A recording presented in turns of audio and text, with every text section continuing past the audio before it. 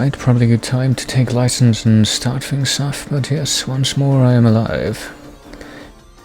And I reside within this space. Well, perhaps not reside, but certainly occupying it right now, but yes. Basically I am here. Hello. To whosoever may be receiving this message, hello Bern. And whomever else may find themselves present. And also to myself, who will probably have to make use of the toggle mic thing a few times during this, but hey. I live, so I should do something to do with video games. Well, I think the very first thing I'm gonna do actually is just slide on over to my regular scene, which I will be using for once, as opposed to just using the full screen thingy.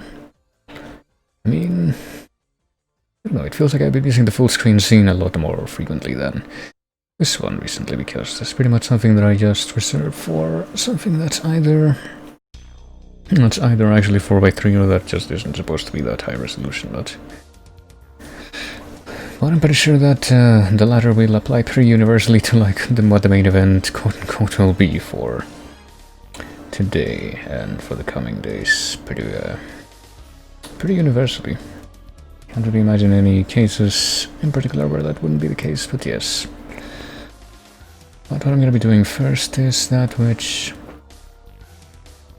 I guess I do sometimes, I guess other than the co-op streams, because we kind of have to get straight into it there, and this usually takes a while. But here we got a while is exactly what we have right now. So it's time for me to go to the Chase VGM playlist on YouTube, as is my want, which is, I guess, eventually gonna get to 4,000. I remember when it was just at 3,000, but anyhow, let's see. Gonna fade this out real quick. Mortal Kombat 3 The Roof. One which I would like to assume is probably well enough ingrained in my mind that I would probably be somewhat safe removing it from the playlist at that point. My local one that is, but I don't even know. Let's see. But what I'm gonna be playing here first, just as the benchmark as usual, is the one at the top of the playlist, which is Pyramid from Tonic Trouble, a game that I very, very briefly returned to on my own recently, but not the kind of game that I chalk up to have like super good music, and yet not only did I hear this come up in the Chase VGM, but I'm pretty sure that I also saw another song from this come up in like a guessing game in a server that I was in. Can't remember which song that was though, the latter, but anyhow, let me reduce the volume on this a little bit, I guess, about the halfway point, because that's usually a good thing to do, because usually these music VGM YouTube videos are a good bit louder than pretty much everything else, and so we got that. We got the shuffle on, and now I'm gonna turn this on to signify what I'm doing. And I will commence a showcase of 5 random tracks from this playlist, so here goes. Starting... there's like a backward and a forward whole replay, I guess. Oh, previous and I guess I'm just gonna click on next and see what happens. We'll go from there. But yes, beginning with 5 random tracks, this would be the first one, because I'm gonna use this clock to count the difference, since I haven't got to prepare my phone, but it doesn't really matter. I don't actually know what this is, though. Could be some kind of JRPG, could be some kind of like weeb aesthetic JRPG for all I know. I know there's a couple of those in the potential games that could be in this. Something like Artanelico, or Artanelico 2 specifically, I think is the only one that's in, or I don't know, Atelier Shally, I think is also the only Atelier game that's in, or some kind of Falcom thing, which is like one of those big things that apparently everyone but me that cares about VGM knows. Like Ease, or I don't know, Trails in the Sky, or something like that. Maybe it's something like Xenogears though. Like if I know. Maybe it's something completely different, like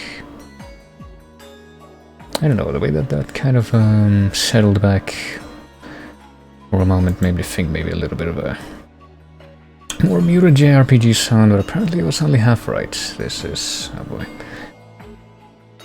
This is from one of those other series that apparently is known universally by everyone but myself. This is apparently Pokemon X and Y. Wasn't this one of the ones that was on DS? This is not this kind of sound quality that I would attribute to DS, original DS, but... I guess I could look into it. Hold on, actually. Pokemon X and Y is... on the 3DS, never mind. I was probably thinking of like Black-White one. I mean, fuck if I know, that should give you a pretty good idea of what my level of knowledge is about Pokemon, the fact that I'm thinking that this game was on original DS, but yeah. And also the track name is apparently Anistar City. I would never have known that because Pokemon, what the fuck is that? But I'm just gonna let it play out since it was basically at the end, and let's see. What will the second one be? Banjo-Kazooie... fucking, what's the marsh world called? It's that Bubble Loop Swamp, that's it. See, that should tell you, I guess a pretty good idea of what I don't know what my tastes are, that I wasn't able to recognize a Pokemon song at all, and yet this I was able to get within 1 second of frog croaking noises. It'll give you a pretty good idea of what, you know, where my experience and my tastes lie. I think it's mostly due to experience, though, because I played this as a lot as a kid. And growing up, and... I was actually talking about this very same topic on a different server today. How usually I have a much easier time remembering video game music if I can actually put a context to it, like I've actually played whatever it's from. And that definitely applies to the Banjo games, and just the N64 rare games, specifically the trifecta that is DK64 and the 2 Banjo games, because apparently other people have a hard time telling those apart, but I can, like, in 2 seconds. And yet I can't recognize a single Pokemon song, but anyway, has it been a minute? It's been a minute. I'm just enjoying listening to this. I guess I'm just gonna let it get to, like, the part that is, like, the loop point that I would at least attribute to be that, and then I'll actually skip. This was only the second one, but yeah. Pretty good, pretty interesting contrast to start this off with, I would say. This is the part that I had in mind.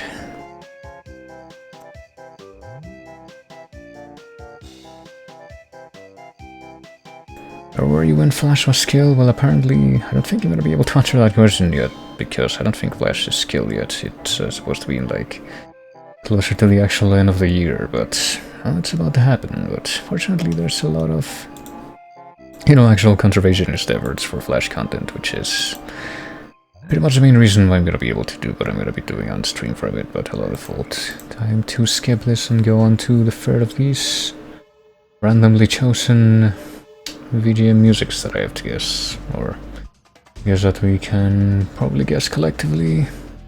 And that definitely goes for this one, because this one I have no idea what it is so far. I heard, yeah, I'm hearing this, like, sort of archetypical samurai cadence noises, but I don't really know what to make of them. Could this be something like Tekken? Could this be something like... probably not Shenmue, I get the feeling that wouldn't sound like this. What else is even in the chase that could fit these sounds? If only I knew. But I don't.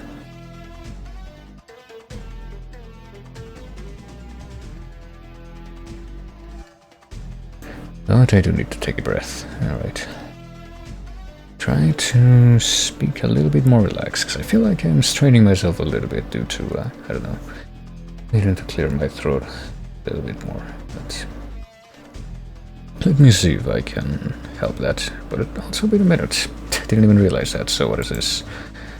Apparently I was completely off. This is Killer Instinct Original. Apparently the arcade version, according to this video, and apparently this is Riptor's theme. I would not have guessed that. I thought that I was able to at least tell what the sound of classic Killer Instinct was, but apparently I was completely wrong. How about this? I'm pretty sure I know what this is, if only because I had it on my practice playlist for a while. This is number 4, right? Yeah. It might even still be under, let me see. 1, 2, 3, yeah, 4. So, let this play for a minute, but Let me check this real quick to see if this is still on the playlist, because it might be. Okay, I was able to tell immediately what this was. Only thanks to that, not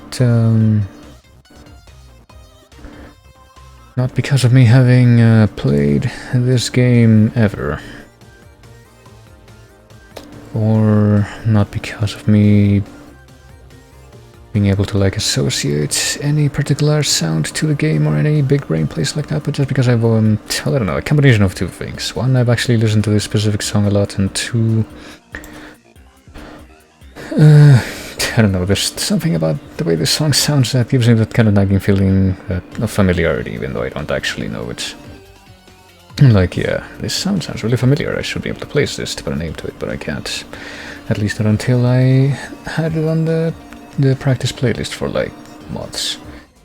But of course it's been a minute, so this is Marvel vs. Capcom 3 Theme of Modok. A game that I've never played and I don't know whether I ever will. Not there we go. That would even be a way to play Marvel 3 because...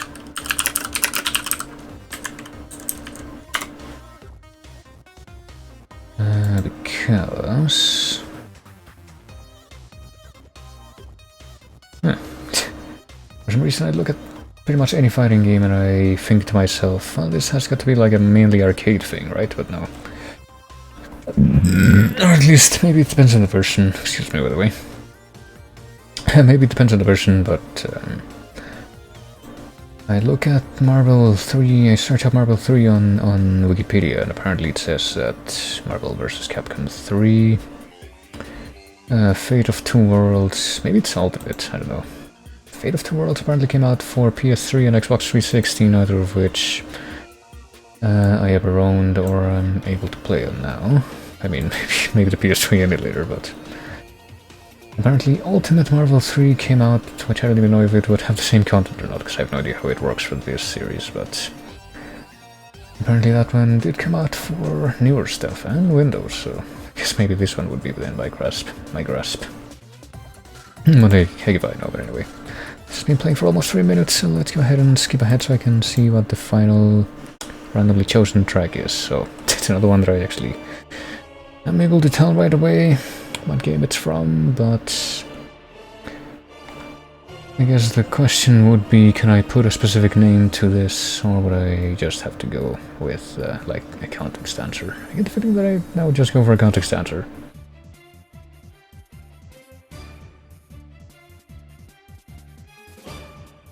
Well, I better keep on talking over it so that I can avoid having any angry Nintendo lawyers be angry at me for daring to play this on stream by itself, quote unquote. It's not by itself, I'm talking over it as much as possible, but I mean, they would probably also be angry at me for if I was like playing the game and like not actually doing voice commentary and just doing game footage.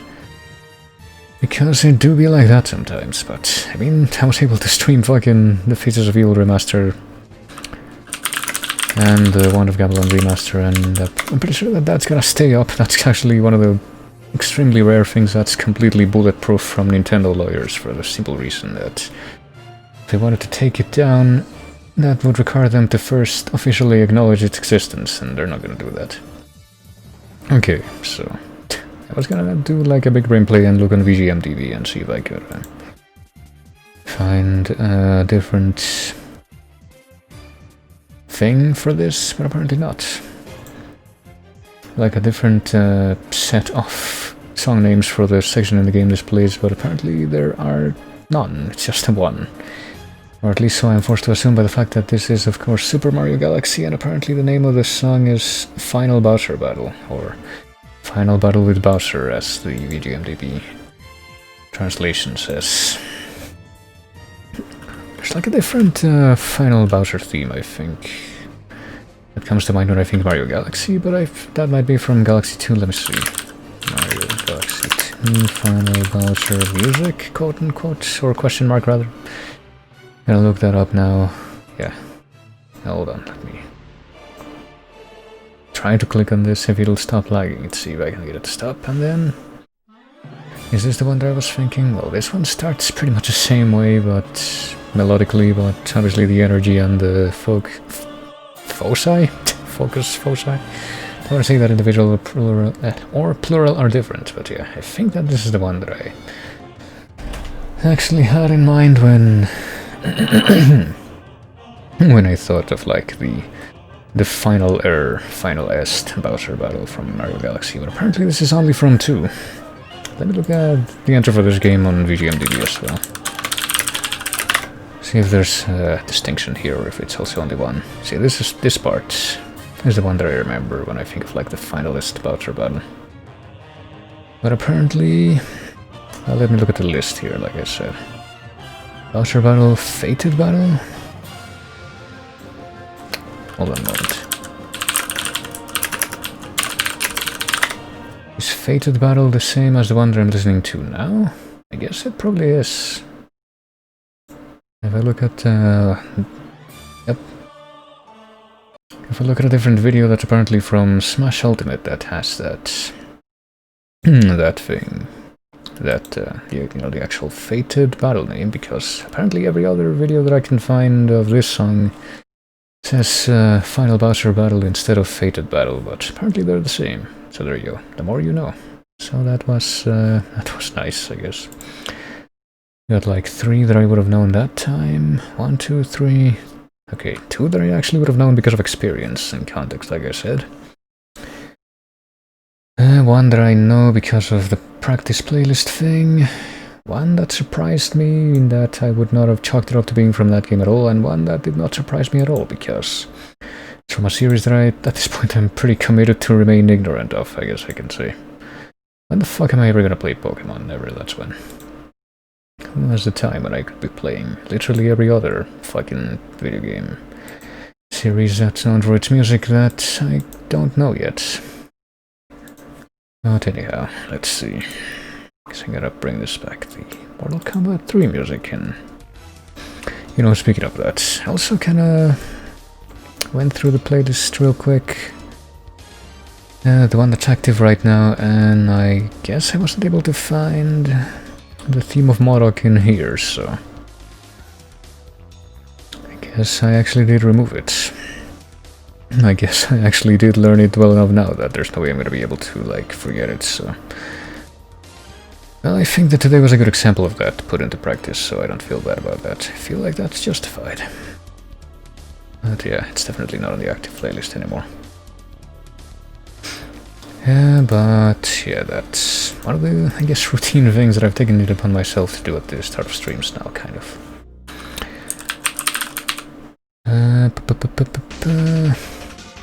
Oh yeah, I also forgot. I probably should have put myself in just chatting at the beginning, because I'm not actually playing anything right now, but... guess I'm gonna do this next, you know, on that note.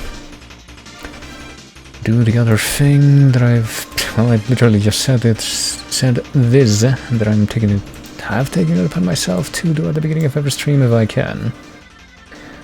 And go over to this website. Let's see. I'm gonna go ahead and change this, close that.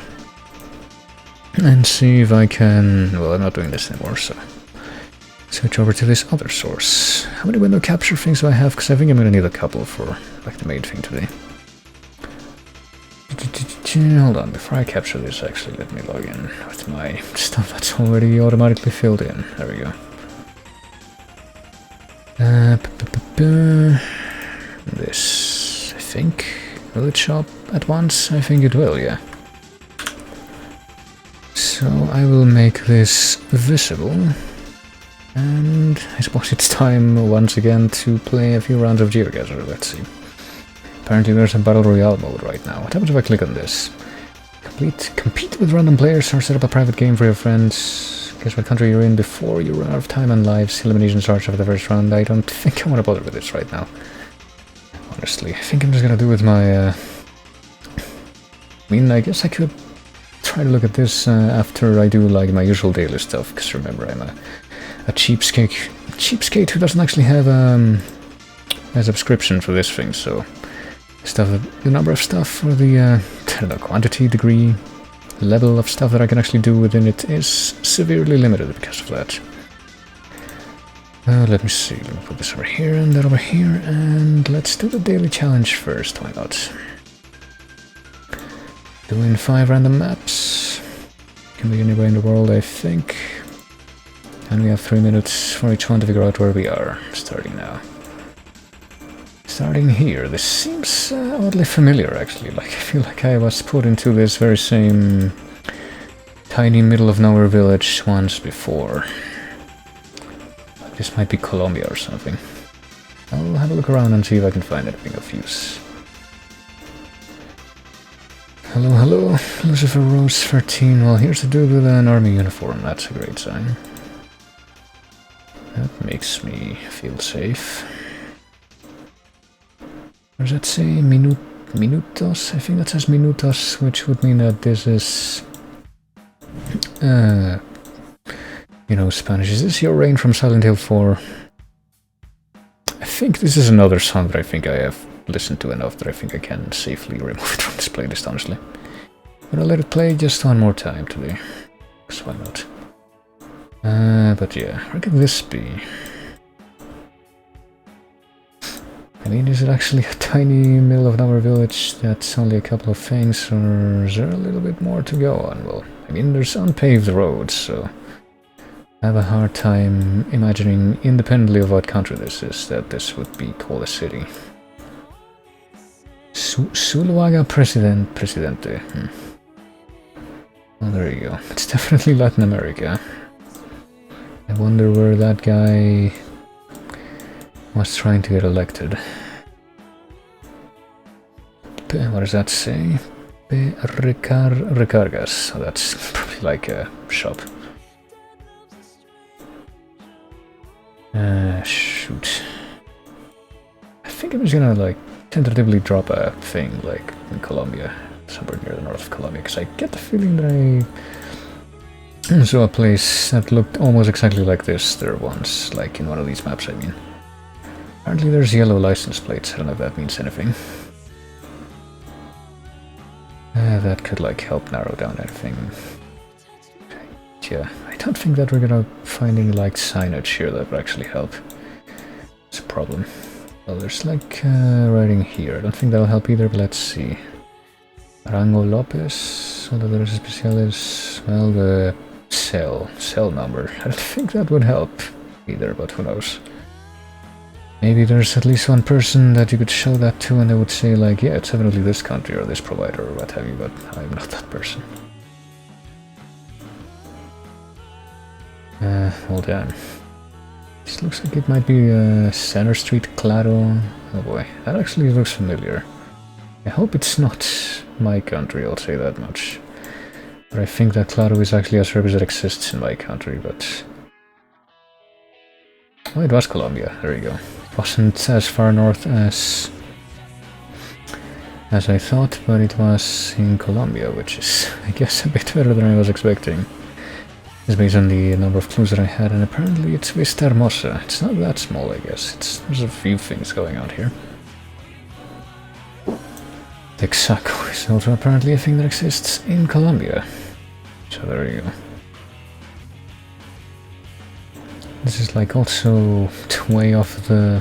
I don't even know if this road... Does it go anywhere after this? It does, but it's like... I mean, this road isn't marked. Doesn't look like it's an actual freeway. It's San Juan what? San Juan de Arama, Vista Hermosa... And it just says that over and over. Okay, so... Well, I guess Vista Hermosa is here. I don't know where San Juan de Arama. So it's literally just like the road that goes between these two places. That's what it's called. But what's it called down here? Does it even have a name? I guess not. So not exactly the easiest thing to identify by the road. It's like way off the actual highway, it looks like, but...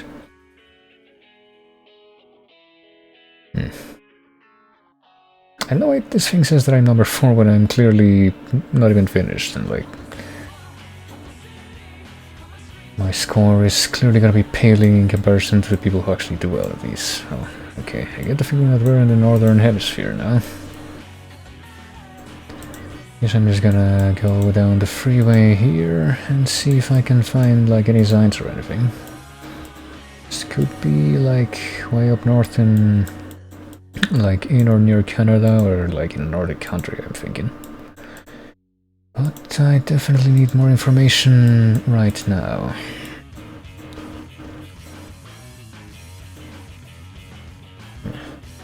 Don't know if we're gonna be able to find any signs going this way. I guess we're going like more south right now. Well, there's something, but that doesn't help me much. Oh goodness. Oh, what are these signs? Is that a sign I can read?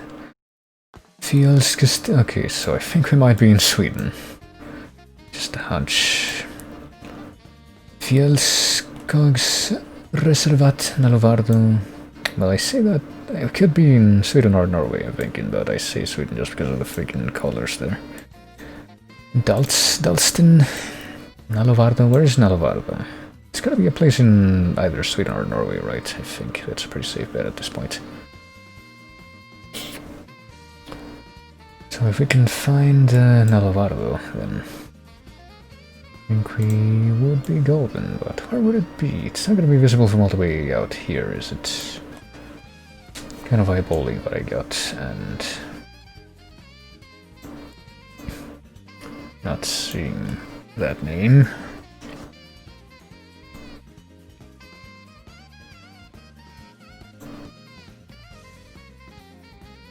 I don't think it's gonna be all the way up here, just a hunch, but I don't know. Is there like a marker of like which road this is? I'm definitely that maybe that would help, because I think we're in like a little off-road there too. Let's see. I'm gonna put a pin somewhere around here, I guess, just in case I run out of time, but there, please. Okay. I'm gonna take a quick look a little bit farther down the road and see if I can find at least one clue or two more. I think I saw another. Well, hold on. 363. I don't know if that's like a kilometer marker or something, or if that's the actual road. I thought I saw something else and I did. Okay, Marielund, Sorsele, Stropar. I think it's Sweden then. Because I think they're the ones that use the little O marker. Toppen, Sorsele, 363, so it would be on this side. Hold on, I'm trying to move this thing there.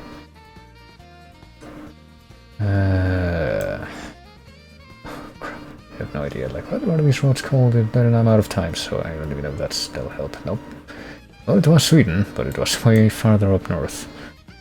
Was that like an actual road marker that like said the name of the road? It was, okay, so this is 363, and apparently it was, yeah, it was definitely an off-road thing that we were on at first. There's Nalovardo Skidan Legning.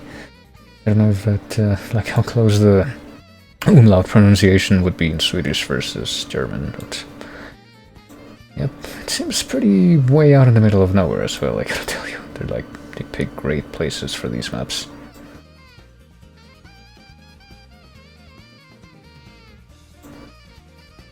But I mean, I don't know what to expect. It seems like because, I guess, Sweden has that kind of Nordic country thing where, I guess because of the weather and trying to have more temperate stuff, a lot of the like heavy population concentrations are on like the south end of the country, but well, at least we got the country right again. 2x, so that we can keep that up. I don't even know. Boy, what have we got? There's some signs over there, but they're on the other side. That was, the last song was Mario Kart 8, by the way, wasn't it? I think that's Hebrew in that sign. Those two characters, vaguely kind of looking like it could be the same over there, even though I can barely see it, and I can't zoom in any more to it, but I don't know, is that Hebrew? It might not be. Now that I'm having a bit of a closer look at it. Yeah, well, maybe it is. Definitely can't tell you for sure. I feel like it, I better find like some more stuff, some more writing. Because I get the feeling that it's not he. Oh, I can actually switch to this side of the road. That's gotta be helpful, actually. Hold on. Okay, because I can see a sign here. What does this one say? I can look at it closer here. Yeah, that's not Hebrew. This is more like Southeast Asia, I'm guessing. Probably around India. And of course I can't identify these scripts, that's definitely a weak point for me, but I see that they got their Hulk statues, so must be great people. Cultured.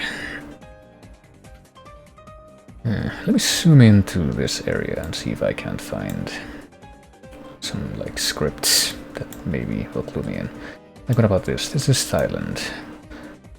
Does that look like this? Because that kind of looks like it's written in a couple of different scripts, like the stuff that isn't in the Latin script.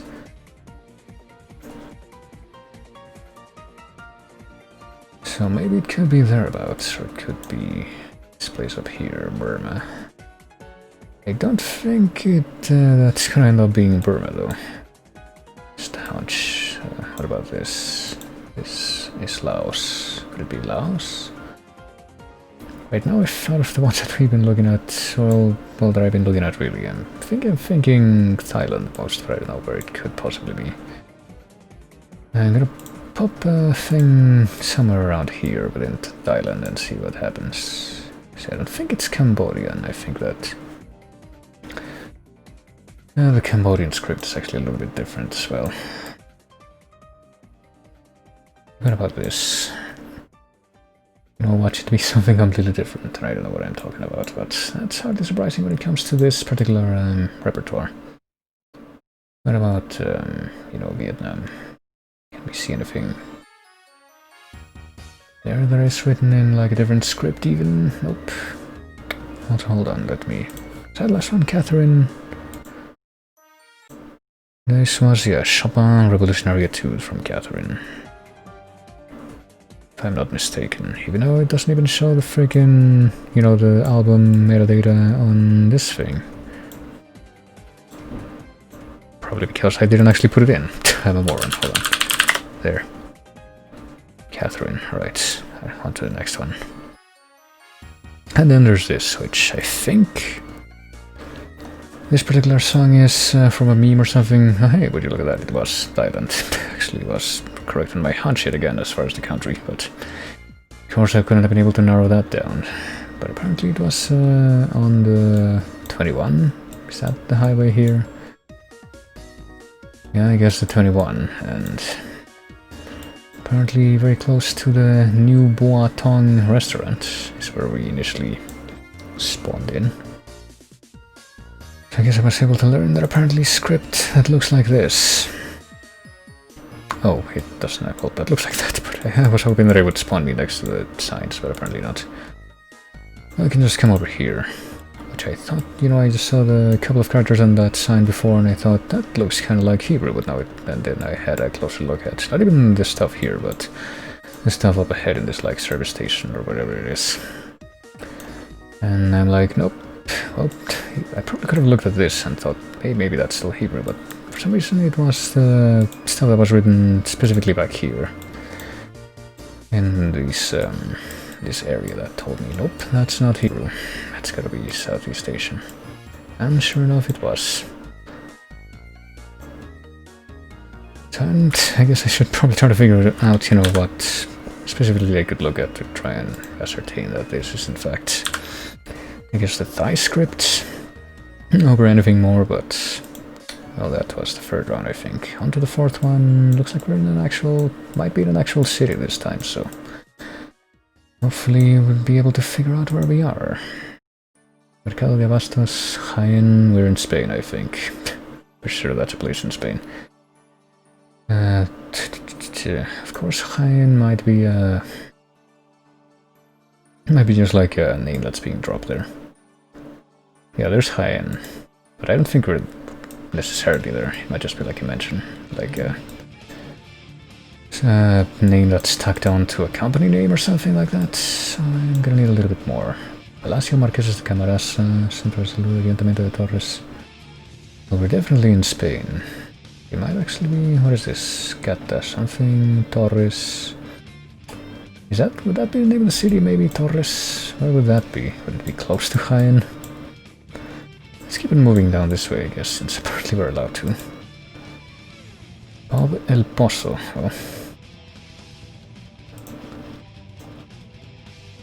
Torres. I guess we better keep going.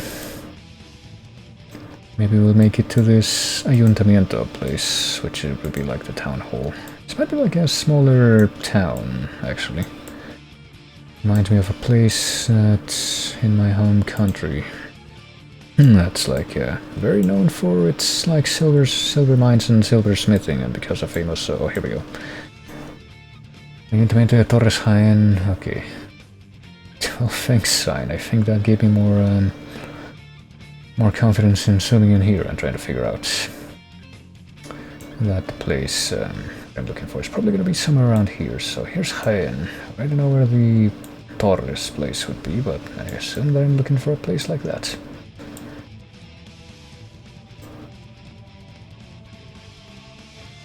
Let's see. La Salvaja.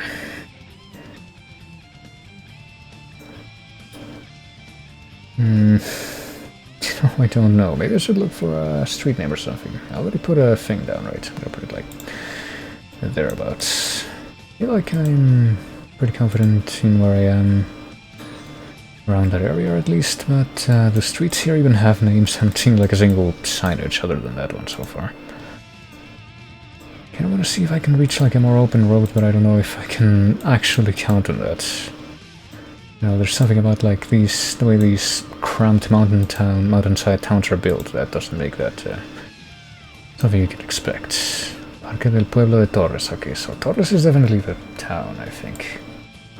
Here's Torres. So we gotta be somewhere around here, I think. I don't know where, but I think that I don't know exactly where, but yep, 5,000 points. There you go. If only because I was able to spot the tiny town next to the big one. I'm gonna take a picture of this. I feel like remembering this occasion. This might be the first time I actually got 5k on a friggin' daily challenge map just by myself. Wonder how many people can say that. Probably a good amount that are better at geography than me. What is this song to again? This is that Xenogear song that sounds like the song from The Shining. That's right, or at least the name of it sounds like the name of the song from The Shining. But there you go. Maybe one day I'll go here, I don't know. Honestly, this doesn't seem like... I don't know, I mean, I look at this, I look at these narrow-ass streets and these long, narrow streets with no way to... no bifurcations or anything like that, and I think this reminds me of a place that I've been to a few times called Tasco, which is also like that, kind of. It's built on a mountainside, it's got like these very narrow streets that are pretty one-sided for the most part. It's not the most comfortable place to maneuver around, but it's also a very pretty place and pretty peaceful, you know.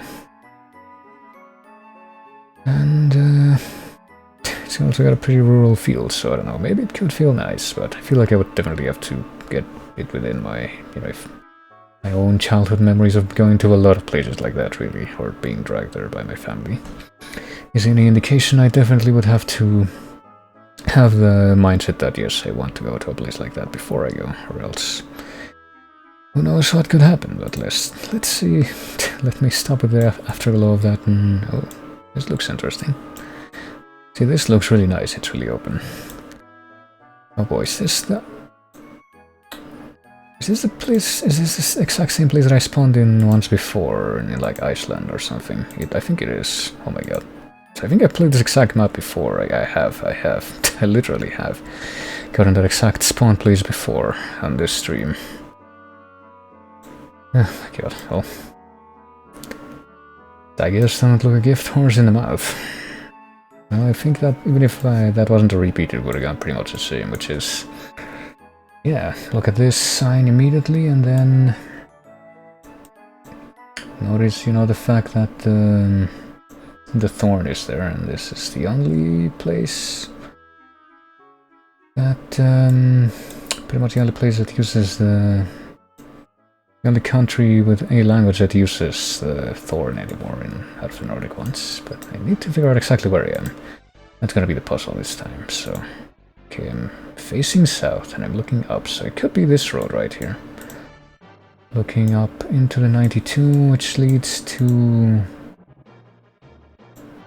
Next, Neskaupstaður on that side, and Neskifjordur on the same side, apparently, even though it looks to me like they're on opposite sides here. They're not like right next to each other, but this might be the best, the best choice that I have. Oh, wait a minute, no. Next, okay, no, I think it would be closer to this one. Nexpator, whatever is there, and Neskfjordur is there. So we're facing, well, I don't know, we're facing north. Apparently we're about to get onto Eskif, this place, and that leads me to believe that we would be closer to this place, and we're facing like northeast, northwest. No, we're facing northeast right now, so could be right here, I guess. Thereabouts, yeah. Look down the road. Egilstaðir 1, apparently the 1 is also connected to this place. It could be right here, or it could be somewhere completely different. Is this potential for anything? It is, okay. I can't tell VVVVV, etc. songs part. VVVVV, I was 1 V short, I think. I generally can't tell those songs apart either, but I really hope that's it. Could be here too, but I think, being closer to this place makes more sense. I guess I'm just gonna leave it here since I got about 10 seconds left. I don't know where the 1 is. I hope it's like this road.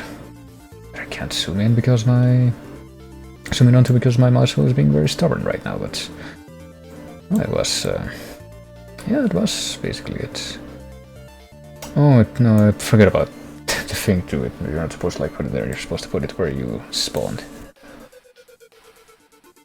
Not where you're facing when you finish doing stuff. And yeah, there you go. I'm pretty sure that's a lot closer. I didn't quite manage to hit the right thing because I got confused by the numbers on the signage as well the first time, but this time I was at least able to work it out to where I almost got the full score, so that's nice. So yeah, maybe one day I'll get here. I'll get to Eskifjordur in Iceland. That would be really nice. I think I would rather go there than to Torres, but different strokes. And I don't know if this is the first either, but I guess I did also manage to get more than 20k, so that's pretty nice. And this might, we also managed to get the country right each time at least, so that's also pretty nice. Sure, I'll take a picture, and sure, I'll show the high score, and take a picture of that as well, question mark. I mean, how, now that we have an actual score for me, I'm guessing that most of the people on this page are just gonna be like 5k. Or 25k, I mean, that's the highest possible score, but apparently I'm not that far behind. The person in rank 25 right now got just like 1,000 more points that I did. Which is not that big of a difference, or oh, never mind. 20,000, 20,000, actually no, we didn't, what the heck. Shouldn't I be here? Somewhere 29,962. Should I be here in position 20 if this is like the cumulative score? And I don't know. I don't know how this works, but if I made it to the bottom of the top 20, I think that at least would be worth noting, but I don't know, maybe the only people who make it on here are the ones who actually give this website money, which would not surprise me. Well, I don't know how it works, but well, speaking of my own complete refusal to give money to things that I don't want because I'm a cheapskate, I think it's time for me to play my one free regular map for the day, so let me see, popular maps. There's one map that I think we noted last time, thanks to somebody mentioning it. All-round non-standard photospheres for the boys, jeez. Casual counters that use euro, all the weathers, spoons. I don't actually know what that means straight off, even though I feel like I should. Flags of the world, 21 major cities. There was one that was like abandoned places, I think. Yeah, this one. So why don't we give that one a try? It's gonna tell me, hey, give us money or else you'll only be able to play this today, when that's the idea. Let me use my cheapskate default settings. Well, I think we're gonna impose a time limit. 3 minutes, 30 seconds. Little more leniency than with the daily challenge, but not a huge difference or anything like that. Alright, so abandoned places. Where could this be? Could this be like Chernobyl? Or a place like that, I wonder. Well, we do start off right in front of an abandoned building, evidently, and I guess that, I'm guessing that the rest of the buildings around here are also going to be like that, but I do... You know, I think we did spawn in one of these, like, themed maps near Chernobyl once. Farming, Selman, Oklahoma. Never mind, this might be different. Because I was gonna say, you know, I'm pretty sure that we spawned actually close to Chernobyl in one of these themed maps once, and the overall environment looked a lot like this. But is this Selman, Oklahoma, then? Unless this means something different. Like, what does this say? Farmers Co-op Association? Well, everything is in English, so I guess I could believe it. Is there like a story behind this place? Where's Oklahoma? There it is.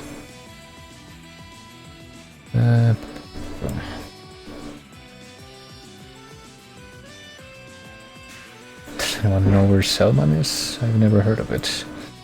Or Stillwater. I know of, not of Stillwater, but of Stillwell, Oklahoma, because of a thing. Samuel, oh jeez, yeah.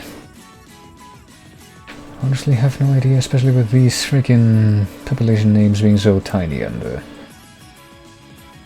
like the state delineations being so faint. Not quite sure if I'm gonna be able to find this place, but I'm gonna assume that it's in Oklahoma at least. I'm gonna put the thing there, just as a tentative thing. I'm guessing that it's not gonna be that close to the center though. Button, Wichita Falls, Arnett. Is this still Oklahoma? I genuinely do not know. This is Kansas, this is Oklahoma, right. I think I've heard of Boise because that's one of the locations that was put into Cook Serve Delicious 3. Not because I know anything about that place actually, but... There's Selman, I think I found it, right, so... It's probably this place, right, let me see. Foam insulation, let me return to the start. Don't know if there's like any streets indications here that are gonna be... Are there even street names? I guess there are, but... I don't know if there's gonna be like any street signage that we can see like in the actual location. I'm guessing that this place is called abandoned for a reason. Is there a place that's... Hello? I'm guessing it would be maybe close to this place. If I go... So, which way am I facing? Hold on. If I go that way, which is apparently south, I'll make it to a place that curves around. So it would be here. I think that might be it, actually, like... corner of Main Street and Stahl Street, is that what that says? Well, I got about 5 seconds left, so I guess I'll know soon enough. Yeah, I think that says Stahl Street, which I think means steel. And yep, that was apparently exactly right. So what's the story with this place? What's this place called again? Selman.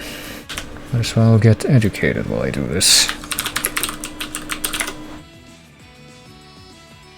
Selman, Oklahoma is an unincorporated community in Harper County. It doesn't really say anything, but apparently this is like an abandoned place according to why it's in the map to begin with. It's apparently not governed by a local municipal corporation. It's administered as part of larger administrative decisions. Insolvent. Okay, so it sounds like they've... Well, I don't know what actually happened, but... Kind of sounds like they might have fallen out of the system and gotten lack of support because of that. I don't even know. Let's see. What's the story? Can I find a more detailed account of what the deal is? Because it kind of, you know, kind of seems, based on what some of the text on these results that I'm finding, it kind of seems like maybe people actually still live there. This tiny 2-stores town that's even smaller than the place in Colombia that we found. Is this Drip Drop Galaxy? Is this Sweet Mystery Galaxy? What does Drip Drop Galaxy sound like? Hold on, I actually want to find out now. Let me change this for a moment just so I can find the difference between Drip Drop Galaxy, because every single time that this friggin' thing comes up on the playlist now, I can't help but think, how is this different from Drip Drop Galaxy? I guess I'm gonna find out.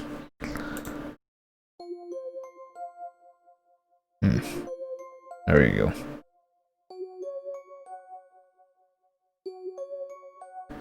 I feel like there's a part of this that kind of kicks in.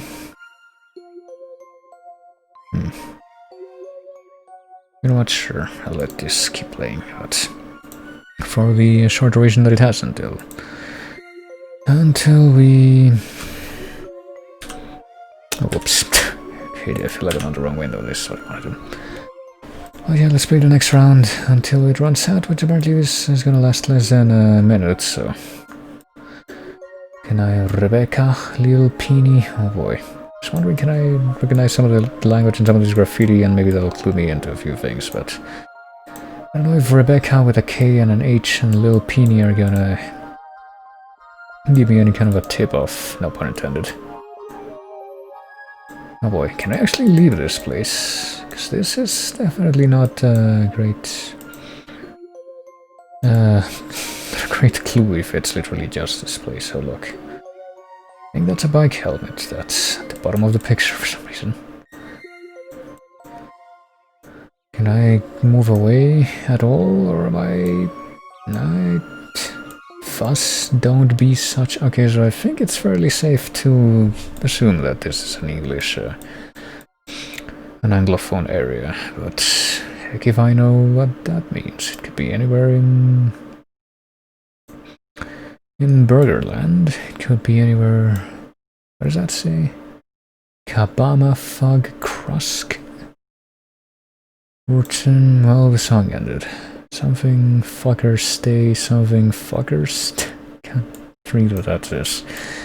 But I guess I must focus on it because it's literally my only clue at this point, so... Ayo, bitch. I get the feeling that this might be in Burgerland. Over like England. Like, how far away from this place can I actually move? I'm pretty sure I can only really move with the arrows. So. Hail Satan, that's what one of those things said.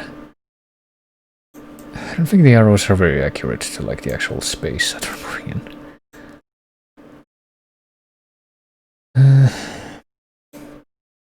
Not yeah, where the heck is this? I don't know, dude. I'm gonna put a thing... I guess I'm gonna start up the next... well, start up this song again. Sweet Mystery Galaxy. Guess that'll be something that I have to work on. I just put something right in the middle. Because I don't know where this is, but I assume that this is the country. Oh, we haven't been in here. Who farted? Does the inside of this building tell me anything new? Hassa, Hasse, Kenkly, is that what that says? Crunky, Grunky. I guess completely run down a place like this is like not the worst place in which to do shit like this, but probably wouldn't bother going into this place myself. Happy Halloween. Heisenberg, okay. Yeah. I don't think that I'm managing to find anything concrete other than more things that make me think, yeah, this is probably in USA, but that's about it. You know, as to where in USA, I have no fucking clue, so I'm just gonna leave the thing there in the middle. Is this Mirror's Edge? This is Jackknife from Mirror's Edge, oh boy. Well, I think I got at least one thingy on one of my VODs once for having a different Mirror's Edge Solar Fields song, which was, not this one, it was Heat. I think just Heat. Apparently it wasn't Milwaukee. It wasn't even that far off. It was Milwaukee, north of Chicago. in Illinois, Michigan, Wisconsin. I can't tell where things are in this country. Wisconsin, I guess. Milwaukee. It's apparently right in the middle of a city too, which I was not expecting at all. That didn't scream city to me, it seemed like maybe the outskirts, but well, I mean not quite in the middle, but like basically right in the middle because it's the downtown area next to a body of water. One of these lakes, I guess? Does this count as a lake? I think it does, Lake Michigan, yeah. And near Jones Island, and yet it seemed a lot more remote than that, just based on the general look, but shows what I know. What is this place anyway? Does this have a like an actual tag? I guess this building doesn't, but I guess it's like this sort of buildings near a sort of waterfront area. I don't think we're gonna be able to get like any particular stories of these buildings. We weren't able to get a story on the town from the previous one, Selma, Oklahoma, so I don't think we're gonna be able to get anything like that from this one, so better just keep moving. Got 3 more of these to go through after all, let's see. Okay, this looks a lot more remote. Can we move at all? Is this like literally all? Oh boy, it's gonna be even worse this time if we can't move and like there's no scripts. Nothing to read. Crap. Well, this one might actually be England or UK or something.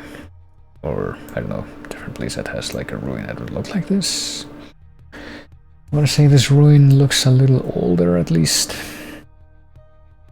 But, I don't know, I might have to like trigger the ending of this one early because I don't really have anything more to add. But I'm thinking probably Europe for this one. I'm gonna say...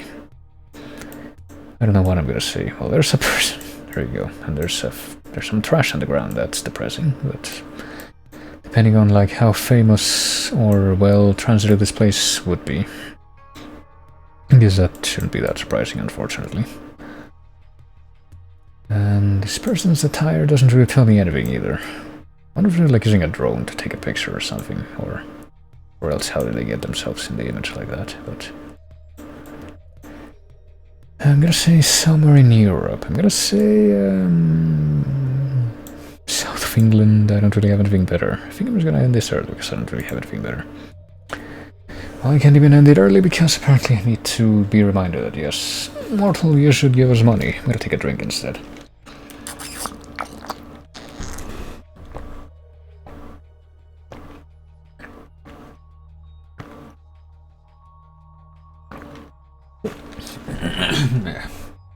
Well, I could get a year of GeoGuessr, or I could get a batch of hibiscus tea that'll last me a while. Wonder which of these choices sounds more sensible to me right now. Okay, so it was Europe at least. Managed to get like almost half the score, even though I was completely off of the country. It's apparently Poland, very close to the border with Ukraine. Now, do we have like a tag for this place? It's apparently near Fredropol and Kormanice. And apparently this is, what does that say? Samek Fredro. Do we have any information we can find about this place? Let's close this tab.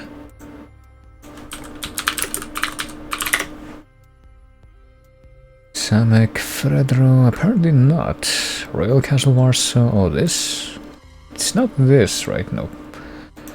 It's a completely different thing, but I guess if we look in the images, apparently there's images of this place. I wonder what this is. Hold on. Samki towards, I hope that this is not a bad site, okay. Actually, can I do like a Google Translate thing here? Or is that not supported by this browser? Let's see. No, I don't think that's supported by this browser, because this is not the Google browser, so... Let me take a quick sample of a text from this page and translate it. It's Polish, right? Fredro Castle in Kormanice next to Fredropol. This is the castle. This looks abandoned. And I thought I saw like different images. I looked that up, but let me see. I'll copy this much and see if I can skim the results here. I'd heard about this building for a long time.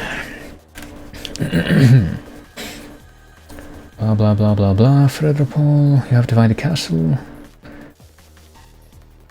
From the original 16th century building, there's only the ruin of one of the towers. Okay, so this is the ruins of a castle after all. The rest are the remains of a palace from the mid-19th century and the remains of God's buildings, Pot Patry, I don't know what that means. That might be like a failure to translate. You have to overcome a makeshift fence. Was built by the new owner of the castle, who has been the owner since I think 94. Nothing has happened in the castle, it's falling into more and more ruin. He's often visited by the local youth, ending the work of destruction. Well, it was built by the Fredro family, Jan and Andrzej. It belonged to the Tower Bastion type. Is this Sonic Adventure? It is, okay. Let's read a little bit more. I guess I don't actually know the history of this place either, but how could I? In the corners, 4 towers. It was destroyed by the Swedes during the deluge. They were destroyed by the Hungarians of Rakoczy, and finally in 1622 by the Tatars. Became the property of the Rupniewski family, and finally Dunin Borkowski through affinity.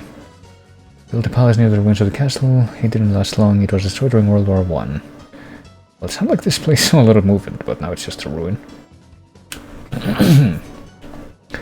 State-owned farm was installed.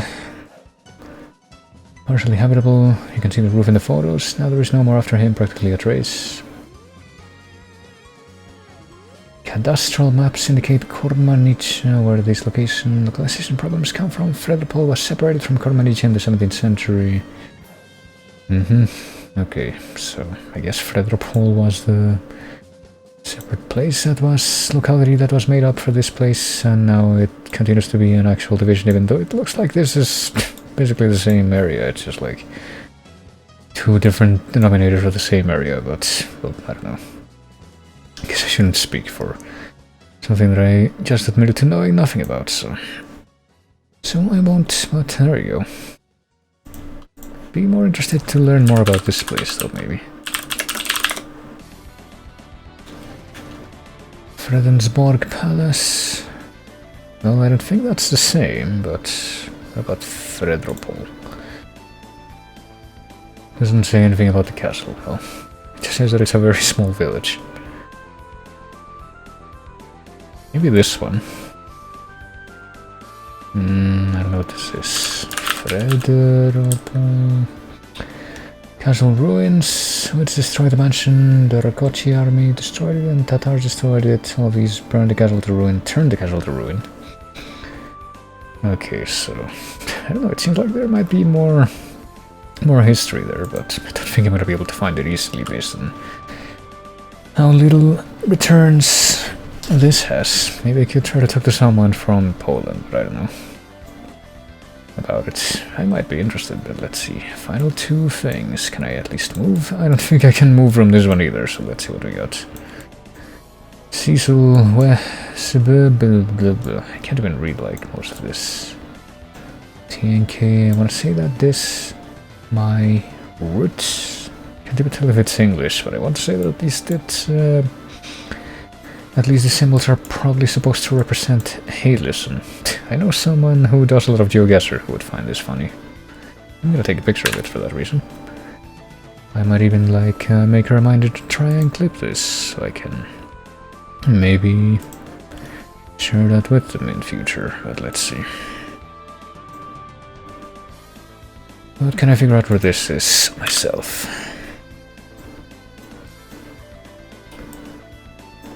I mean, probably not. I see, I'm guessing that's supposed to be snow on the ground, but I know the dead trees and all that junk. Leads me to believe that, yeah. This probably would be snow. When a place where it snows, that's about all I got. I don't know, like, what kind of specific place could possibly be divined from just the look of this graffiti. Jommers, vomiters? I can't tell what that says at all, but Or this at the bottom. That's a Snacko, I guess, TNK. I have no idea what it means, but at least I can kind of make it out. Let's see, what kind of place would have a thing like "Hey listen" written? That's what I want to know. I listen. I listen. I can't pronounce that and not think of that other person that I was referring to, but let's see. This is Ape Escape right here. The only Ape Escape song that I know. I should learn more Ape Escape songs, I think. Yeah, there's probably quite a few more songs in this playlist at this point that I can very confidently remove and replace them with fresher songs that I haven't memorized yet. I should do that, but well, in future. Yeah, I have no idea where I am, honestly. I'm gonna guess somewhere in the north US. Based on the same logic as before, I don't have any more clues, so I'm gonna guess maybe Michigan? I don't know. Is there even any place near Michigan that could look like that? Traverse City? Looks like it might snow there at least. I don't think I have any more clues, so I think I'm just gonna Hail Mary it. It was Michigan. It was actually Detroit. I was like thinking there's no way it could be Detroit. Could it? It feels like but I guess it would make sense that it would, yeah. If it's like this far north, I guess it would make sense that it would snow in Detroit, but I don't know. Like, what was the previous, the first place that we found that looked like that was also Michigan. No, it wasn't. It was Wisconsin. It was Milwaukee, but it was around the same area. I guess if I find yet another, like, abandoned warehouse with a bunch of graffiti that's run down and that I can't really leave, I guess I'm gonna guess it's in this area. That's what this has taught me so far. Well, where in Detroit, Michigan was it? I want to get like a more I guess there we go. I will also take a picture of this just in case, but got way more points for that than I was expecting to. But oh boy. Well, I think we found a champion of. Somehow I don't think this is Michigan, but I think I might have found a champion of. I have no fucking clue where I am, and there's a hole in time and space at the bottom of the screen here. What a shame. But yeah, my guess is gonna be that place in the end of the Dark Souls 2 DLC where you get attacked by horses, but since I don't think I'm gonna be able to find that area on the map. Well, look, there's something in the distance, but who the fuck knows where this is? Could be like, I'm guessing it's gonna be like in a way more remote place like Alaska or I don't know, Yukon, or maybe even Antarctica. I get the feeling that there wouldn't be any places that look like this in Antarctica, though. But, yeah. Maybe it's, almost said maybe it's like Victoria Island in Canada, but I get the feeling that the same thing would apply there. I don't think there's gonna be any, like, ruins that look quite like this in Antarctica. Is this Advance Wars? Yeah. I still can tell this song apart from Eternal City, from whatever Pokemon game that's from. That almost screwed me over once, I'll have you know, but yeah, where is this? Where could this possibly be? I'm guessing I'm gonna zoom in like close to Alaska, Yukon area, I guess, but yeah, as to where exactly, I don't really have any idea. As far north as possible. That's like decently, I guess pretty much any of these populations would be like decently sized populations for this area.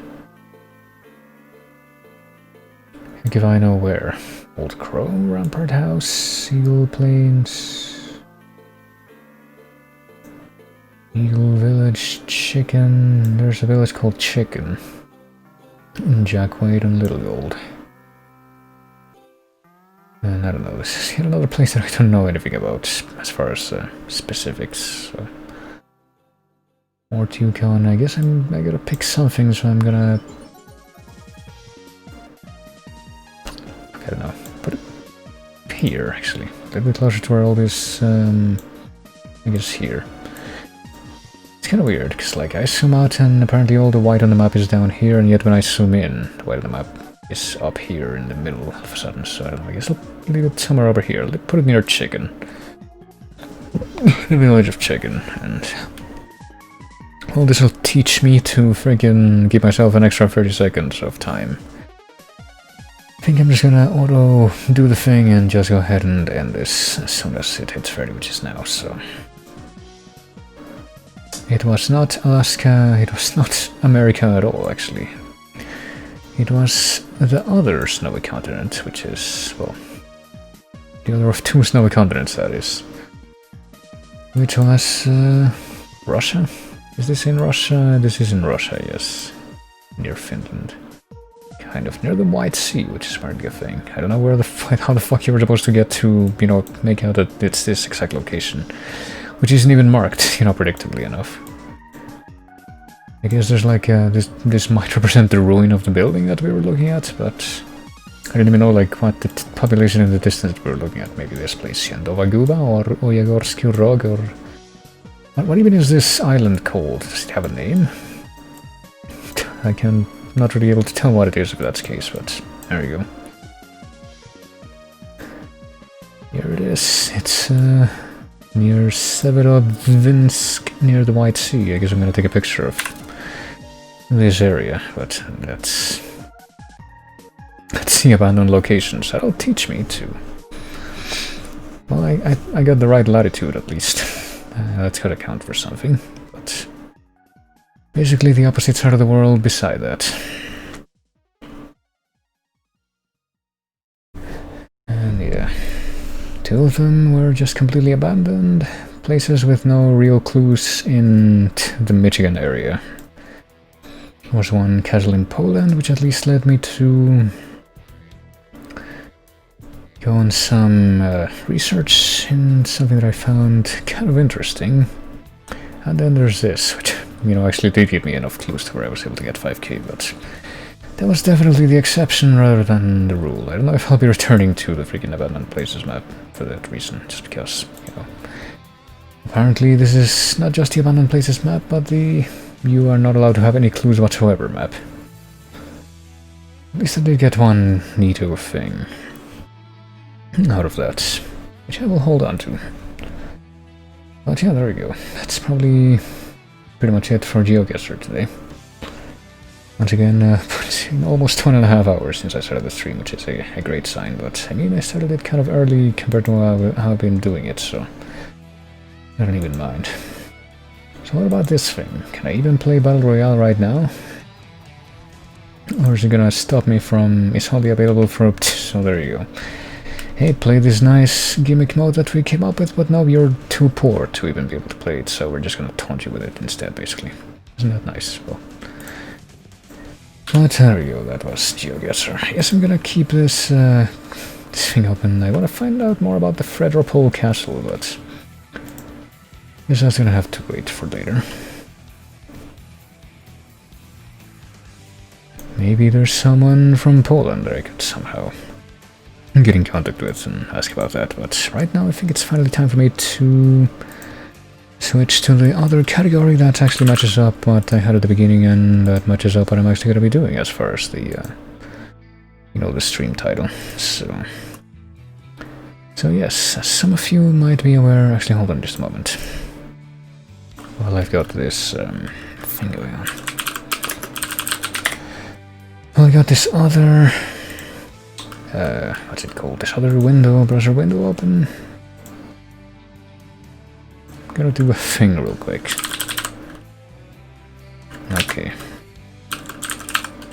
Okay, that's a shame, but I'll deal with this later, but gonna have to take one more picture for reference. There we go. For a thing that I'm gonna look into later, but yes, some of you may be well aware. The freaking Flash platform, which has been a staple of the internet for like quite a while now, is coming to an end. The end of life is coming at the end of this year, and basically pretty much every major browser is gonna cease support for the platform. And, you know, that doesn't actually mean that it's gonna be like the end of Flash forever, as far as the availability of stuff that's on that platform, but it does mean that it's basically going to have a much more reduced presence in any kind of mainstream space and platform. But fortunately, because there's quite a history behind Flash and quite a lot of stuff that it has given us over the years, there has been, well, I'm sure there have been a few efforts regarding this very topic, but there's one particular effort in conservation of the content that has been produced over the platform, within the platform over the past, I want to say 20 or so years, because that's another thing that I'll get into in a bit, but I want to say that Flash proper has been around for about 20 years. There's a few other platforms that are handled by this project as well, but something that I was happily able to partake in as far as being able to get basically all the archive for, well, just grab the entire archive for my own purposes on account of being able to get a new thing, a new big old hard drive for my birthday, which was, well, when it was, a few days ago.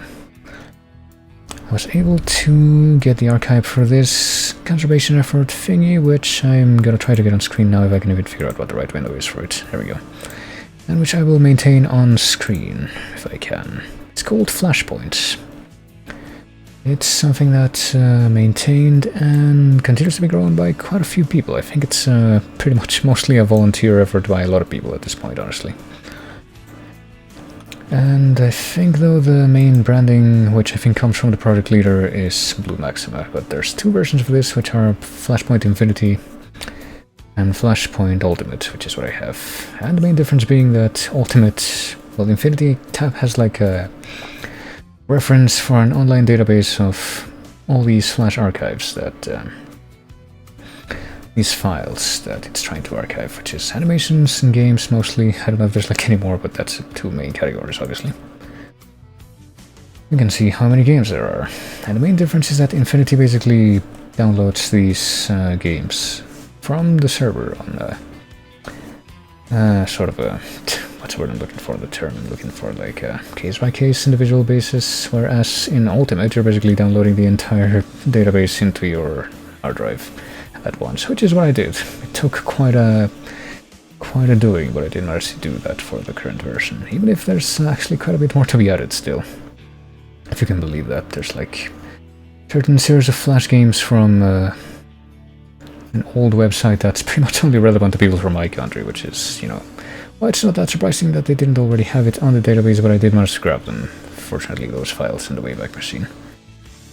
I might have to take it upon myself to see if I can submit them to this database, but now what we're gonna do right now is play a few Flash games. And by a few I mean as many as I can even think of that would be worth looking at this point. And I did prepare a few things for this bit of a list of some of the ones. I don't think it's gonna be exhaustive by any means, but some of the ones that I at least remember experiencing myself growing up. And I think what I want to do first is look at some of the ones that I guess do a bit of a Hail Mary and might actually be taunting Cthulhu as far as the big copyright flag people that might exist on Twitch at this point, but there are, let me see, developer, publisher. If I search for publisher and search for Cartoon Network, because I think that's something that's also was quietly removed from actual web sources recently, in recent days. A bunch of games from the old Cartoon Network site, which was around since I want to say at least the late 90s, and a bunch of these were made not even in the proper Flash platform that makes up the majority of this database, but rather made on the predecessor for that, which is Shockwave. And the ones that a lot of the ones that you can play over this database now are actually on Shockwave and have to be run on a Shockwave projector. And I have a few of them written down here, but I think I might as well do something with quite a bit of substance to try and start us off. Let's see if I can find it here by by just eyeballing, or if I'm gonna have to search for it specifically. Let's see. Okay, they're here. It's something that I remember playing a lot by myself. Or playing a lot myself, I should say. Way back in the day, unlike my old Windows 98 computer. But it's a series of games that they kind of have a weird history to them. In that I could go and get into it as soon as I actually start playing the game, but I guess the thing that I should mention now is the fact that I never actually... Hold on a moment.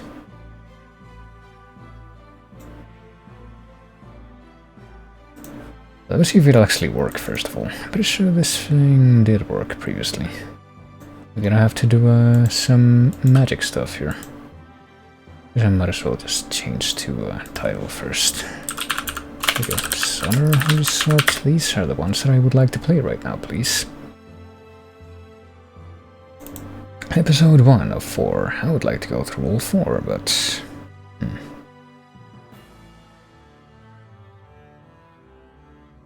Hold on, what about the second one? Can't tell if this is like gimping itself on purpose or if it's legitimately not gonna load for some reason. Right, hold on a minute. Experiencing technical difficulties here. Hope I don't have to like actually update this right now just to be able to play this. Let me try something else as well, actually. Hold on. Let me close this for a moment. I hope I don't have to skip this for now, but I might have to if I can't like get them working quickly, but... And I had like a whole spiel that I wanted to say for them as well. Okay, what happens if I start up this instead? This other install, because I did, I did download Ultimate, but I did try out Infinity before, which a lot of people I guess would see as the more practical option for obvious reasons. Okay, what happens if I try to run it off of here? I'm not gonna have to change some... Okay. Yeah, hold on. Man, I would really like to do this, so... Hope that I don't have to actually change anything, or like...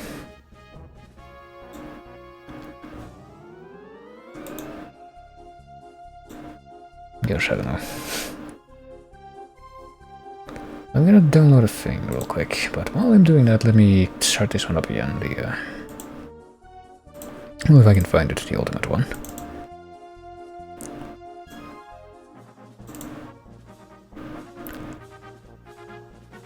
Or maybe not, hold on. Maybe if I try to do this.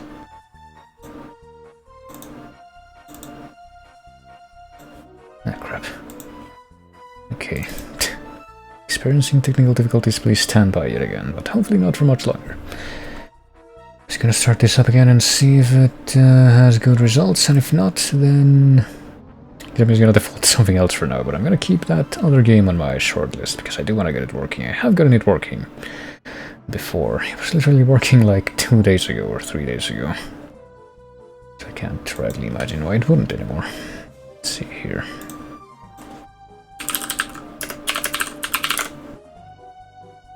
What if I try to run it off of here? That's unfortunate. I don't have to like fuck around with my antivirus, right? Because that does cause problems for this. Let me see.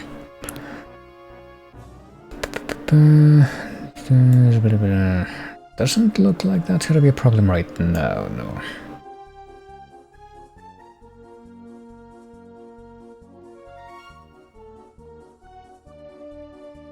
Okay.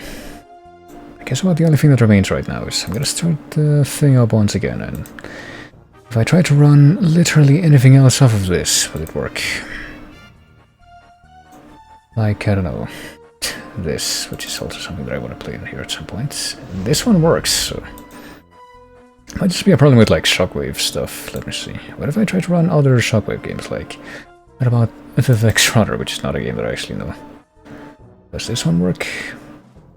This one works. What the fuck? That's weird. Gonna have to troubleshoot this troubleshoot this one, I suppose, and specifically this one, because I guess the other entries in this sub-series, which I definitely want to play for this series, are also not really working right. I'll figure this out later. I guess we're just gonna have to like keep that one, because I do definitely want to play this before this is out, but I guess I'm just gonna add this to the bottom of my list of games here, but I'm gonna, I guess, continue to tempt fate and like search for more Cartoon Network games, because one of the ones that I have on my, well, that come up on the thing here. Okay, broken.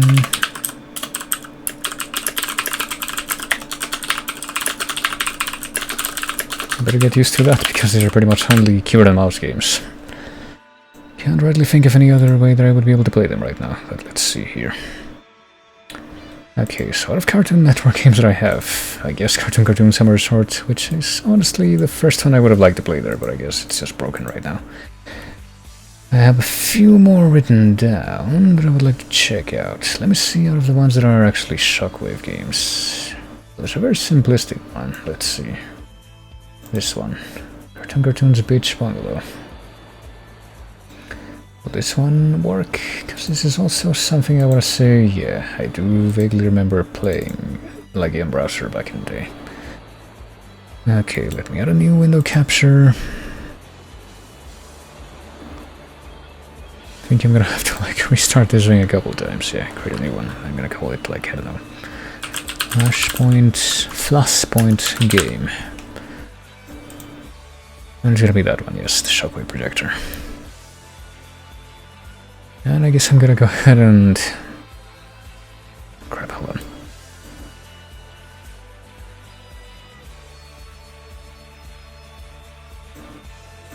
There we go. Want to be able to click on the... to deselect scenes after all. But let me see. What if I do this and then do that? Okay, I guess I can also just do that. Who cares? This song has ended. This is a comedian time, even though I just interrupted those 4 songs, which is something else I want to play on stream at some point, but anyhow. Let me restart this and see if it shows up right. There we go. Why don't we start with something like... something nice and simple, like... Cartoon's Beach Bungalow, which thanks to that funky font also kinda looks like Black Bungalow on the logo, but... This is Cartoon's Beach Bungalow, made way back in the... Unfortunately, I don't think this actually says like what the original publication dates of these games were, but... I'm guessing maybe around 99. That would make sense, methinks, but... This is Cartoon's Beach Bungalow, where the cartoons, maybe a little bit earlier than that actually, but anyway.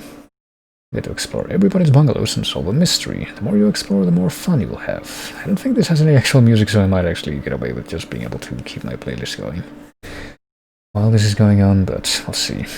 Click the help button. If you want to leave, just click quit. When you find an item you need, drag it into your inventory space. You can keep it here until you can use it.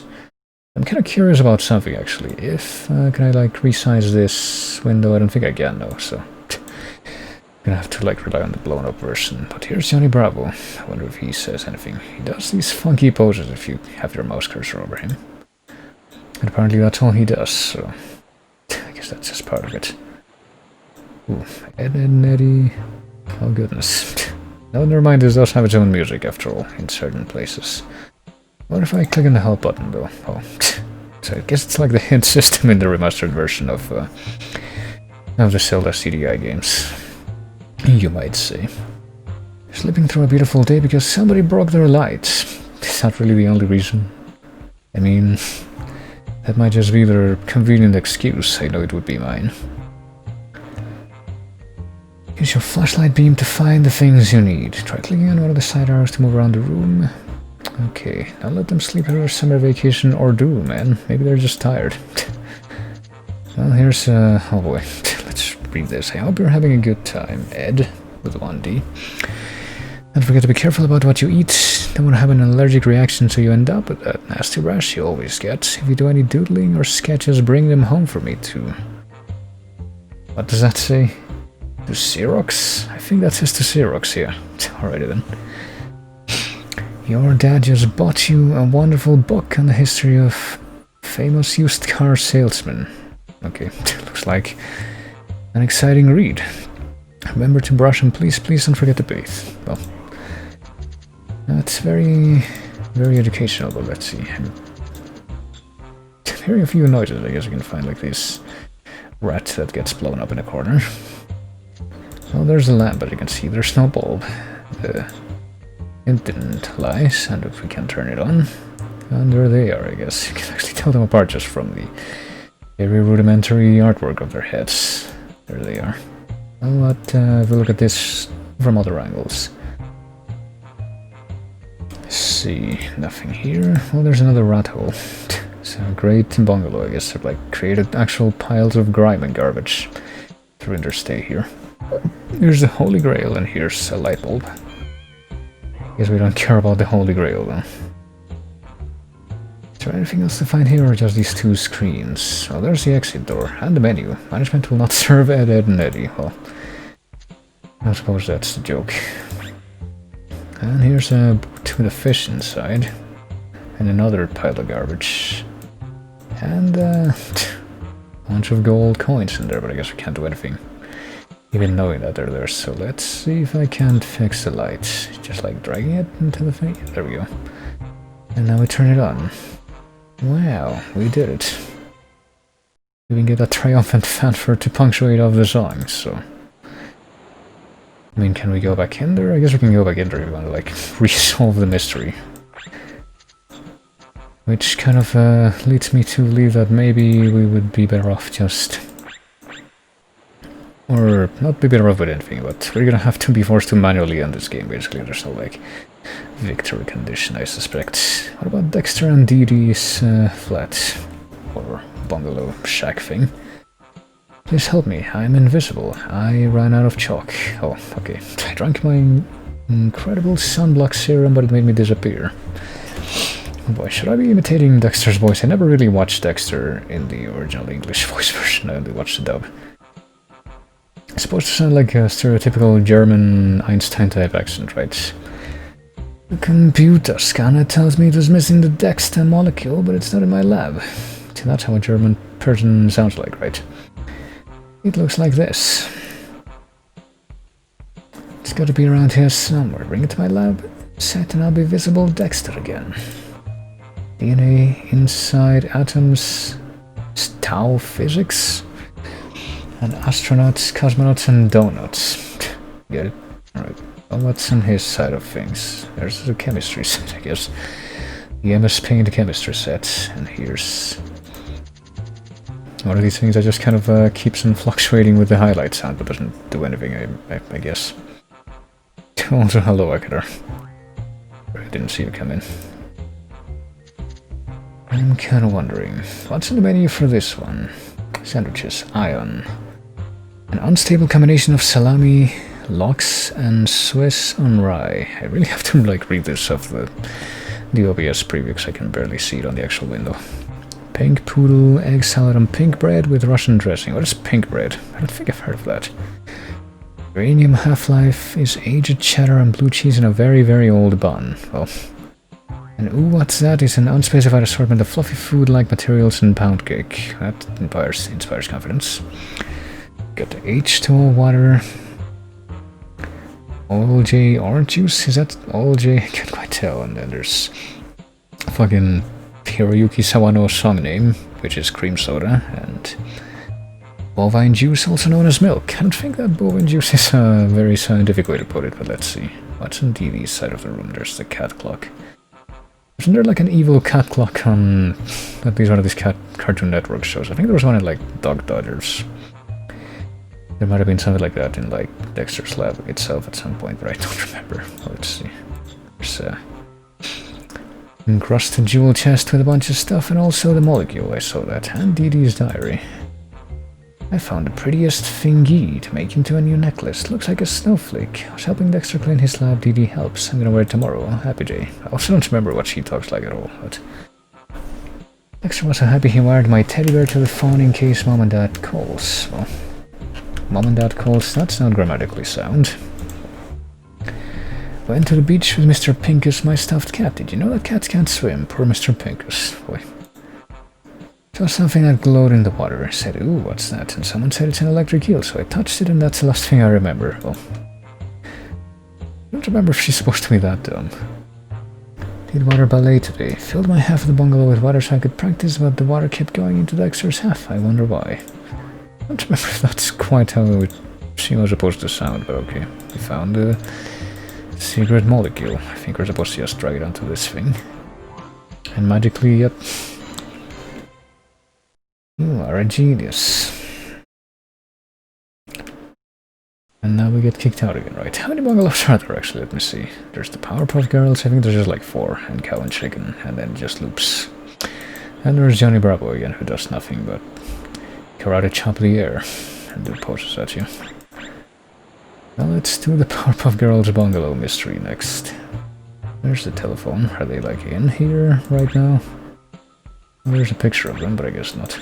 Hey, maybe the evil clock was actually from Powerpuff Girls, from what I remember. I think I'm so convinced that there was something like that in at least one of these shows, but... goodness. I think that we're supposed to find a few things in there, but let's get the lowdown here. I guess we could also get the hint. Most wanted are him, some King Ghidorah thing, which I think might have actually been in the show. Oh, it kicks me out. Some Gamera thing, and I think she was called Sedusa, yeah. Because she's like Medusa, but she seduces instead, but let's see. I need more energy to fight the monster. I don't know what the monster is, I guess it would be the... Oh, well, it's a thing that you can't see because it's on like the... I guess I could have seen it before I actually opened up the game window. The preview of the game on the Flashpoint launcher, but anyway. They're by the ocean, find our sandwiches and save the day, so there you go. Need to find some sandwiches, there they are, okay, so this is the image, and it's kind of fluctuating. We're tired, we need lunch. Can't possibly fight the Gamera monster without lunch, even though we made body-shaped holes in the roof when we flew out of here, I guess. Oh, there they are. It doesn't do anything to click on that other than just highlight the colors. He left one of their sandwiches on the pillows. That can't be very sanitary. Well, here's... I guess we just need 3 of them. I guess that makes sense. There's 3 of them. Along with Bubbles' tinfoil, Bubbles' paste, Blossom's picture of the First Lady astronaut, Buttercup's bear, and that's it. Everything else in here is unimportant. Alright, so let's just... I guess we're gonna see that angle independently of what, where we look up, so let's... give them this, and there you go. It's that easy, and it becomes like a life ring thing. Do the old Cartoon Network games still work? Well, I mean, not natively. This is something that I'm running off of a launcher. I had to make specifically to preserve these games, and even then I think I'm gonna have to fine-tune the one that I wanted to play first, because it didn't want to work right now. I'll see if I can get it working, but... I think we have 1 bungalow to go. Love the Courage the Cowardly Dog ones, Creep TV. I mean, that's on the list too as well. I want to see if I can do like a bunch of the Cartoon Network ones right now, because apparently there's a lot more Cartoon Network label ones than I realized, but I just want to do the ones that I remember. Cow and Chicken would be the last one. Well, there's Satan. I think his name was just read in the show. I don't remember anything about this show other than watching it, and I think there was a shtick where Cow would dress up as a superhero and speak in a different language, and Chicken was angry because he was like older than her, but he was smaller, so he always got treated like shit. But I don't remember anything more specific than that. Red guy. Well, there she is. And, oh yeah, their parents were just like legs for some reason. And they actually show in a few occasions that they actually, like most of the time they would just show like they would cut off at that point at their waist, so it would appear that maybe the rest of their body was just like out of frame, but in a few episodes they actually did show that they're literally just legs. Well, what's on the menu here? I didn't check the menu on the other one, shoot. Milk, milk, milk, huevos rancheros, milk, frios, choco flakes, milk, enchiladas, café con leche, and milk. I wonder where that comes from. What else can we find in here? Chicken's cooking suntan oil and cow's other pink nail polish, and also the cow hero costume, maybe. Do we literally just have to give her that? And yeah, I guess so. Muchas gracias, mi amigos. That's not grammatically sound. Well, that's the last one, so I don't know if anything... Okay, never mind, I guess that does end the game when you solve all of these. 5 months later, look at all these memories. And now it's winter. Or at least I assume that it is, because it's snowing... Oh, that actually opens up a link in a separate browser when you link that, or finish that. Ask me later. No, I don't want to open fucking Internet Explorer right now, but there you go. Because you have no choice but to quit right now. It doesn't even react to the help thing, but yeah. That was probably the oldest of the games that I have on my little lineup here. And that I wrote out beforehand. Well, maybe this one could also be older, but... Oh, now it works, what the fuck? I don't know what changed, but okay. Now I can actually play this. Alright. Maybe I had to like launch a different Shockwave game on the Shockwave projector before this would deign itself to work or something, but I'll be happy to also play this right now. The Cartoon Summer Resort series, of which there are 4, and from what I remember, these are actually some of the most involved games in this whole lineup. And I remember, I guess I can see if I can remember what preface I was going to give for them. So I remember playing this a lot. I don't remember actually being able to finish any of these games without, like, a guide. And I think this was back in the day when I was either much worse at looking for guides, or the guides just weren't, like, as widely available as they would be in later years for games like this. But it's also kind of weird because this series was, like, based on, like, contestants for a thing that was made of, like, shorts that got featured on Cartoon Network, of like original characters and junk, but and it was like the winner was gonna have a full commissioned series made on the channel, but I think the one that won that was Billy and Mandy. But there was like also all these weird sort of B-list cartoon characters that were featured in shorts. Or this that made it onto these games, and here's one of them. Because I'm pretty sure that none of the protagonists of these games actually got a full show made out of them, but Uncle Gus is the first one of these, and it's Pool Problems, that's what the first one of these is called. Well deserved summer vacation, but all is not well. And, oh boy, here's his music. Which, as I was able to find out, I guess I'm gonna make one of these things. Gonna blow this up at least a little bit more, and then I guess put this over here and make the thing in the background not visible. It doesn't look weird. That'll do. This music, which is literally just like a series of 5-second sample loops just repeated over and over again. So I actually made a recording of this myself for a thing recently. This is beyond the throwback, well. But of course it's not even it's not complete without the shuffling walking sounds. So we can't get into the resort because the Cartoon Network bus is in the way. This might actually be a little bit obnoxiously loud, I'm gonna make it a little bit quieter. I think that's a bit more fitting. And, well, there's the mayor from the Powerpuff Girls as one of these characters that you can talk to. There's a lot of them. I lost the keys to the bus somewhere around here. Help me find them and I will move it so that you can get into the resort. I mean, going through all of these might actually take me to the rest of the stream or something, but I no regrets. I found a set of keys by shoving that group of trees aside. Keys to the Cartoon Network bus.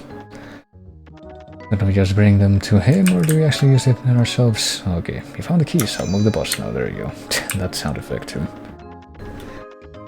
Can't remember if I ever finished this... I don't remember if I ever finished this back in the day, like... I have a vague memory that maybe I might have after revisiting them. Definitely not the first time I played them, but... Well, here's Susie from Johnny Bravo, another cartoon that I barely remember. I don't even barely remember watching, but... Go straight to the information booth. You'll find out what's going on at the resort. Well, there you go. The info booth is that way. You have to actually move very precisely here, because it's kind of like snapping onto a grid, and if you try to walk to somewhere you can't go because of a solid block, you just hear this over and over. Info booth is... I don't think that's formatting right. I don't think that's formatted right on the original, you know, in-browser format of this either, but it's supposed to be an up arrow, I think, and sure enough, there it is. Somebody stole all of the water out of the pool and everyone is very anxious to go swimming. It's up to you to get into the pump house and help Buttercup fill the pool again. You must find the wrench in order to start the water, but you may also want to gather other items along the way to help you fix the rusty pipes in that pump house. And yeah, that's pretty much the main objective of the game. You have to find like 5 items to plug up the pipe and find a wrench, which I think also kind of counts as one of the items that might be used for that, but I need to remember. Pool straight ahead. I guess that just means it's this way. There's the pump house. What a bummer. Without water in the pool, nobody can go swimming. Somebody needs to find a wrench so that we can use it to turn on the water. If you find it, bring it back here and I'll help you. So, I guess our primary objective to start the endgame stuff here would be to find a wrench. Well, what does Johnny Bravo say? I think I saw that creepy dog Courage hiding in the bushes behind my cabin. Man, that gives me the willies.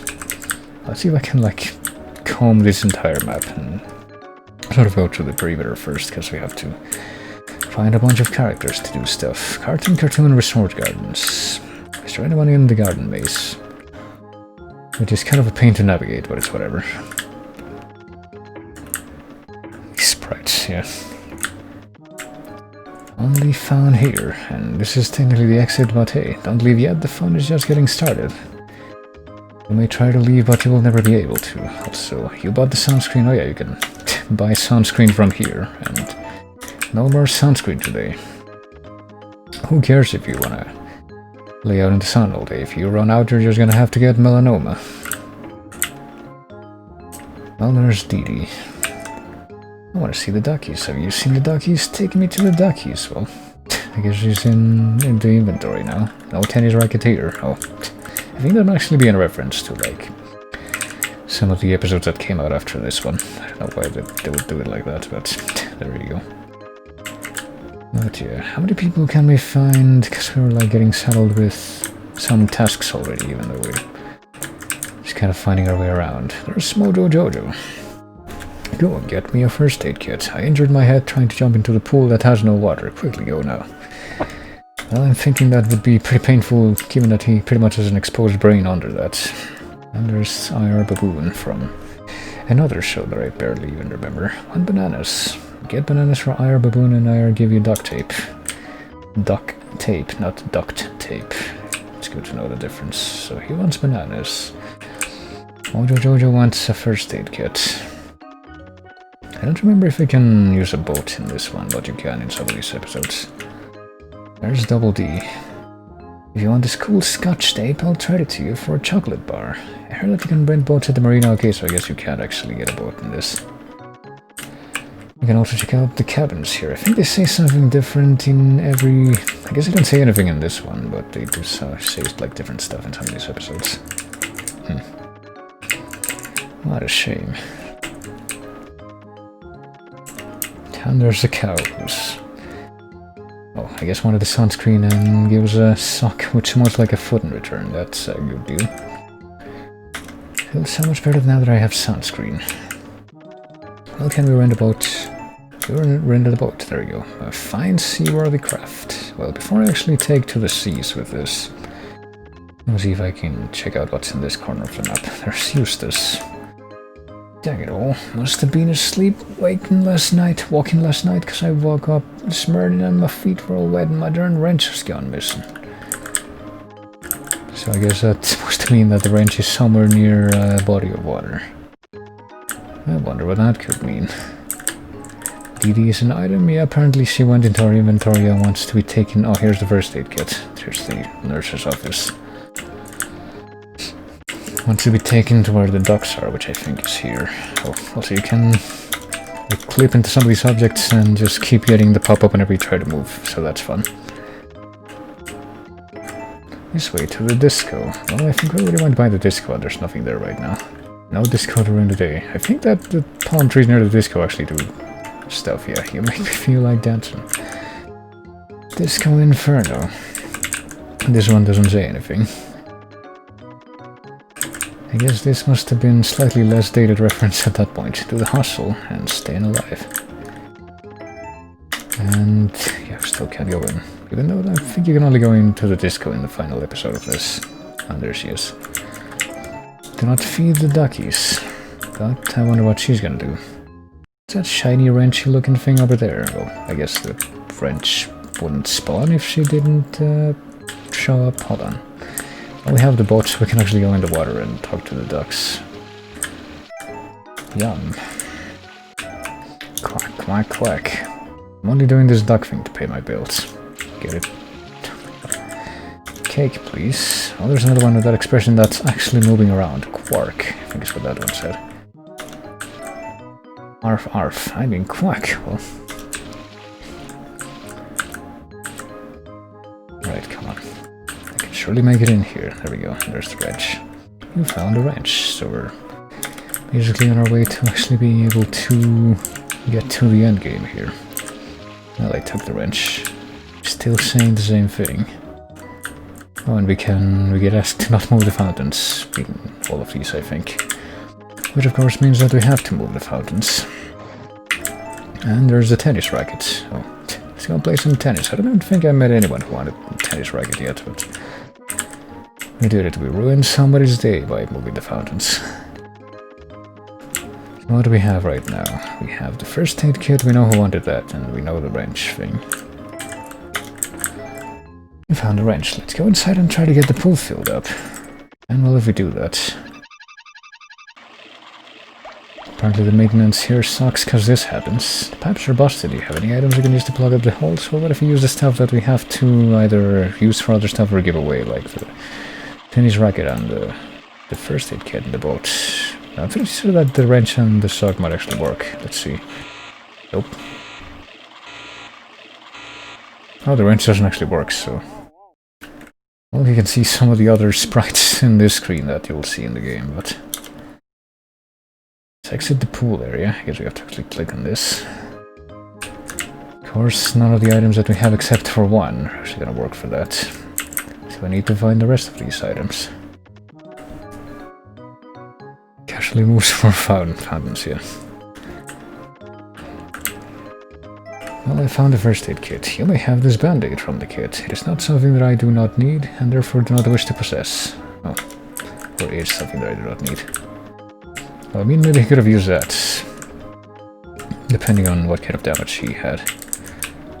Oh yeah, Michael and August show. I actually don't even remember seeing that on TV, except for like just a couple of times way back in the day.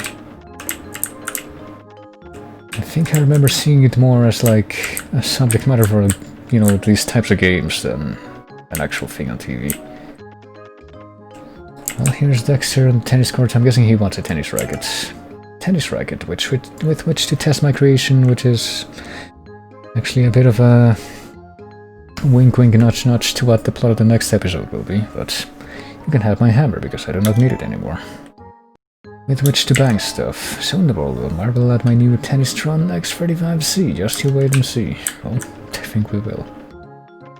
And just like Johnny Bravo said, apparently courage is creeping behind the caverns. How did the tennis racket is hidden underneath one of the fountains? Well, we already found that, so we don't need that hint anymore.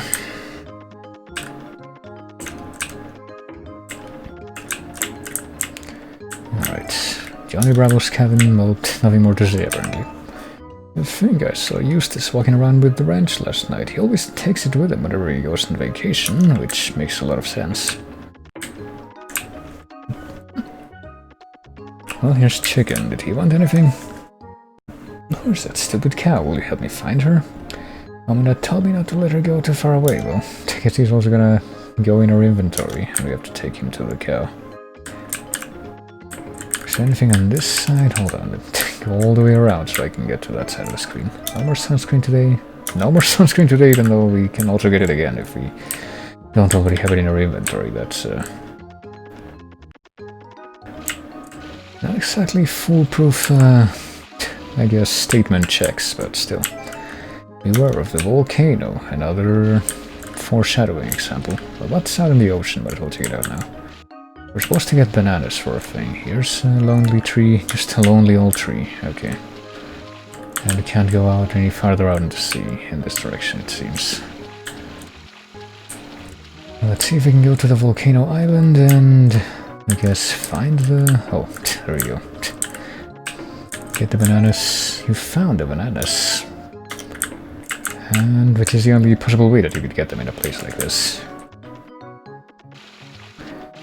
What about this? Oh, just way out in the middle of nowhere. Maybe I should move to a new house. Yeah, maybe. Well, I don't know. Depends on how much you care about... oh, there's Og. I think that's supposed to be Og. Barely remember anything about Mike, Lou, and Og, but... yeah, based on the character designs, I think Mike was like a redhead. She was a girl. I don't remember what her actual name was, but apparently her nickname was Mike. And then the other one was like another girl with her hair down, and then this is Og. And there's like an inventor. I barely remember that. Let's see, apparently he wanted the hammer. I guess he was the inventor. We'll tell you how to get the bananas. Well, I'm kind of ahead of you there, but one of the trees on Volcano Island can be moved on top of the grassy patch. Yes, I already got the bananas. Once you know it, I didn't even need your help for that. Well, here's the cows, so there we go. You can have this sock. Well, I already got the sock, so there we go. You can repeat the transaction, but you can't get the sock twice, I don't think. You should have this chocolate bar that I found in my pocket, yeah. A delicious chocolate bar, and we're not gonna question the age of that. Don't have any more candy for you, okay. Well, what else do? We bring the bananas to the baboon. I don't remember if there's anything else we're supposed to do as far as what we found here, but I guess we'll find out. There, baboon, give you duct tape. Well, we got duct tape, which you would think would also be good for plugging up the pool, I guess, but I think we're actually supposed to bring this to Double D instead. Let's see. I think he wanted the duct tape. Oh no, he wanted the chocolate bar. And he gave us a separate thing of tape, never mind. Heard that Susie is hugging all of the bubble gums. He needs to learn to share. Oh, that might be a hint for her to get the tape made in Scotland, Scotch tape. Well, where to get the last item that we might need, huh? That's all he has to say if you talk to him again.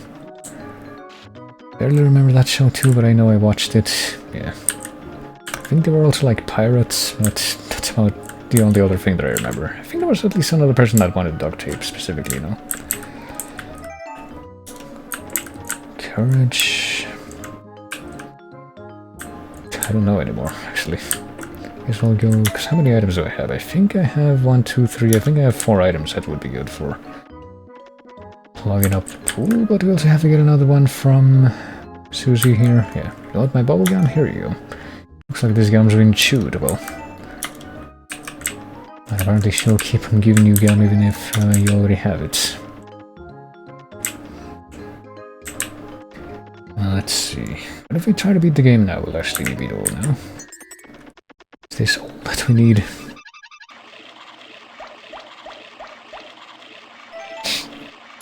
Let's try it. We know this works, and we know that works, and that's it. So let's try everything else we have.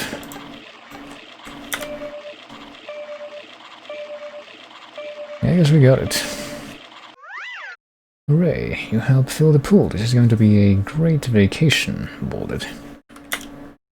And I guess there's pretty much everyone that we met in this particular version of the game, but of course that's only the first episode. Hopefully that doesn't, you know, the other episodes don't get testy, but once again, if I click on that, it actually takes me to a web page, which pretty sure it's just going to be a redirect, because you can't actually play this anymore right now outside of, you know, this projector, so I'm going to try to run the second episode, and okay, good.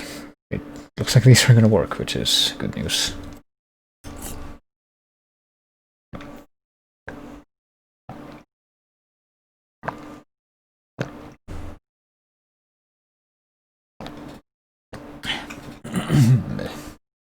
But I did need a drink of my hibiscus tea after that.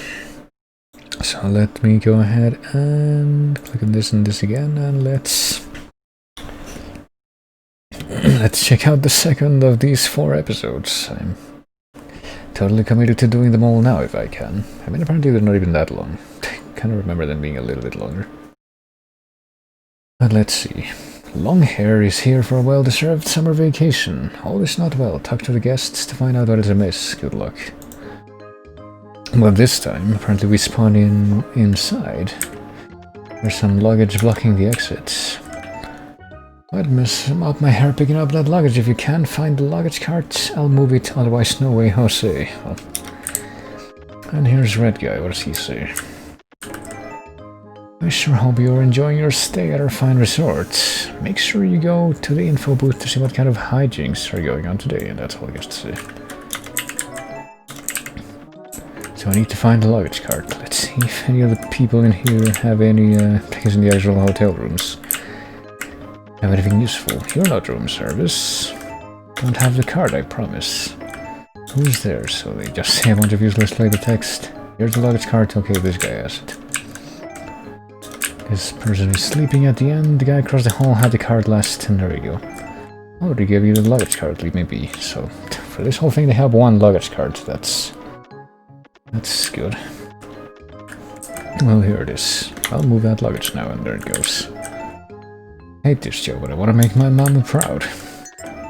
Now we're out here. Well, there you go. Just can go back in there if you want, but not much of a point. So it's pretty much the same map every single time, but there's like a few new places you can access in each episode, I think. Info booth is still in the same place, so... Goodness, what's the deal this time? Dexter's tennis-playing robot has gone berserk, would have said.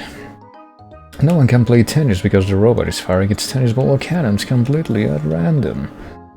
Who could have seen this coming? You must do something. Go talk to Dexter at the tennis courts in the northwestern corner of the resort to find out what to do.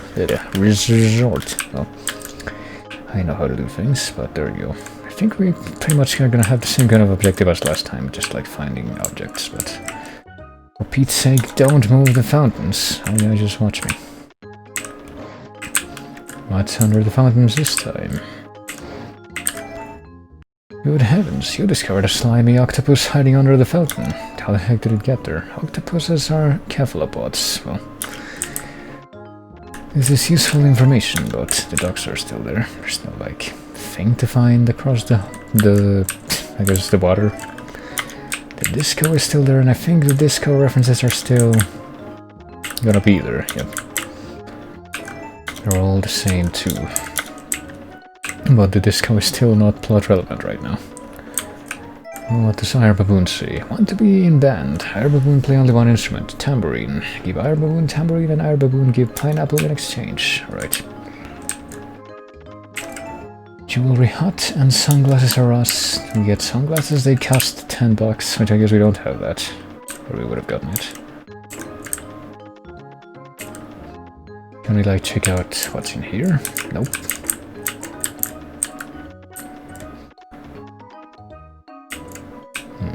Alrighty then. Was there anything else that we can find here in the bottom right corner? I think that we can actually go there, yeah. Nurse's office is gonna be in the sign and nothing else, but we can actually go off the map here and to this place. And of course there's something after we do all the basic work. You know what? This screen specifically gives me, I think, very distinct memories that when I played this on my old...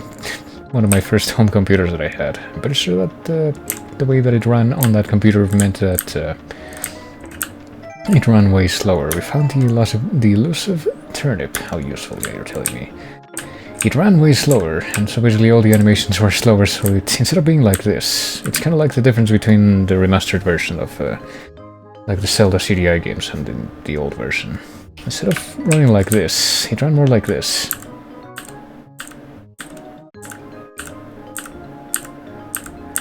So you can imagine how much fun a screen like this would have been.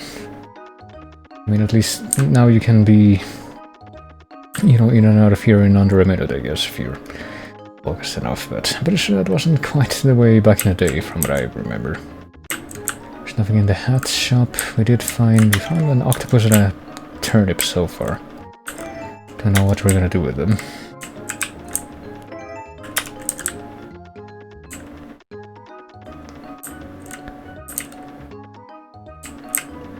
What does WD want today? This fancy restaurant? Please come back when you have fancier clothes. I'm pretty sure that none of the protagonists of these games are let in for that reason.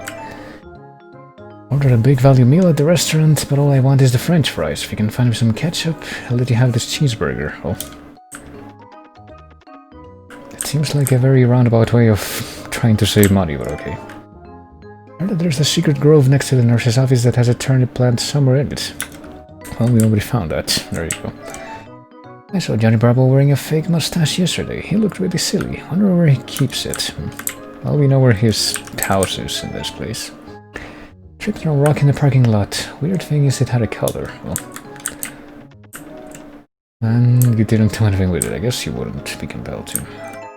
Oh, fiddlesticks and fools. You seem to have lost my wallet. Don't know what I will do without it. Find my wallet and I will give you a reward.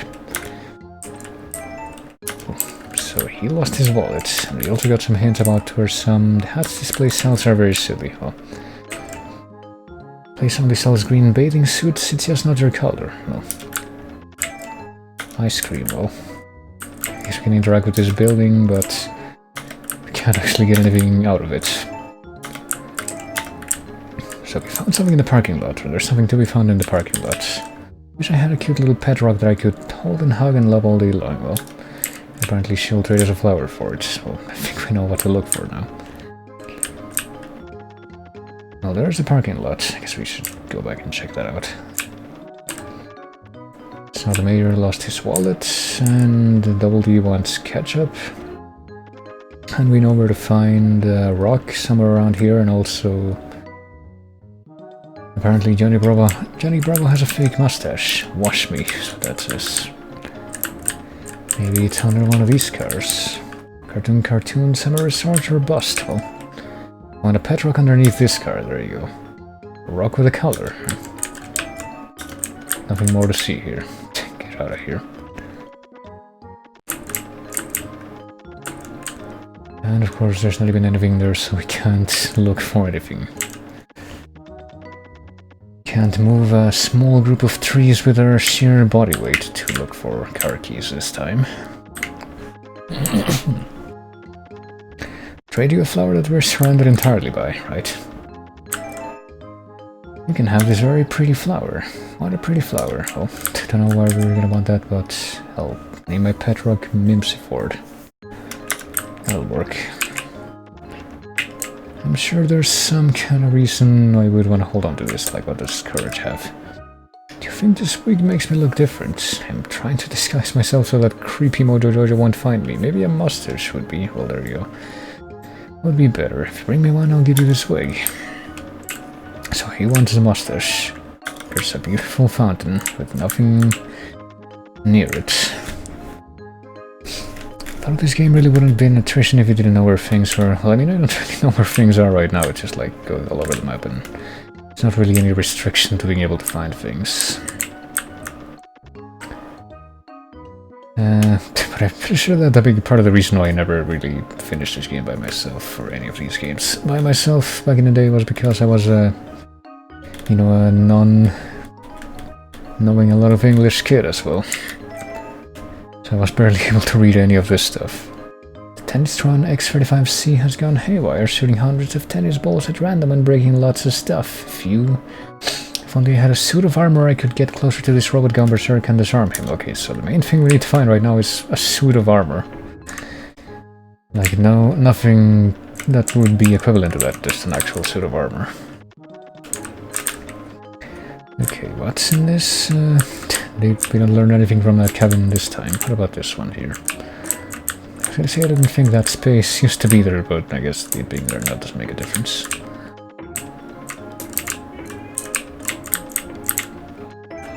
Johnny Bravo's cabin is still this one. You found a fake mustache. You went through somebody else's things in their private place and found a fake mustache. And you didn't bat an eye doing that. Congratulations.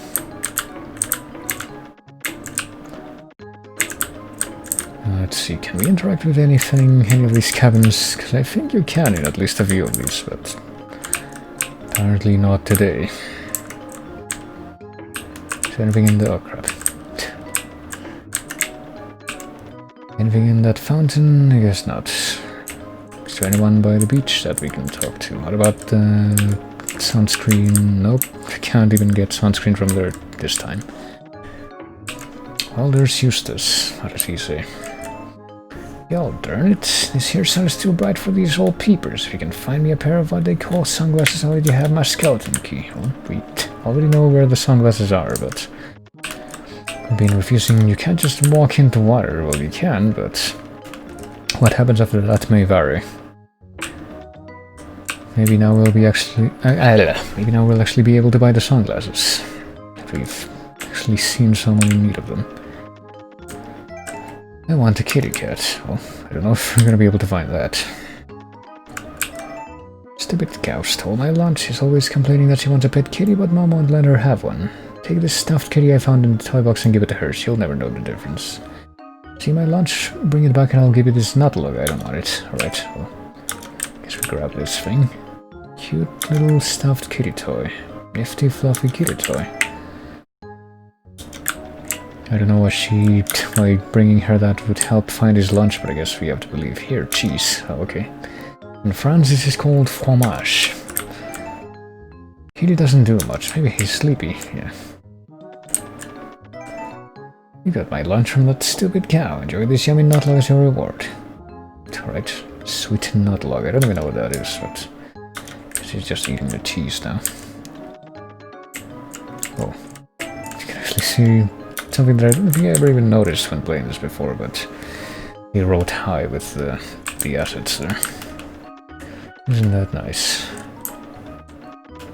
Okay, so I think this is one of the places that sells the sunglasses, but we still can't find it? Okay, or buy it. Because we actually need money to be able to buy it. Okay, well we have the boat now, so maybe we'll be able to find a couple more things as well. Hold on. Before I go up to the ocean...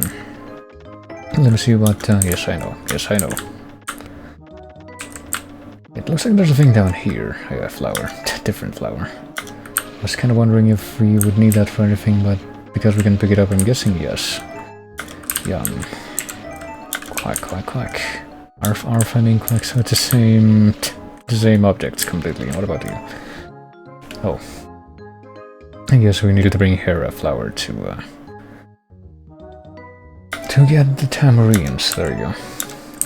Even though we found 2 flowers, I guess we have one of them still. It's kind of weird, because you use like the keyboard to move around and just talk to people. But apparently you have to use the mouse to like select stuff from the inventory. Who picked this flower? Well, who knows? It might have been us if it wasn't already just picked and floating in the water there. Octopuses, don't they mean octopi? I think the plural of octopus is one of those things that has multiple acceptable iterations. I think the one that I like the most though is octopodes. But let's see. We do know that this guy wanted a tambourine. So what do we get for that? Take Air Baboon's pineapple. So we're getting like food and animals. Not quite sure why we want that, but... oh, here we go. You're tired of trading today? Go to another cabana. We'll trade you a yo-yo for a Space Ghost rookie trading card. Okay, there's that as well. We got this very rare Brack trading card in mint condition. If you want it, you'll have to bring us a starfish to trade for it. Also, Space Ghost was a thing, and not just like a late-night party show, I don't think. You can get us a yo-yo, we'll trade you for this scary mask. Or maybe it already was, I honestly don't remember. We will only trade our goods to you for rare pieces of space rock. Well, this has been the trading post. I don't think we have any of that stuff, so I guess we're just gonna have to pass for now, but... well, what's out in the ocean right now? Here's the thing. Is that the mayor's wallet? Yep. Just all the way out there in an island in the ocean for some reason, and then one of the resort's cabana shops has a first edition Brack trading card in mint condition. If you get it, I will trade you my rare Space Ghost rookie card. Well, so we're gonna have to move around a bit more to like finish that trading sequence. It seems. Well, whenever we're able to actually start it. So can we just grab one of these starfish? My real passion is gardening. This starfish is sleeping, so you grab him and put him in your backpack. Starfish are echinoderms, is that what that said? Yeah. Watching you, buddy, don't even think about it, so... You literally kidnap someone, I guess, just because they're sleeping. That's nice. And Mojo Jojo's all the way out here for some reason. Frightening courage is pleasurable, therefore I wish to scare him good. Scaring him good is what I will do, but first I will need a monster mask to do so. Please locate one so that I might scare him and experience the pleasure that I have already mentioned just now. Sure, we can do that. So there's at least 2 things that we're going to be trading for in the trading place. Okay, what is this too? You are of the crabs who live on Crab Island. They have the mysterious ability to instantly knock you back to another part of the resort. If you stand still, the crabs can't get you. I didn't even think this is the part that we were gonna have to do in this episode, but okay. So I do remember this vaguely, but let's see.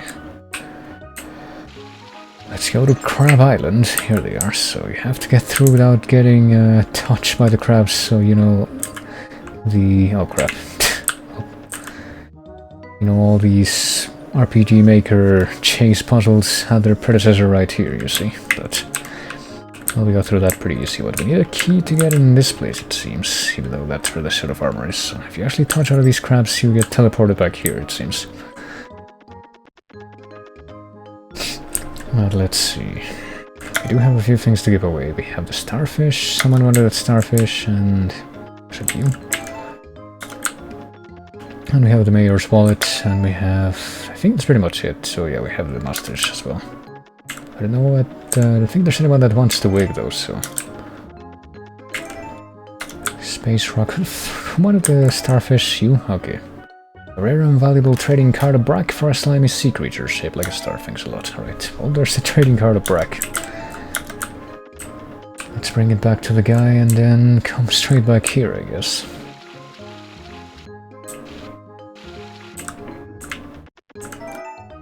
First edition Brack card. Here's my old Space Ghost card. Saw the mayor hanging out on the island just west of here yesterday. Tell him I said hello. So, okay, I guess that's how his wallet somehow ended up there. Alright, let's bring the Space Ghost card to the same place. Yo-yo, I think it's this guy that wanted to trade. Here's a yo-yo. No more trades today. I'm not sure that trade we made was totally fair until I'm a mobby. Oh. Wait, you brought us a yo-yo. Here's the scary monster mask. And there it is. Oh, it's another Space Ghost joke. It's a Sorak mask. Scary but familiar. No more trades today, we have some yo-yoing to do, so... Well, we also know who wanted that mask. I wonder what he will give us in return for that. I don't know if a Sorak mask would really be that scary, though.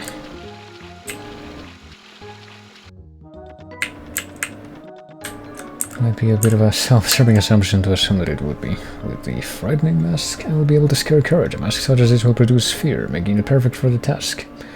Wish to accomplish scaring courage, take me to him at once. Oh, okay, well... Look not on me, look away now. Well, we have 2 things that maybe will have an effect when we go to where courage is, I guess. So I am kind of interested to see how this will go now. We do know where courage is, I think, is somewhere over here. Well, he's supposed to be in disguise, but... Apparently we're gonna give him a better disguise. I do not see the dog who is cowardly and also known as Courage, therefore I shall go back to devising evil schemes. You may have this ketchup packet in return for your service. Okay, that's it. That's it. That's all. 2 different things. And the packet of ketchup. Where is that easily frightened canine animal that is known also as Courage? Well, hey, look what I did. Great, a fake mustache. Now Mojo Jojo will never recognize me. Take my wig, it just wasn't working for me. But it might work for somebody else, maybe. Big wig, it's really hairy.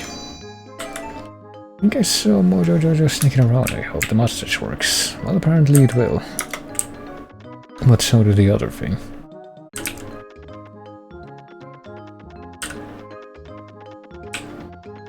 And we found a wallet. Our reward is a crisp $10 bill, spend it wisely. $10, wow. Well, I guess now we know how we're gonna be able to get those sunglasses.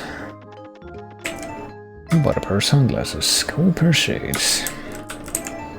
We are out of sunglasses, well. Why do I get a feeling that the other building that we found elsewhere that's also selling them will also be out? What about these haircuts? Shaving a haircut 2 bits. God, I think I vaguely remember seeing that text as a kid as well, and not understanding it at all, because, you know, who knows about English mannerisms at that point. Thank you kindly, son, for these here sunglasses. Here's my rusty old skeleton key. It will open almost any door. Okay, so we know where to use that. We have to bring it to the island. That's much better now. My peepers are safe. Have you found a good use for that old skeleton key? Well, I have, but I haven't actually put it into practice yet. Well, here we go again. Time to go to the Dark Gaia Island, and I fucked up. Okay.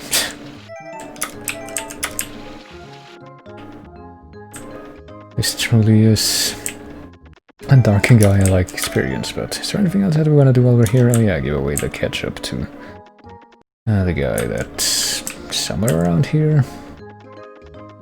Where is he? There he is. Take my cheeseburger, I don't want it. Okay, a sandwich made of burger.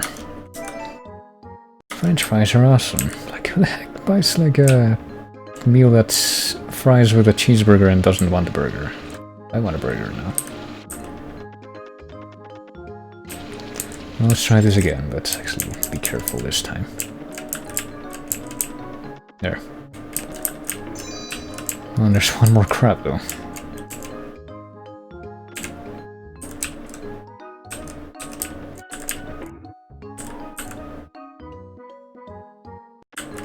There we go. Managed to find the suit of armor. It's heavy, it's metal, it's heavy metal.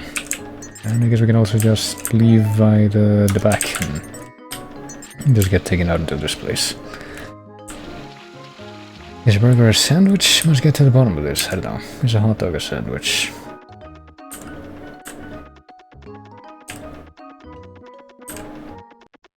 Is a tortilla a sandwich? Like, is a taco a sandwich? If a hot dog is a sandwich, then taco might as well be a sandwich. Well, we found a suit of armor. With this suit of armor, I should be able to get close enough to stop the robots. So what happens when you actually get into the tennis court here? The only way I can stop him is if you give me 5 items to plug up his cannons. Choose wisely. Well, I mean, is the stuff that we found gonna be good enough? Let me see. I think the octopus might work, and the turnip might work. What about the rest of these? For the pineapple and the wig and the burger work.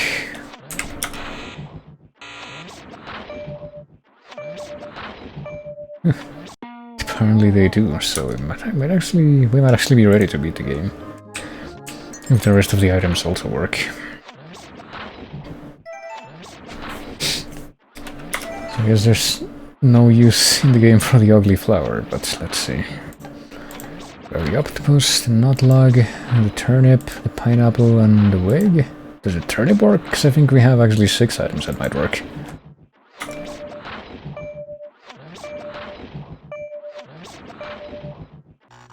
Oh, there we go.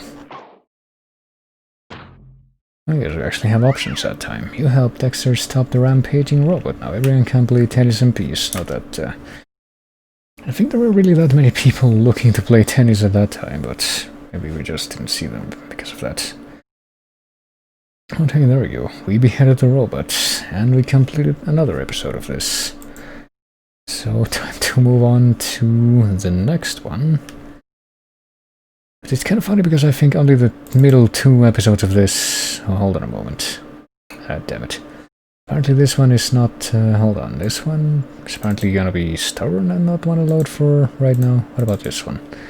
I mean, this one was just loading, but I guess I can actually get these loading artwork things on the record.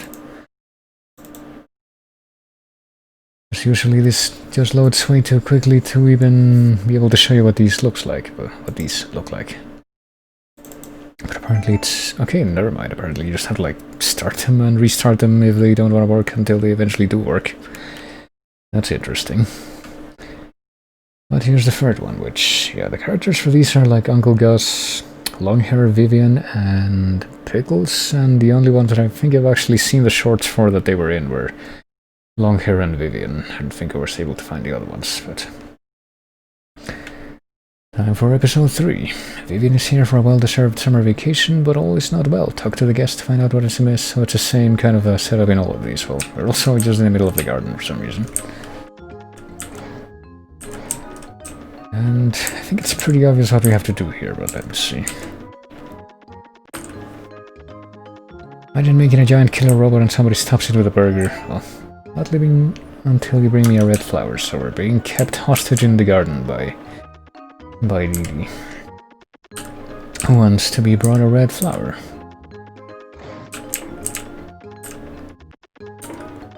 Which is conveniently right there. Just a red flower. Pretty flower with gentle red petals. Who even knows what kind of flower it would be? Maybe that kind of appearance wouldn't actually match any known type of flower and it's just made up, but hey.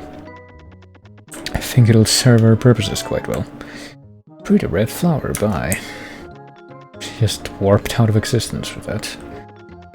Is there anything going on in the nurse's office? Apparently not today, and well, this time the info booth moved. It's now in this screen instead. Good grief, the volcano's gonna blow. Well, don't run away because the resort needs your help. Courage, the cowardly dog is trapped inside the caves underneath the volcano. Who even knows how he got there, but you've got to help save him. We'll have to get the other animals off the island one at a time. Your boat can only carry so much weight. And the music stopped for a bit for some reason.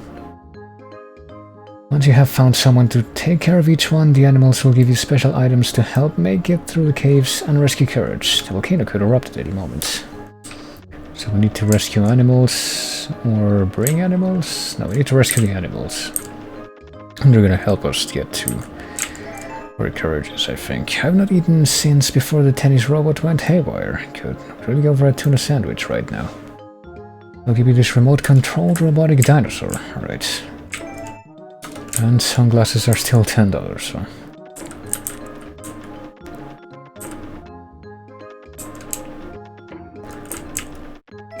What do you want now? I bet if I had a scale-covered monster with big bug eyes, I could use it to scare Didi and Susie. Oh. I think we have to, like, match up the animals to certain people as well, but I don't remember exactly how it works. I guess we'll find out.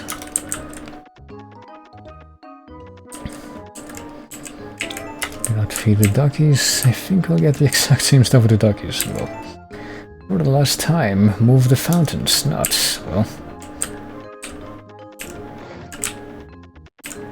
now this time... okay, this time we actually move them for no reason. There we go.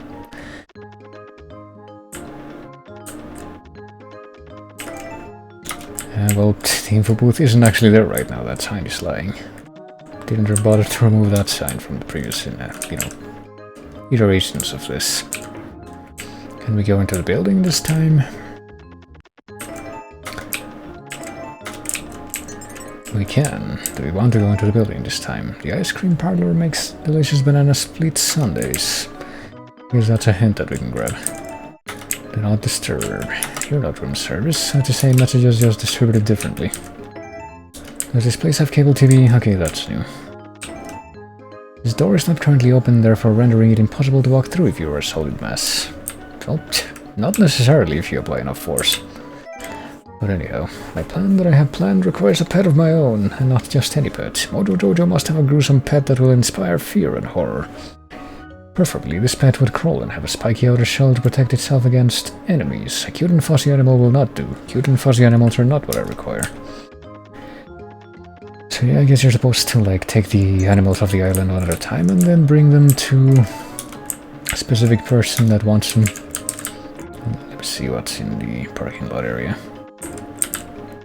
I think we have to take the lower path here at some point. There's gonna be like a character down there, but I guess not this time. Stand back, this car is protected by Cobra, whatever that means. And just a couple of reused messages for the rest of these. Wash me. Always did want a pet to call my own. Something with a funny looking face that was good at climbing trees. If I had me one, I would learn him to change the channel on my TV and fix that damn blasted carburetor on my tractor.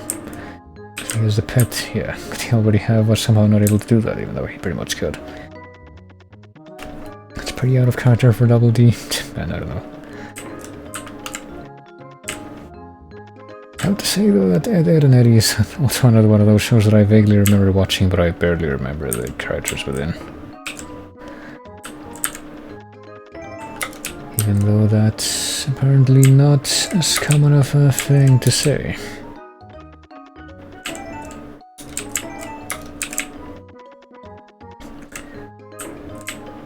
Let's see. We obviously have to like go to the volcano island at some point, but I'll see what I can find before I even try to go there. Because we're finding out which of these people want the different animals, but maybe there's something else that we're gonna need. I love cute and fuzzy pets. Love to take care of one of those poor animals trapped on the island, but only if it's cute and fuzzy and doesn't jump around a lot. Better yet, one with a strange looking nose. That would be perfect. Okay then. Guess that would have its own appeal.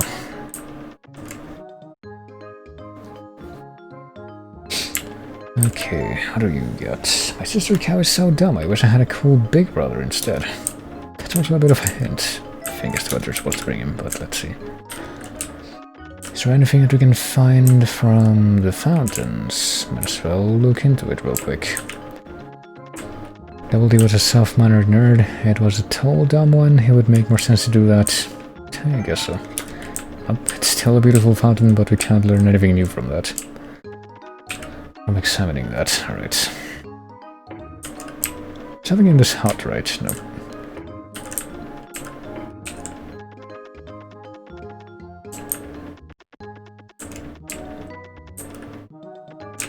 Oh, there's something here. What do we got? You discovered the mayor's watch. This pocket watch tells the time. Will tell the time in your pocket. Well, I suppose that's what it's for, but I haven't even found the mayor yet, but we found that already.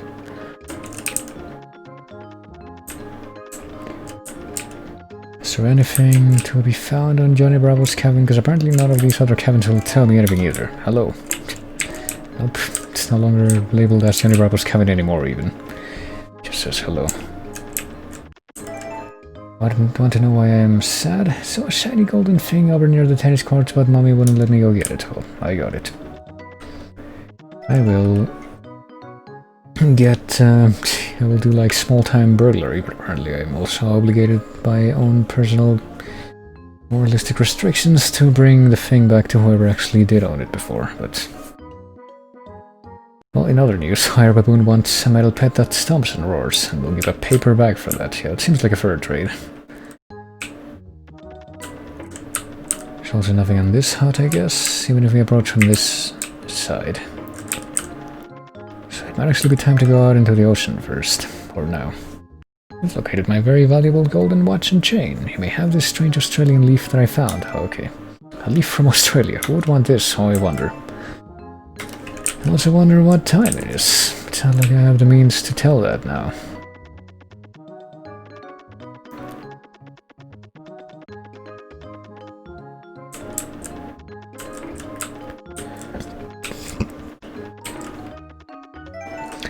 Man, oh man, Susie took my tuna sandwich. So all I had for lunch was rice cakes. I bet she didn't even eat it, so... Do we have to, like, bring her an animal and then we'll get a tuna sandwich? I'd have to do it in a certain order, I guess. Alright, so... I think there's some animals that you need to, like, musically lure. I think Dexter has, or, yeah, has the robot dinosaur thing, but what did he want? He wants a tuna sandwich. Okay, so he wants a tuna sandwich. I think, yeah, I think the sequence, I'm imagining it now, and it's hard to make a bit more sense, but we'll see. Well, before we actually go into the scene, what does Bubble say? Monkeys are so funny. Did you know that monkeys will eat anything with bananas in them? They just love those silly bananas. Well, will you be able to save all the animals in time? Well, there's not really a time limit that's enforced here, so... I think so. So, we were only able to get one item before heading out into the sea, but I think... already we can basically find a use for it. This guy still hasn't moved. When you get inside the maze-like caves underneath the volcano, watch your steps. Some spots will send you back to an earlier part of the maze. Well, getting a bit ahead of ourselves there, I think, but... there's a volcano island, and there's the animals that you have to save. So you need to... I think you can only grab a couple of these animals right now. This ostrich is totally berserk with a Z and won't stay still long enough for you to put him in your boat. You'll have to find something to calm the ostrich down. And the monkey is very scared and will not come down from the trees. You'll need to find something that monkeys like to bring him down from there, so... we did hear about banana splits being sold somewhere, so... I think it's pretty clear what we have to do there, but... I think there's at least a couple animals that we should be able to grab right now. Can't get any information from that hut on the island, I think... yes, I know, I'm not trying to touch that thing right now. I picked up the beetle in order to carry him to safety, so we can... A beetle with same as Polo, well... of course it is.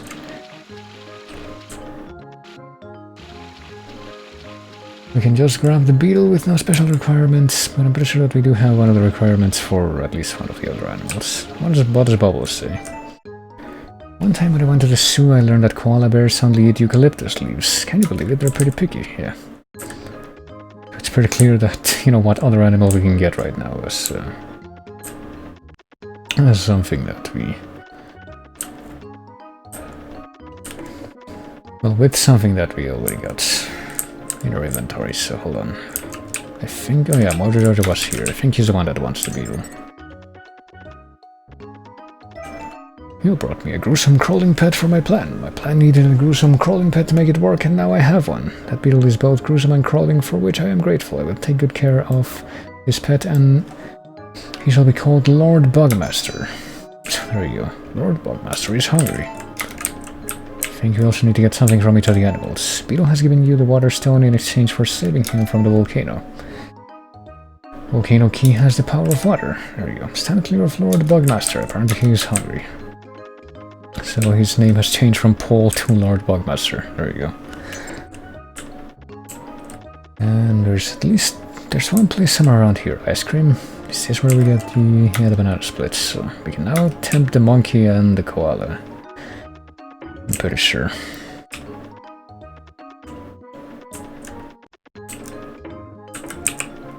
I don't know if we're gonna need anything special. I do know what we're gonna need for the ostrich as well, I think, but... let's see. I kinda wanna see if we can pick up the iguana right now, or whatever that is.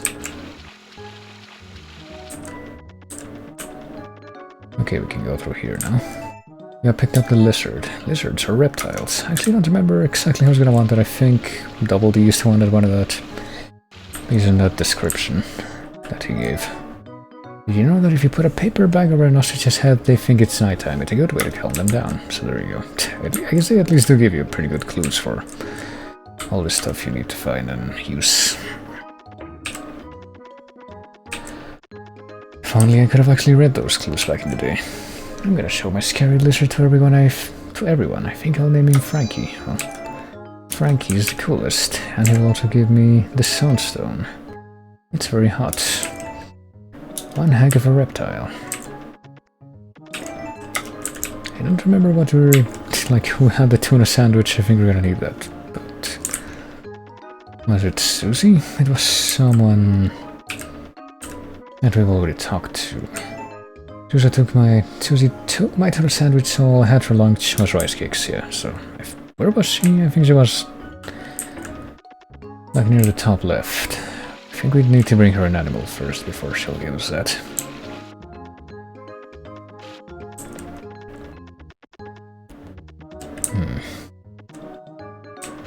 What did she want? I think she wanted the thing with the... I think she wanted the monkey, because she mentioned Something with a weird nose. No, I think he used as one of the monkeys, so the thing with a weird nose would be the koala. Can we get the koala? Yeah, you have managed to lure the Managayad to lure the koala bear out of her hiding place with the eucalyptus leaf. Now she's waiting on shore to be rescued. Oh, there you go. Koala bears are marsupials, which means that they're not actually bears. Pretty sure. It's just a name that's given to them.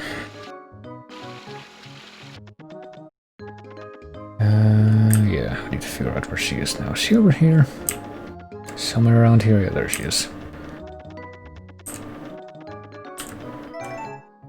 That Miss Koala Bear is adorable. I will take good care of her and give her a nice home. But boy, what a weird looking nose. I'm sure glad my nose is normal. Oh, that's kind of rude.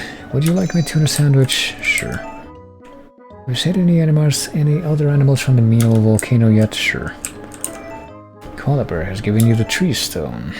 One of the 5 volcano keys has no special attributes. And the tuna sandwich. Smelly but yummy. Oh.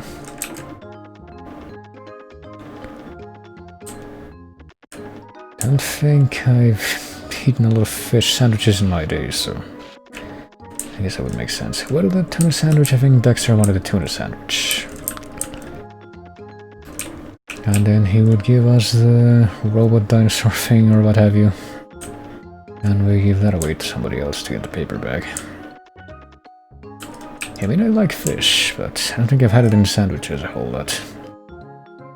I think these robotic dinosaurs are talking of my appreciation. I'm a little weary of robots for the time being. Well, this tuna is delicious. Yeah, I don't know. I feel like it's the only tuna that I would remember eating, even. Will be the kind that you would get in like a can. I think it's been a really, really long time since I ate anything like that. But let's see. Bring this dinosaur robot thingy to this guy. Love Robo Dino. Keep us pet. Get paper bag in return. Got this paper bag off a plane. Oh. So I guess he's been on a plane. Maybe that's how they got here. So let's go ahead and grab this first. You put the paper bag over the ostrich's head, making him think it's night time. He has calmed down and is ready to be taken off the island. Just like that. You picked up the ostrich. Yummy ostrich? I mean friendly ostrich. Boy. I mean, is people eating ostrich made an actual thing? Wouldn't be too surprised, I guess.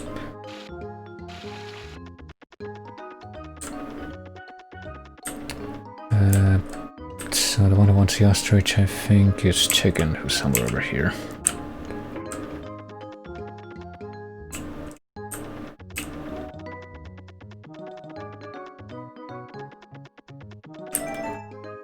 Giant chicken you have is so cool. Let him stay with me and be my new big brother. And just like that.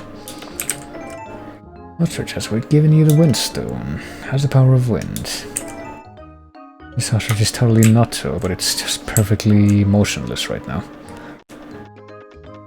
There's a chain here that sells ostrich burgers? Really? I don't think I've ever had a... I don't know, I feel like there's a lot of specialty stuff that I've only ever seen once, and... like the only thing that I've ever had that's even slightly out of the ordinary, I think, would be like a bison burger. Long time ago. Don't think I remember it tasting any different from like other burgers that I've had. Monkey sees the delicious banana split you brought him and decides to come down from the trees. And there he is. Just picked up the monkey. Monkeys rock and this one is no exception. You heard it here first. Also seen ostrich eggs at some places. I don't know, I mean... like, probably the strangest thing that I would know near myself that people would eat would be like eating bugs, eating ant larvae, eating fried grasshoppers. I don't remember if I've ever had anything like that. I've had a corn smut and a pizza. That tasted kind of alright, I guess. I don't think there was anything particularly special about the taste.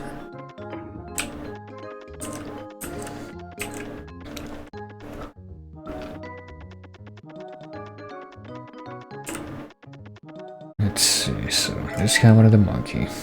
crazy monkey to call my own. Ain't he a humdinger? When you think you'll get around to fixing that carburetor? Monkey sure is a whippersnapper. And monkey gives you the stone. Well, it's hard and stony. And it's apparently whack. You know, he's also completely motionless and not really doing anything. Maybe with fungi-ass food, I love mushrooms, so I'm pretty good with pretty much any kind of mushrooms on pizza that I've had. As far as I remember. But I guess we have all that we need to go back to the volcano island and maybe try to conquer the end game there. Let's see exactly how that will go.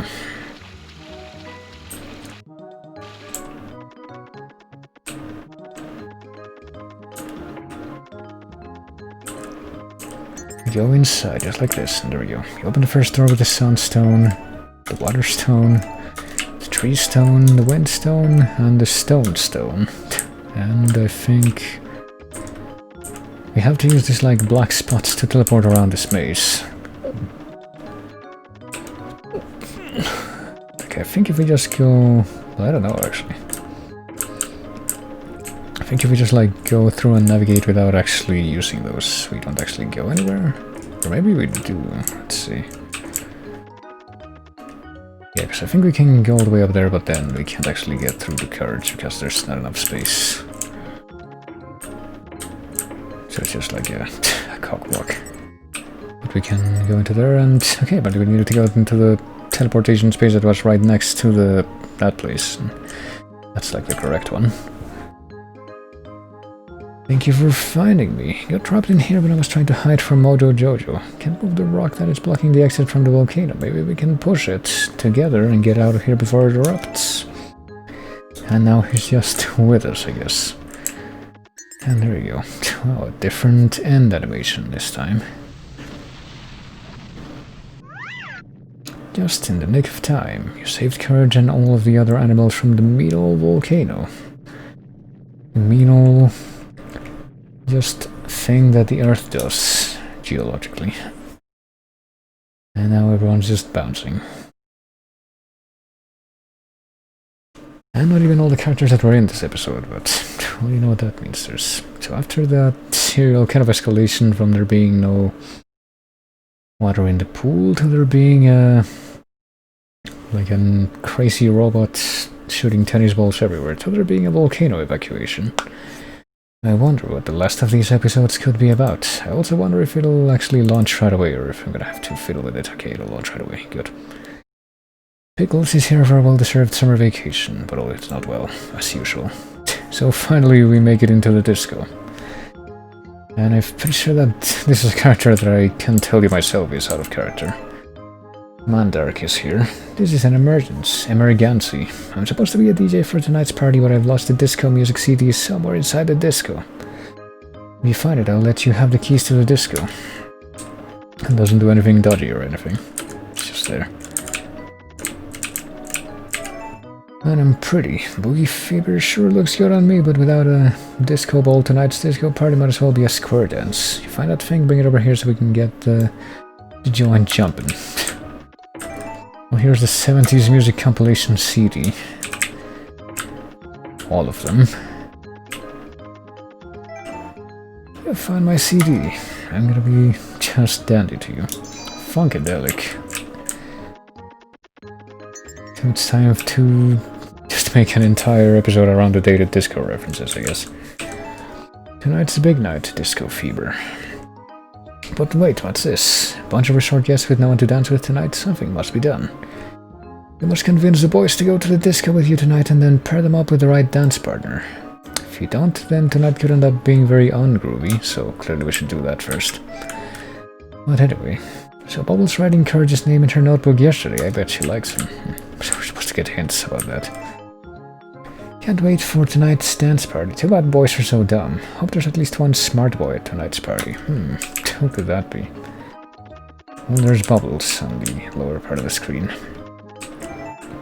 Sunglasses now cost $42,877,000. Sorry, inflation. Well, I don't know if they picked those numbers specifically for some reason, but also fresh farmer's jewelry.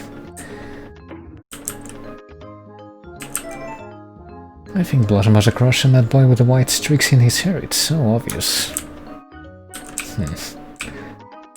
Well, I guess any other accurate characterization that we might have had is also gonna go out the window here, but...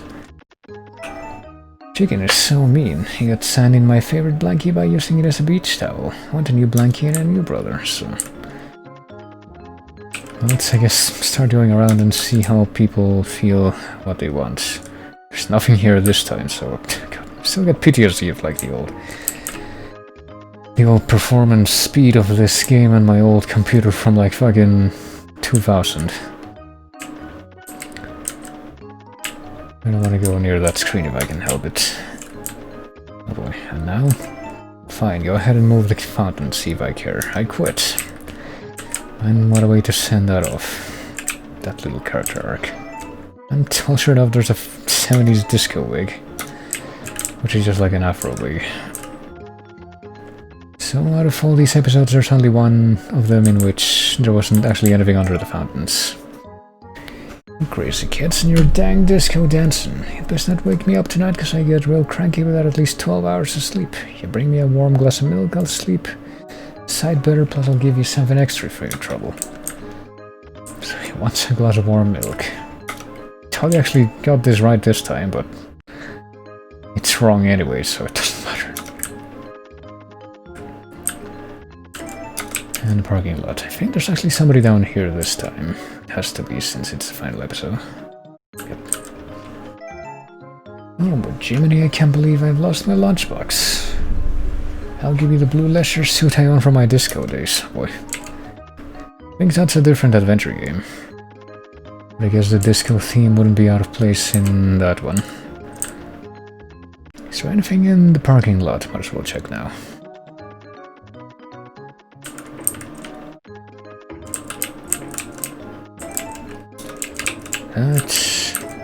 This... All the wash me cars in there anymore, I guess. Well, here's Baboon. Won't look good for party. Superfly disco clothes needed by our Baboon. Okay, so he wants a leisure suit, so once we get the... whatever he wanted, we can bring the leisure suit right up here. I wonder who's gonna end up paired with him. Can we go into the building this time? Yes, we can. Do we want to go into the building this time? If you bring me a GB's record, I will give you these old platform shoes from Lost and Found. By playing the GB's non-stop, I will make everyone's hotel stay completely miserable. No comment on that. Do not disturb. Well, one of your tiles is missing there, but I guess it doesn't make a difference. All the same messages again. Looks like yes. Maybe even a couple missing.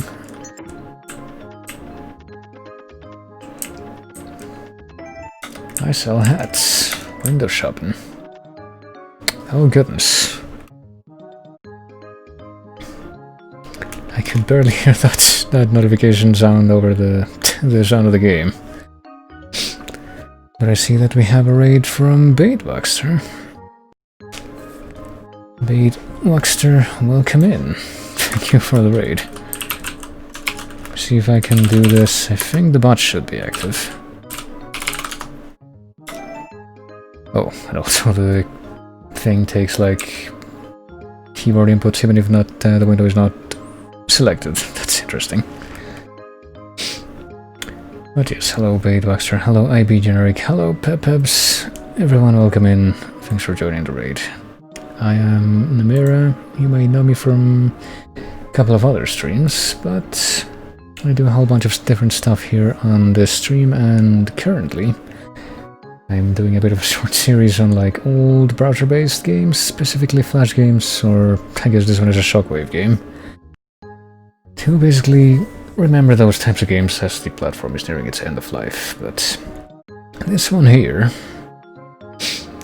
is Cartoon Summer Resort, which is a very old Cartoon Network Shockwave game that was something I remember playing way back in the day. Basically just like exploring and doing item trades and finding characters and talking to them. And right now we're trying to fix like a disco dance. Set up a disco dance. And we're also playing as this character because for some reason these games all had protagonists that were characters from cartoon shorts that were in a contest, but I don't think any of these characters actually got picked up for a full show, so a bit of an ironic thing there. But yeah, is this the event you were advertising for? I mean, maybe. I do remember mentioning that I was doing this in a few places, but I don't remember exactly where that might have been. But yes, I might have mentioned this in the past. But how's your stream, Big? You were playing Call of the Seal. How's that like? Do let me know. I think that sounds familiar. I thought it was a polka party. Can't wear my leader hose into a disco party. I'll see here's Chicken from Cow and Chicken who wants different set of clothes.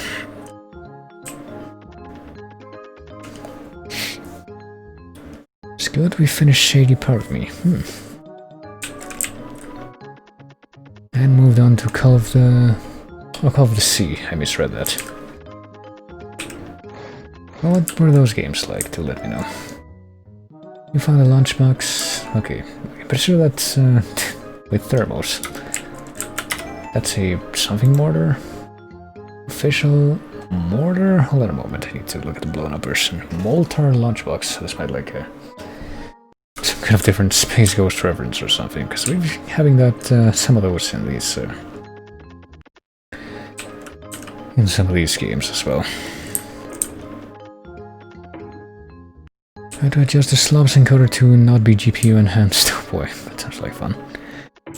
Other than that, everything worked out well. Lots of mind-racking this evening.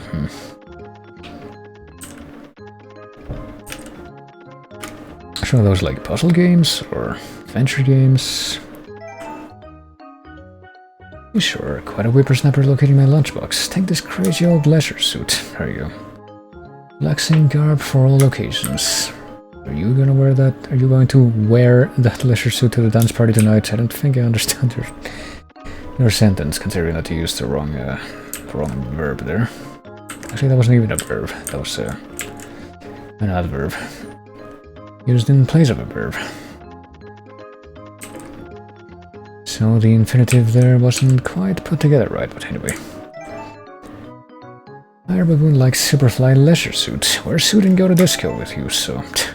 Fire Baboon not like an inventory window, so I guess we're just gonna pick up all these bachelors and keep them in our inventory for the endgame. And I'm kind of wondering with the current objective what the point is going to be of actually going out to the sea, but I do get the feeling we're gonna need to do that as well.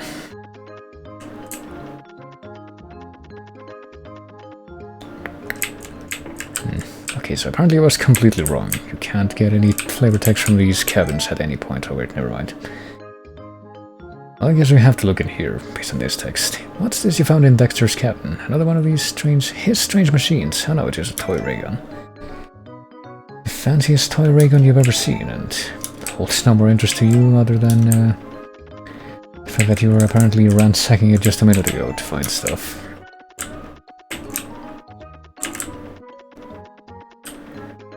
Let's see. I get the feeling we're still not going to be able to find anything from the fountains there, so I guess I don't really want to get too much into it. What does Scarlet have to say up here? Giant Sebedi's disco wig, thanks. This will be the perfect disguise to hide from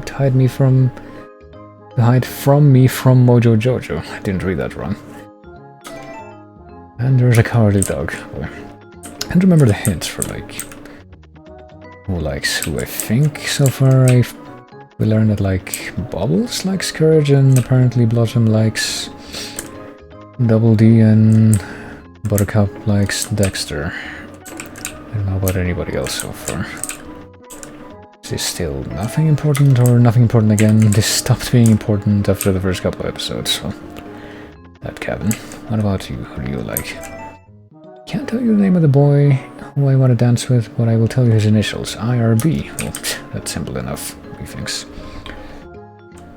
Oh, and a crab. Oh, for fuck's sake. Of course. Okay, note to self, do not go near that screen. They're still doing that. Puzzle shady part of me is a narrative puzzle game where you sub between a light dark character and work with shadows to traverse to your goal. Call of the Seas, an adventure puzzle game, search the environment for clues and figure out how to advance. Interesting. Typically I find adventure puzzle games kind of interesting, so I might have to check those out. I mean, hopefully we'll be able to do a few adventure puzzle games, maybe even some that I haven't heard of before as part of this series, but we'll see. Yeah, she wants a new blanket. I don't know if we're gonna be able to get the cow a new blanket, but... I mean, what else can I do right now? I guess I can go to the... Let's see, I can't get in there, but based on the fact that there's a crab in there, we'll probably also... Oh goodness, I don't know who I'm talking to right now, but... I guess we're trading off the ray gun that we found. Thank you for this nice interdimensional teleportation device. It'll work nicely in transporting the disco to another dimension, one that is different from the dimension that the disco is in now. I plan to transport the disco to the 14th dimension, a place where no disco dancing is allowed. You may now have this lovely knitted blanket that I have knitted as a gift of my gratitude. I mean, who told me that? It was Mojo Jojo, probably. I guess I was able to talk to him through all those objects in space somehow. Did I actually get it though? Oh, no I didn't. I just triggered the message, but now it actually did the item transaction. Makes you feel safe and warm. Please do not bother me either now or at this time, for I am very anxious to send the party guests to the 14th dimension as described earlier in my plan. Well, I'm looking forward to that myself. Guess we can go to... Oh, let me get this off the thing. What does Dexter say here? Due to my superior intellect, tonight's disco party is not an option. I am far too short to attract a dance partner. Well, maybe if we go to rent a boat and go out into the sea, we can find something, but I guess we should trade off the blanket first. Call the Season, Xbox Game Pass. Yeah, I don't have an Xbox, so not really, but it's good to know. Brand new blanket for me. You can have this glass of warm milk. Boy, do not question its source. I love my new blankie. And we did know somebody else who wanted the milk, so... Let's head over here. See if all these ducks say the same thing. Yep, all the ARF1 is now stationary. Even though the one that was stationary in episode 1 said something different. Thanks for the glass of warm milk. Take this snaggletooth necklace. I don't need it no more. Right, a real snaggletooth necklace. Whatever that actually is. I think that I actually found anyone who wanted that. But maybe Double D. I don't think we've actually found Double D on this episode yet, so I don't even know if that's the case. Guess I'm just gonna go out into the ocean. I mean, maybe that's where he'll be. Now here's Og again. I think there's some buried treasure underneath this group of trees. If I had a shovel, I could dig it up. Maybe it's worth something. Yeah, it does look pretty conspicuous, but we don't have a shovel right now. Well, here's a bunch of crabs. I don't want to go near them.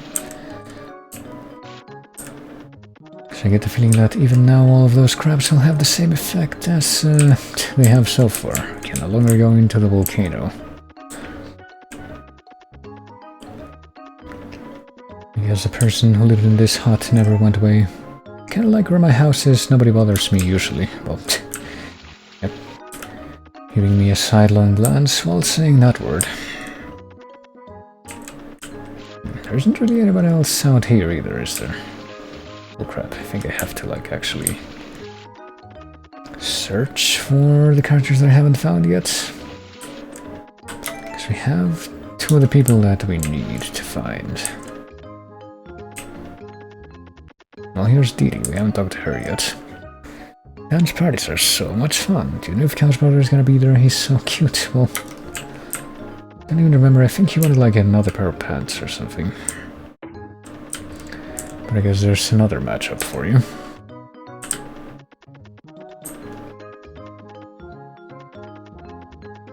I don't think we can do anything for him yet.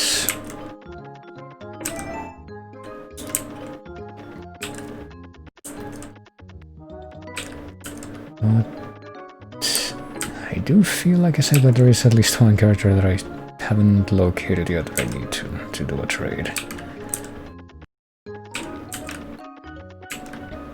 I already looked inside the... I don't have any... yeah, I don't have the CD either. What is this? The key to the disco? That's the first thing that I found.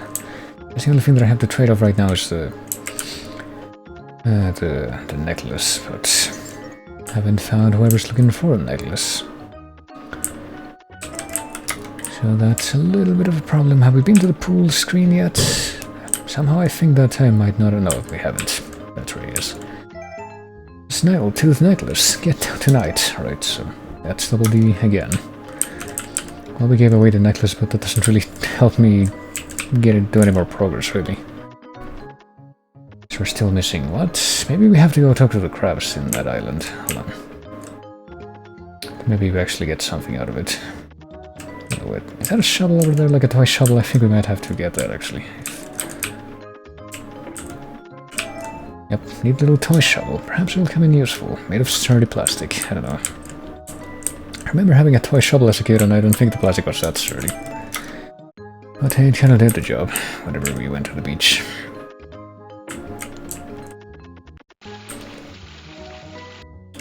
So let's see. Let's check this out first. I want to see what's under the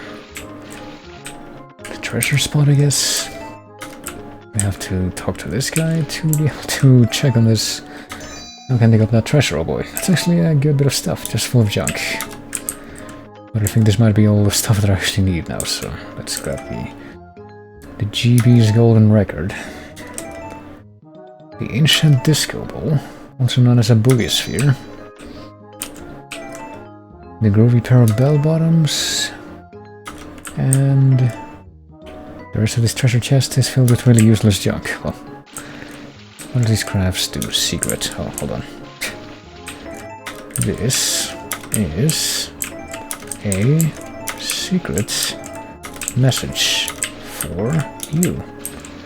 That's nice, but that doesn't really help me at all. Alright, let's see. I don't want to go near that crab, still. I don't want to get teleported to the horrible garden maze. Just like a time waster, but... well, we do know what to do with the record and with the disco ball and with the bell bottoms, so I guess this might actually be the final batch of stuff that I needed to find in the wild, so to speak. Yeah. I have to take the pants to this guy first, I think.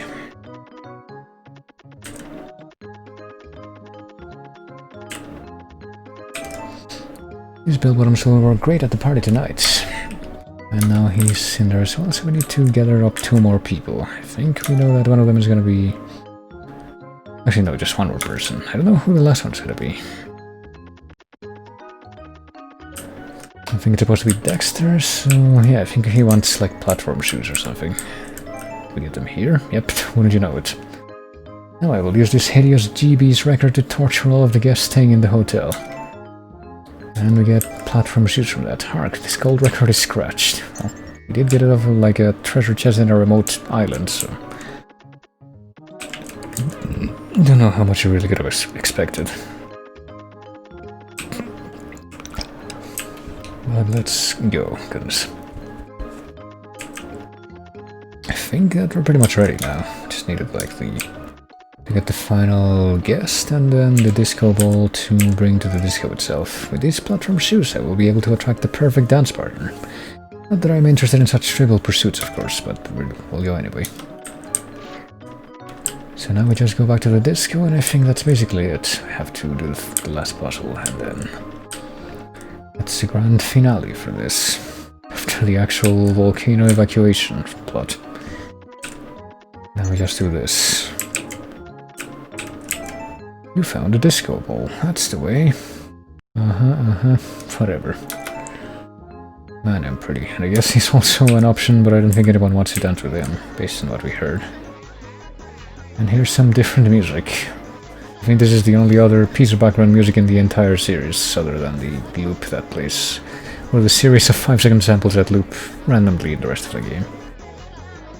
Now it's time to hook up the right couples. Choose 5 eligible bachelors from your inventory and match them up in order with the girl that wants to dance with them. So of course, you have disco.wave. And also a weird vocal gibbering in the background. So it's Buttercup, Didi, Bubbles, Susie, and Blossom. And I think the right order is supposed to be Dexter, Chicken, Courage, Boone, and Double D? Yeah, that's it. So let's completely screw that up and see how we do.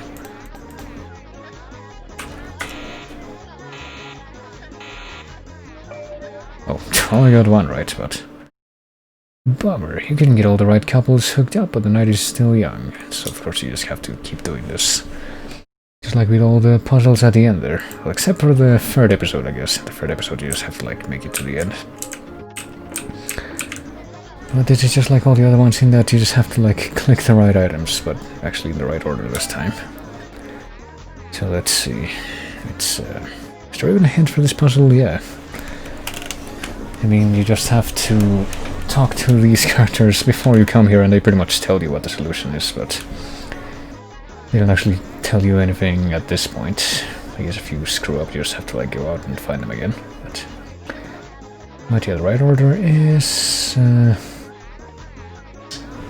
just literally just said this to figure it out again. It's this guy, this guy, this guy, this guy, and this guy. This should be it. I think it actually allows you to go back into the game even after the end of this, so... Yeah, there we go. And apparently one of the dancing moves that you see here is just you, the protagonist. You totally got this party started. What a perfect ending to a great vacation. One of the dancing moves is just the protagonist kicking Johnny Bravo over and over again. And apparently Red Guy just compressing and decompressing his own body. I guess the most accurate or the most pertinent of these dance moves that I'm seeing here are the ones that, like, Buttercup and Dexter and Eustace are doing. Like, why is he even there, considering that he was complaining about not, like this, not letting him sleep, but you can exit the dance floor, that's the ending? Well, that's the ending, but you can just go back into the game if you want. Not that there's much of a point to that. I don't know if there's anything else that I would want to do to, like, cap off this particular series of games, but...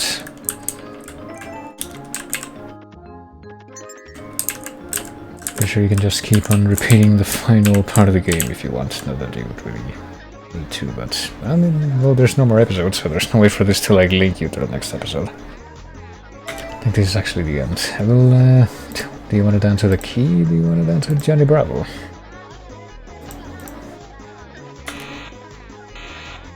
No, that would be a sight to see. No, of course nobody wants to dance with that guy. I think I'll do that. Just do the right thing one more time and then let that be the final frame that we see for this series of summer resort games. Let's see, it's... I think I get this right all over again. It's so difficult.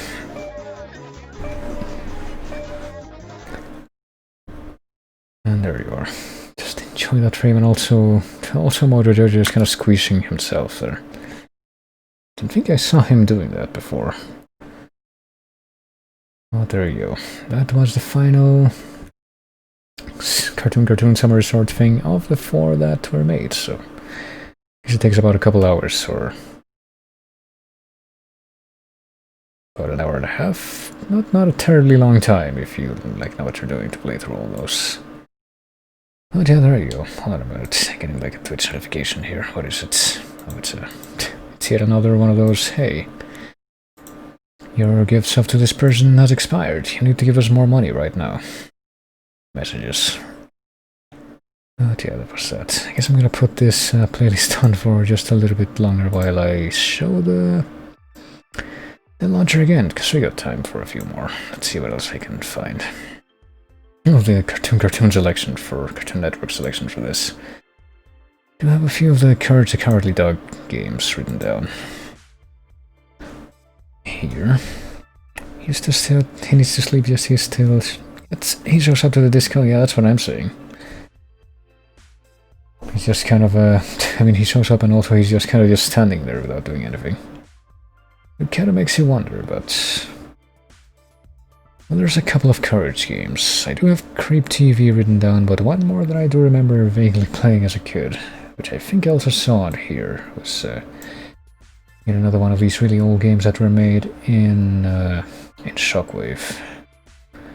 Is it here? Because it would be one of these. I think, maybe. Road Encounters. There's actually quite a few more on here that I remember seeing as a kid, but pretty sure this is the one that I was thinking of. The farmer has been kidnapped, and yet, of course, all these friggin' windows are gonna be different sizes, so it's gonna be fun. Courage the Cowardly Dog Codebreaker. Farmer has been kidnapped by the evil rat dentist, and this is gonna be pretty dissonant, I think, but I don't think this actually has music, so might as well keep these playing. Help Courage save him by cracking the door codes. And remember the evil rat dentist being an actual villain in the show. I think they're just using like a generic silhouettes there. Can't reach a control panel, so he's gonna have to give you clues to help you work out which buttons to press. If you get them all right, he will rescue the farmer. And I guess this must have been very early on into the show's history, because he's literally just called the farmer. Courage will fetch objects which represent different numbers. He might show you a cat which has 4 legs. That cat one won't be in it, well. That's helpful. So hold on, can you see the cursor? Yes, you can. What do we got? We got 4 leaf clover, we got 3 dogs, I guess, and 2 gloves. So let's try that. There we go. We got a spider with 6 legs, that's freaky. We got 5 fingers. We got 5 on the dice. And we got 6 eggs, so... There we go. I wonder what this barrier is about, but let's see. Let's try to figure this out. 2, 4, 6... 6... 1? Hey, that was almost a meme number. Well, there's no 0. It's a triangle, so I guess that's 3. That's 4. 3, 4, 2, 1... 3... 4... Okay. 3, 4, 2, 1, 3, and you also got this meter on the up here, which is like your time limit. I think this might be the final barrier here. Let's see. 5, 3, 6, 4, 6, 1, I guess. 3. 5, 3, 6, 4, 6, 1, 3. I think that's it, yeah. You did it. The farmer lives another day. Another one of these games that I remember, well, very simple obviously, but I do have some clear memories of actually playing this back in the day. Back when this kind of technology was kind of young. And now it's going away. You can play again, but it just like kicks you back out on the screen. So let's see. I don't remember there being at least one other game. Was it Mealtime Maze? Yeah, this one. I actually remember playing this in like... Oh god, now the window is larger, of course. In like a computer class that I had in a place, and also at home sometimes. So not even at home, but like... Sometimes my mom would take me to like work. She works at a university, and she still does, but... I remember that the computer they gave her there at her office was generally much better at running these types of games than the one we had at home, so I would play games on there sometime. And I think this might actually have music. Hold on a moment. I don't know if I'm actually gonna be able to beat this, because I do remember this being kind of ridiculous in its difficulty, but... I mean, all you gotta do is get to the end of the maze before the time limit is up, but... I mean, you can see the problem here. It's very simple. Oh god, gameplay loop, but... And the monster got you. Try again. I think you have a... yeah, you have a set number of lives, but... I guess everything, well, not everything. You move along a grid. So it's simple enough to, you know, find your way around, I guess, but... Oh god. Let's see if I can even get to the other side of this. There we go. I think you have to, like, find all these food and bring it to your food bowl, and apparently I got at the end. Well, I have one dog left. I think that means that if I get hit one more time, that's it. And you might think that this is simple enough, fuck. Enough, not for the fact that sometimes this doesn't quite respond the way you would want it to, and also... Well, you see how it says it's breakfast time at the top? That should give you a bit of a hint on what one of the problems is with actually trying to clear this. Guess I would say I had a lot more patience as a kid, but I think it's the other way around. It's not necessarily that I had more... Oh, fuck. Hurry and bring home the bones. I would like to move back, but I don't know. Okay, I was able to escape there. Oh, I just realized something. You don't, like, move for as long as you're holding the button. You move for, like, you toggle motion in one direction by pressing the button. Oh, there you go. That was breakfast time, though. Now it's lunchtime, and it's basically the same kind of crap, but this time you get faster enemies with more complex movement patterns, I guess you can say. But can we make it past? Nope. That's it. Also get your game over, so... And of course that's only the second stage of 3 stages, so...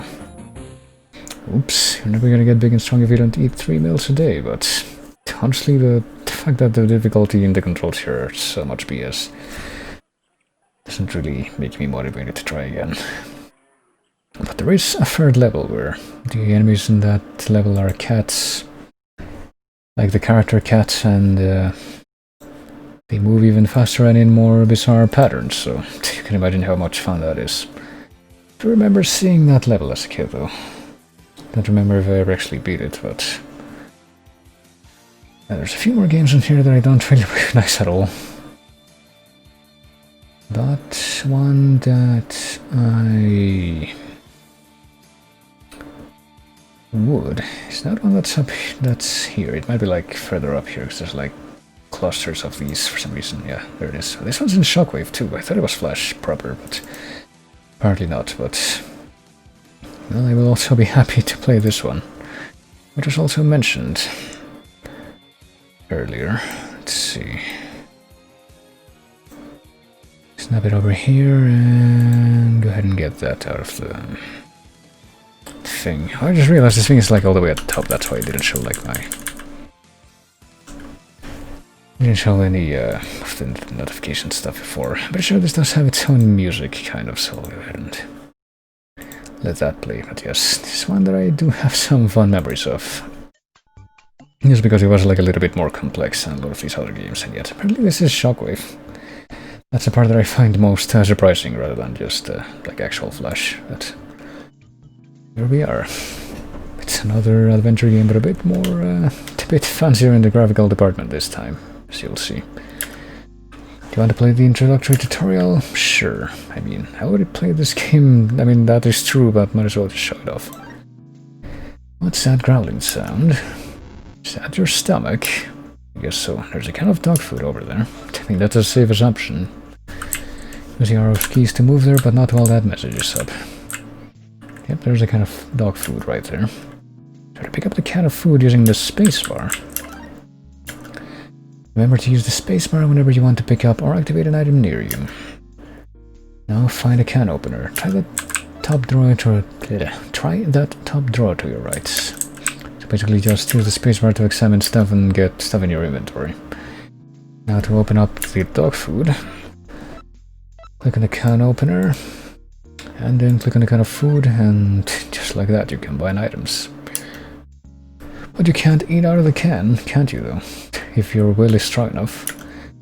So let's go over to your bowl, wherever that is. There it is. Click on a can of dog food, and then spacebar to interact with something in the environment, I guess. Well, look, an actual set of sprites that were made for this. Isn't that fancy? That must have tasted good, but wait. I still hear that growling sound. Wasn't your stomach after all? Who would have guessed? Sounds like it's coming from the TV room. Let's go check it out. Well, I'm in control, so let's go into this place first, clearly. I guess we should actually probably go there first. Sounds like people are crying for help, but the door won't open. Well, it must be blocked from the inside, so it doesn't really matter whether or not you go there first. You can also... oh god, that's something else that I remember. I remember also playing this on, like, my old computers, but... with, like, the internet and the hardware that I had back in the day, this loading screen. That's between when you're inside and when you're outside. It took much longer than, like, 1 second, I can tell you that much. Also, here's the Electroshock magazine offer. Fill in the coupon and it will be delivered to you immediately. You barely have any time to read that, but you can tell that's gonna be useful. So we have a coupon now. Guess we ought to go around the back of the house here. Yeah, but Courage is afraid to cross the road alone, so he can't do that even though. I mean, if you've seen the show, he pretty much lives way out in the middle of nowhere. Nothing to find out here, better head back to the house. Like, literally the middle of nowhere, that's what it's called. So I think he would be pretty aware if there was anything coming on the road, but he still won't cross the road. Toolbox would be useful, but the door's locked. Wonder where Eustace leaves his keys. How I wonder. And these doors are rusted shut. You need some kind of mechanical gadget to get them open, but you can come in here. And find the TV room. Picked up the remote. And what is this? Oh goodness. Spooky stuff is happening on the TV. Who could have guessed? Please, Courage, help us. Why didn't you stop him? Some kind of guard dog you are. Eustace fell asleep in his chair and suddenly poltergeist emerged from the TV and captured him. Then they came upstairs for me. I reckon they want us to be audience members for some newfangled TV show. Save us, you stupids. Or else I'll try to insert static sounds here, but I'd say that's mostly in character, if not for the fact that, from what I remember of the show, usually they're not very aware of the danger. It is watch more TV. Well, try adjusting the TV settings with the remote control. Can we just, like, use this? Use... Oops, looks like the remote control needs batteries. Yeah, I think there's like a different way that you're supposed to use the remote control once you actually have the batteries for it. And also the computer. Whenever you need a hint, ask me and I'll be happy to help. What about right now? I don't think it makes a difference. Looking for batteries? I bet that the electric can opener comes with batteries. Oh yeah, so it does. Oh, also this guy. It's coming close. Get an Electroshock coupon. Get a pen to fill it out. Muriel probably has a pen around here somewhere. Check the bedroom. The remote and the electric can opener use the same batteries. What a coincidence. Okay, I think he's gonna stop telling me things now. We can go in the bathroom, which is apparently where this guy's hanging out, just flushing the toilet repeatedly. And because of his presence there, we refuse to go into that room, even though another one of those poltergeists near us. And here comes another one. What's in here? Pen. Now we can fill out that coupon, so what happens if we run into this guy here? Can we even... I mean... Oh. Guess we get scared, but also that guy gets scared. Can we just combine the pen with the coupon right now? Yep, fill out the order coupon. We actually had better take care of that as quickly as we can, because it's one of these dumb mechanics where... after you do something, you kind of have to waste time until that has a result. So let's see. The mailbox is empty, so let's grab this and put it in the mailbox. So that works. Coupon is in there. Where's the mailman? Well, sounds like the mailman's making his rounds as soon as we leave that screen and get out of sight. But is there anything more to do while we wait for that? Electroshock special offer. Well, we can look at this again. Batteries included. Mail it for instant delivery. Well, it's been an instant, and I'm not holding it right now, so I think that's false advertising. Is there anything else that I needed from here? I don't think so, actually. It was just a pen in there. Oh, there's a mailman again. So you just have to, like, kind of wander around and waste time until he comes back and brings your delivery.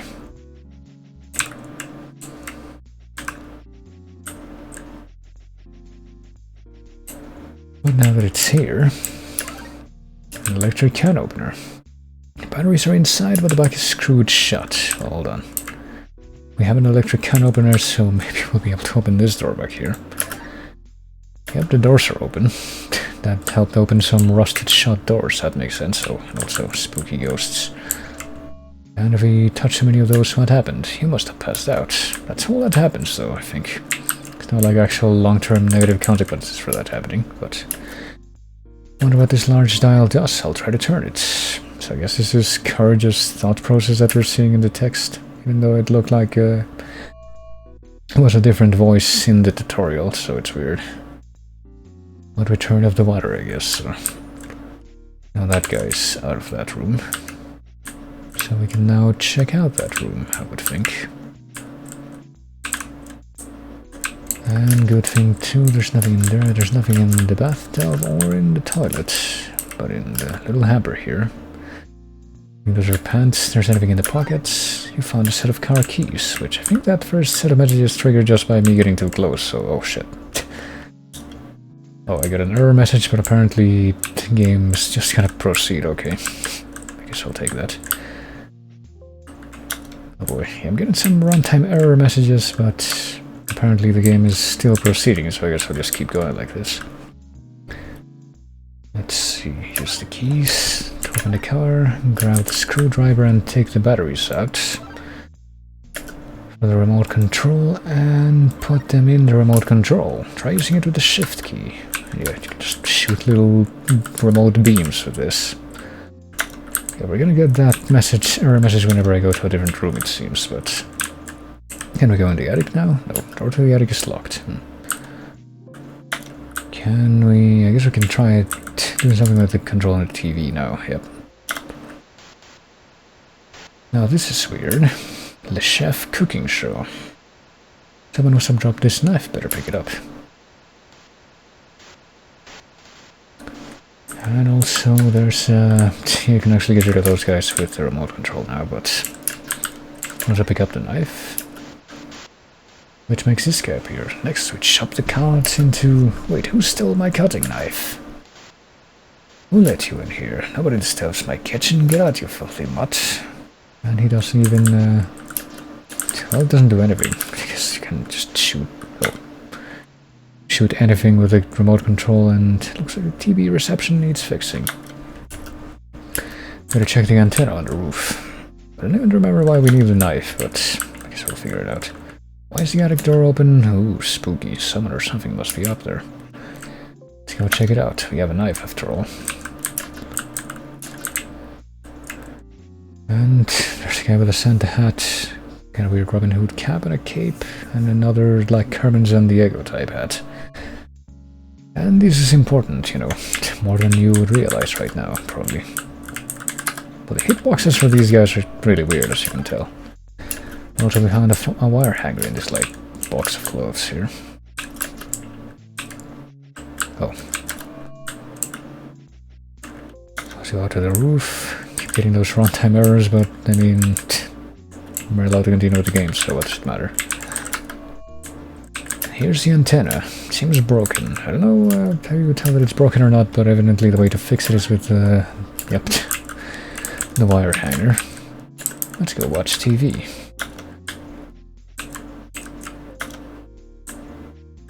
Oh, what does the computer say now? Get into the TV world quickly to save Muriel and Eustace. So time for the final confrontation, I would guess. Another pretty short game, but I think this one is even shorter than the other ones. We're playing a while ago, boy.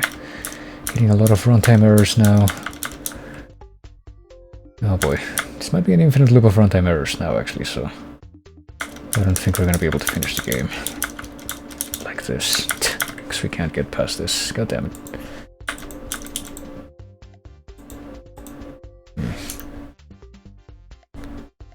I think I'm also gonna have to, like, terminate the projector manually as well, yeah. Well, manually with task manager, that is. Hold on. Let me try that again. Let me try to do the... I guess we're gonna start this from the beginning, but this time I will do the master speedrun of this game. That's a growling sound. We know that it is. Okay, so... This is the any percent glitchless run. I cut out the coupon. I don't think there's anything I need from this room. I need the pen. I need to... I don't even know if I need to like get the message from the TV here, or if I can just proceed without even acknowledging that. Do this. Fill out the coupon. I said. There's no time for me to get scared. Oh crap! Didn't mean to trigger that, but I guess we're gonna watch this now. Or not. I can just ignore that. I think. Just leave this room without checking that. See it on the TV, because I'm kind of wondering what caused the error last time, but I'm going to try to avoid that now. That's it. Put the coupon in the mailbox. I guess we can go and check out the scene while we're waiting for the... Yep. Waiting for the mailman's return, because we have to... Oh, the remote. We need to pick up the remote anyway, so... We need to go near the TV. Alright, so that doesn't even take that long. Do we have any different hints from the computer right now? They have lots of cool battery-powered stuff at Electroshack. Well, I did already order something from them. I'm just waiting for it to come in. So we'll get this scene as well.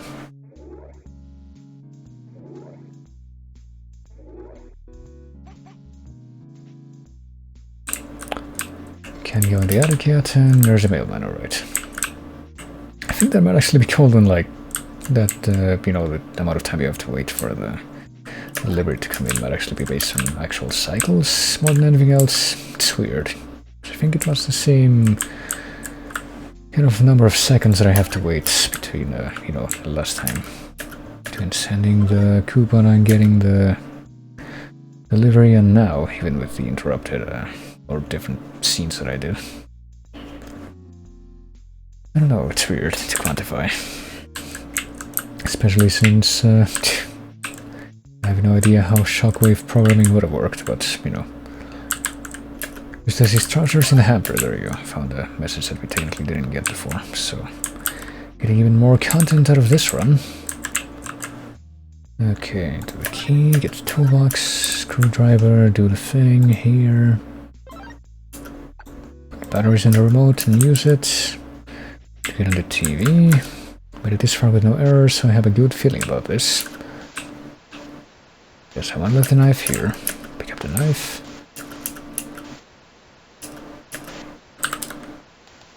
I'm kind of surprised that it didn't write his dialogue with like weird phonetic French accent stuff, because that's how he talks in the show. Okay, let's go up in the attic. Let's witness this scene again. All these different clothes that this guy wears.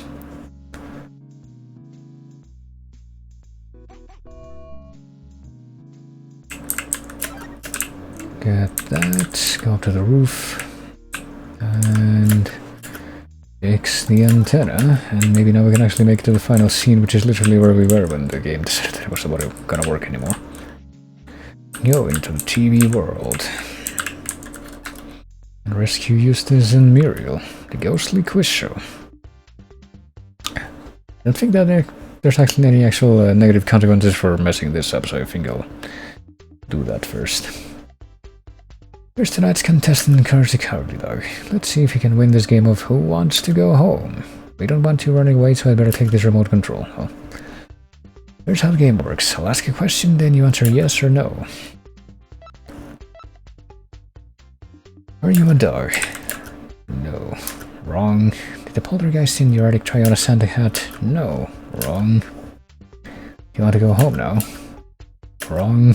You guy can read your mind. Are you a dog? Okay, so he just repeats these questions over and over again. Should Eustace be nicer to you?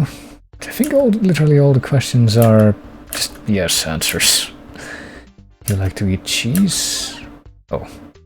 Okay, apparently the answer to that one is no. Our first prize is dog food. Is the answer to this question yes? No. Well, that one seems like a complete trick question, but... Okay.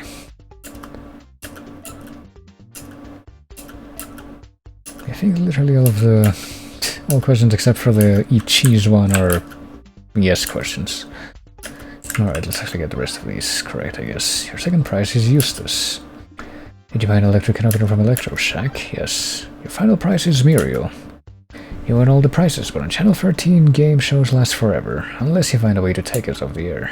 Well, can we actually do anything with the can opera and dog food? Nope. Because the dog food is just there as a way to reuse assets and have something to give you in your inventory for a third price, but... Well, how can we take this off the air? This cable seems very important, so let's just take a knife to it.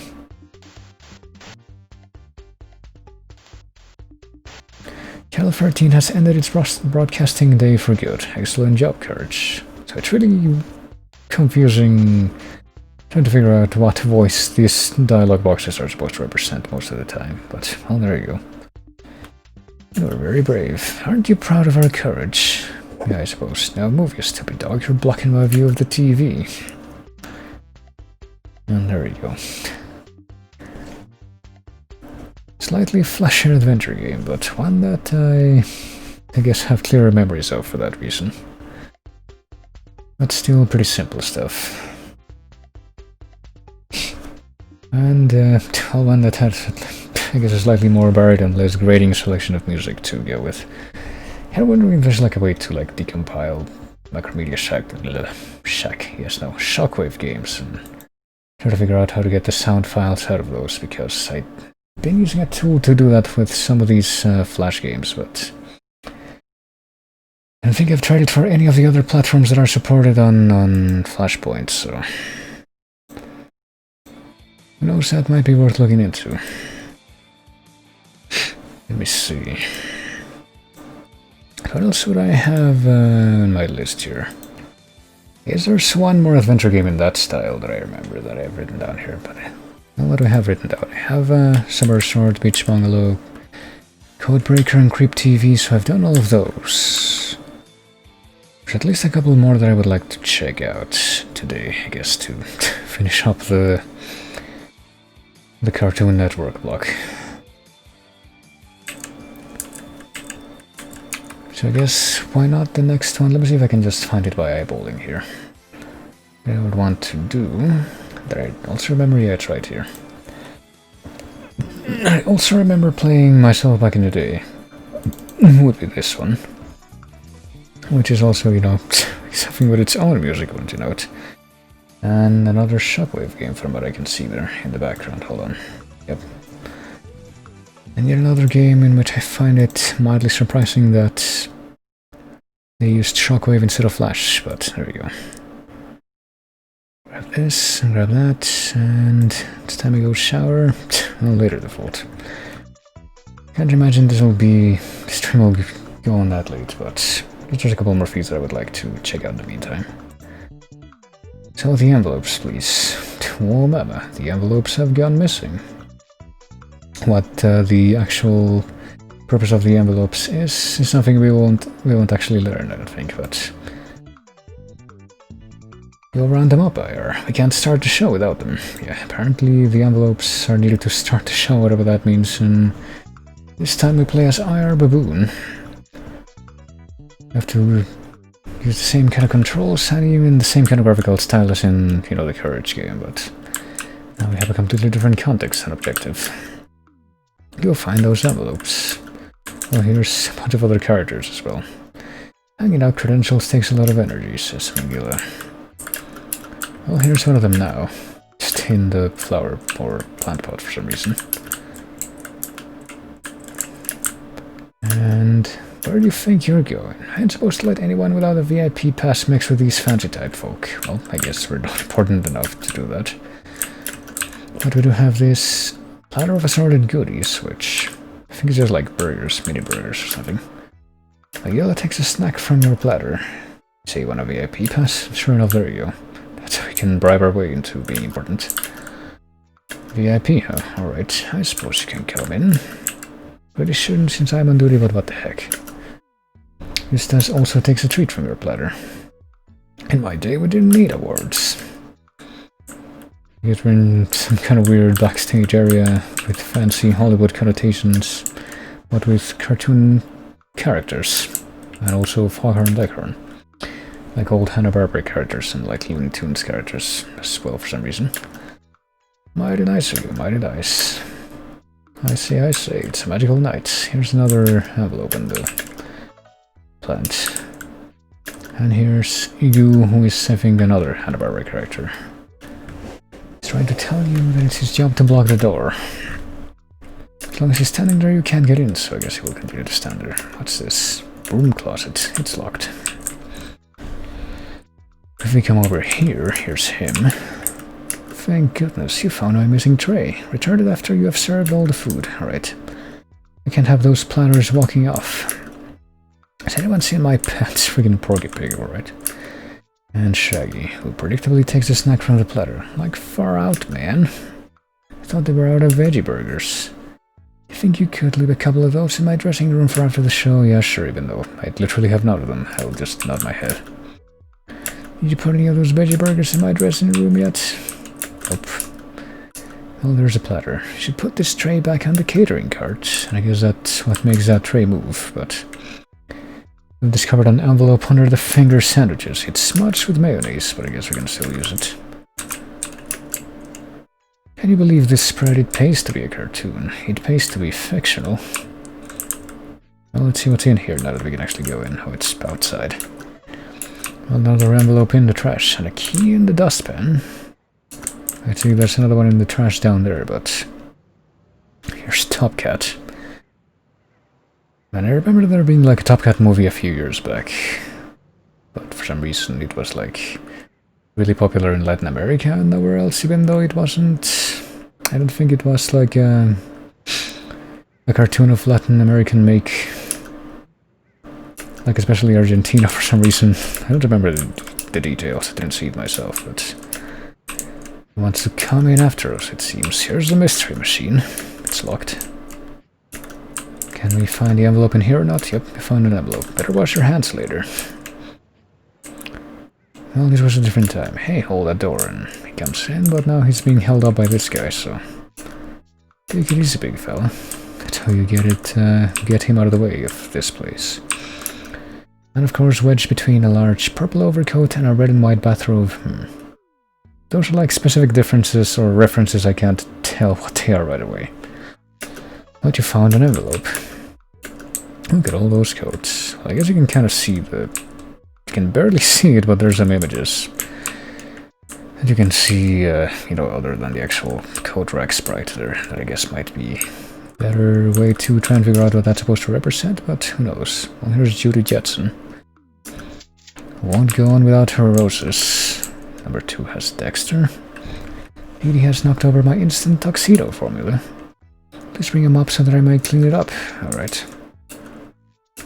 And I guess, oh yeah, one of these dressing rooms is one that we were given the keys to by Shaggy, I think. For some reason there's like pictures of Dexter and Dee Dee, and don't know if those other 2 characters are supposed to be anything, or they're just like generic pictures.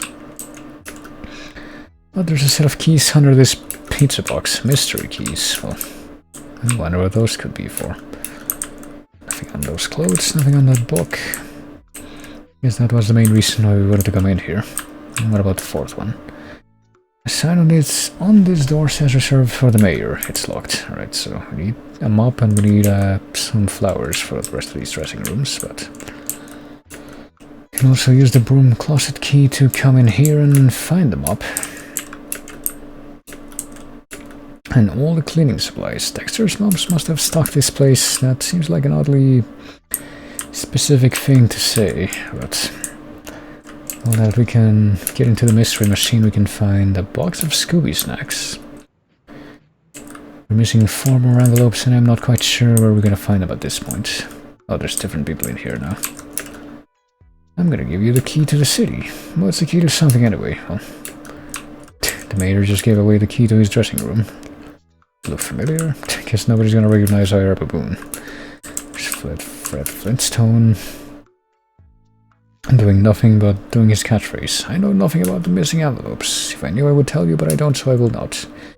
For I have nothing to tell, now that you have asked. Right. That I can believe. So I guess the whole reason of going to that meeting was to get another key, so let's go into this dressing room as well. There's one more envelope. There's a rose. To Miss Bellum, break a leg. I guess we're gonna give them away to somebody else after taking out the dedication tag. Sure.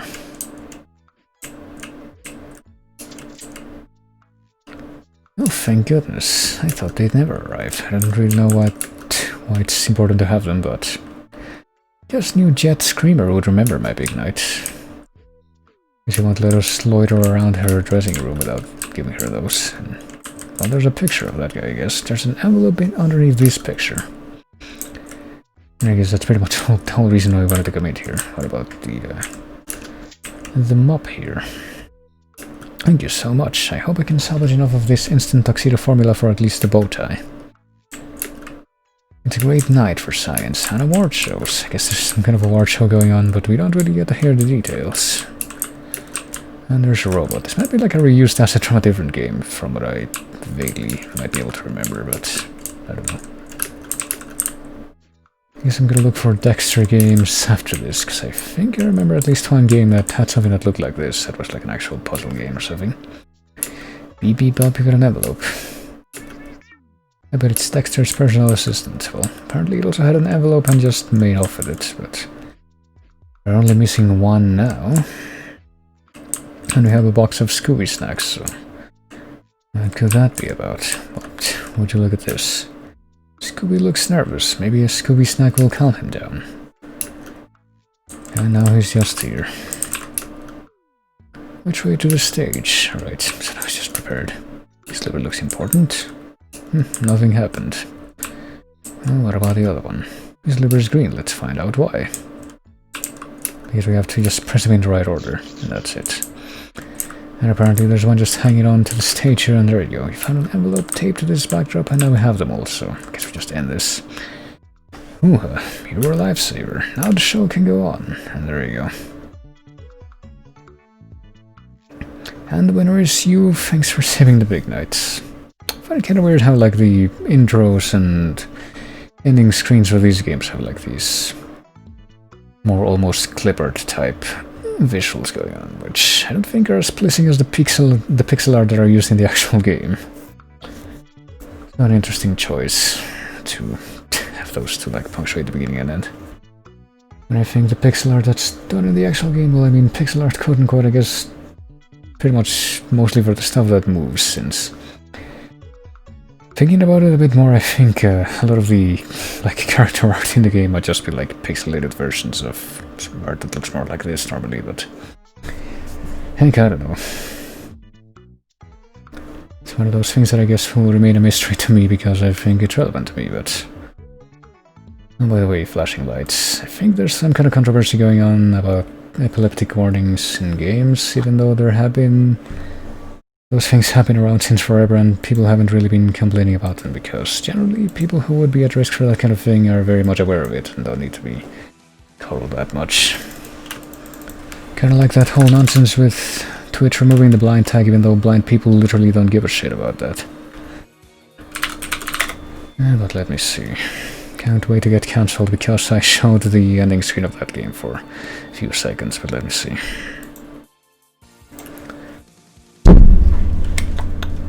So there's some Dexter games, you can see. Let me see, there's one... What is this? Dexter's Robot Rumble... Bubble... I guess I'm gonna look at the actual Shockwave ones first. DD Invasion... Crazy Experiment. There's like a puzzle game...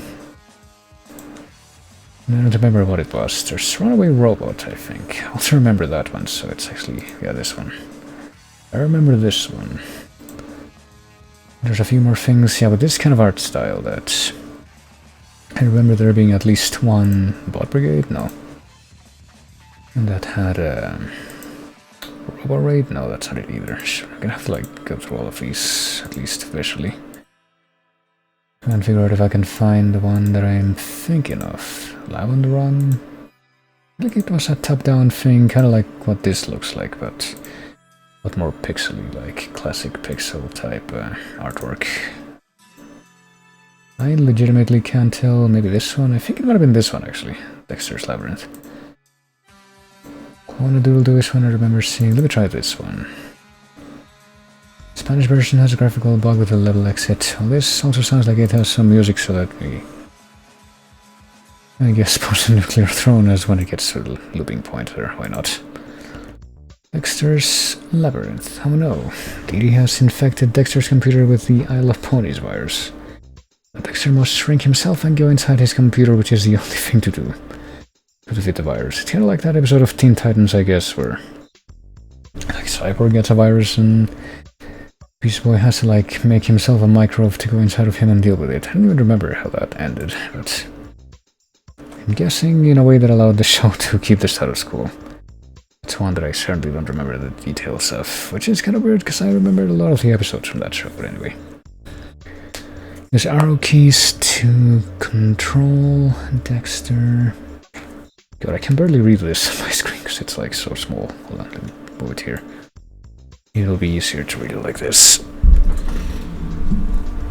Move through maze with arrows. Microchip pick up to unlock exit. Bite pick up 20 for extra life. This sounds like it might just be like a... some kind of weird version of Chip's challenge or something, but... Pick up for a bonus score. Power. Just power. It looks like some kind of Adam artwork, but I guess we can just go with power. Okay, so pick up everything that you see here. What else is there though? R resets level. Floppy, pick up our bonus score. Bolt, meaty, that's the one that I remembered. Looking like the robot sprite in that other game. So this must be the game that I was thinking of after all. Pick up for bonus score, avoid falling bolts. Go to the exit to watch out for the virus. Very smart robot. Blow divides to conquer. I'm guessing these are like, yeah, these are things you need to avoid. Alright, time to start the game. Go back over to this screen and... This is just gonna be Chip's challenge, but in Shockwave with an actual character IP, isn't it? I suspect as much. Get ready for some great keyboard mashing noises. Do we want to grab this? I don't remember. I guess we do.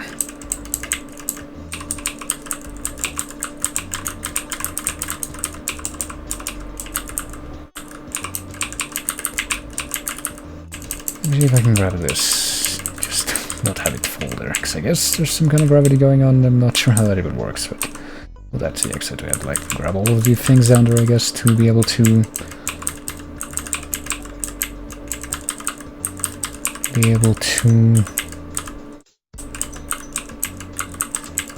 get out of here and not get crushed by the falling bolt. Which follows very weird patterns, I guess, but there you go.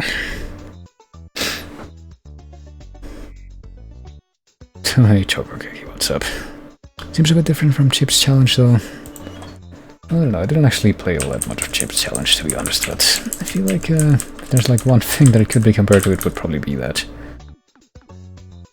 Okay, I'm gonna try this. Crap, I think there might actually be a... I'd actually have to be careful with trying to do this in a certain order to avoid like getting locked out of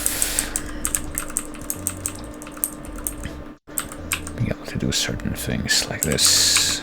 Okay, I can get in here and grab all of these, and now I can... Okay, yeah.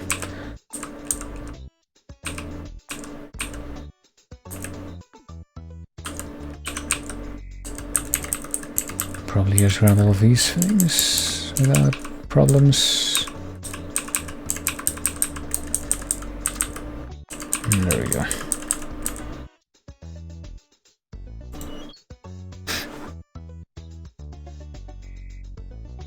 Oh goodness. Oh crap, hold on. Clicked off the window. There we go. I hadn't played CC until recently. I didn't really play a lot of that myself, really, at least. It seemed like, well, what I just said. If there was one thing that it seemed appropriate to compare this kind of gameplay to, it would be that. Okay, so what happens if we do this? We'll actually be able to... Well, maybe actually, hold on. Because I can get in through here.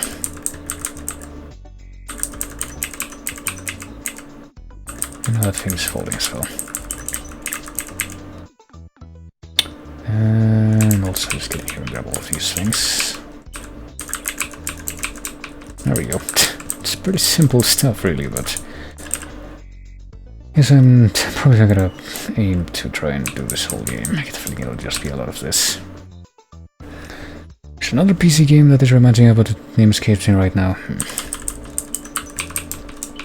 Is that all? Okay, so I guess here we just have to avoid these viruses, I think they were called in the little opening thing.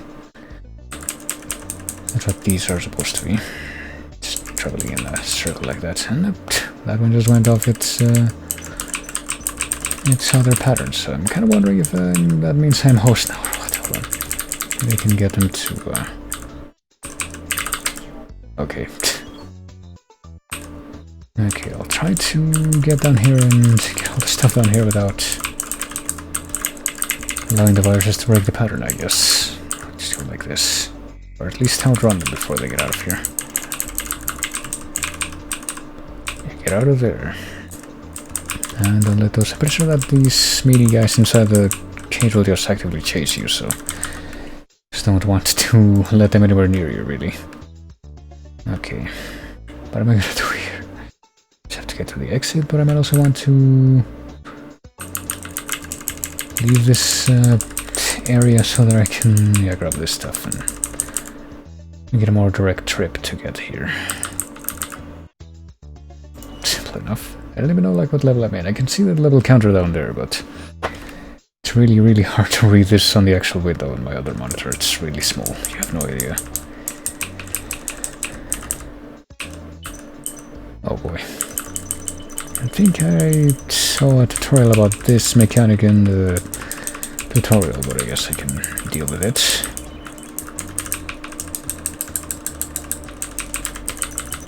Gonna have to press that arrow really quickly, and there you go.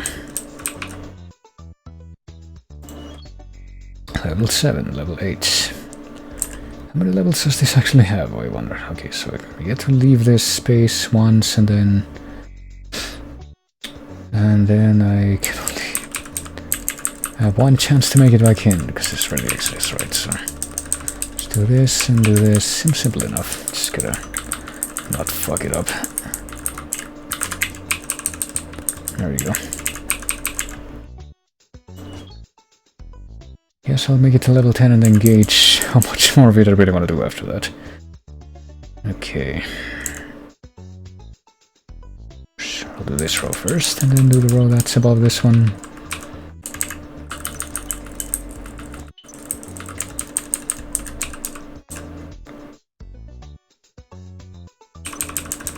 Okay. Go back through, and then go to the bottom and go to the right, and that's it. Oh, I can also just hold down the button, I didn't realize. It makes me go quite a bit faster. Oh boy. I could just go straight to the exit, or I could risk it all for glory. Oh, I can actually... that actually kills the bug. I didn't realize that would do that. That works. It was Rodent's Revenge, so this looks like a mix of both games.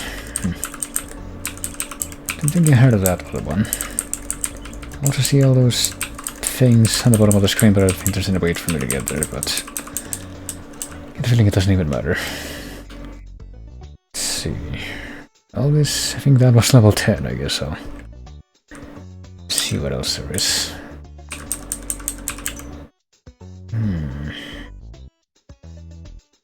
This looks like it would be very, very easy to mess up. Let me see. Yeah.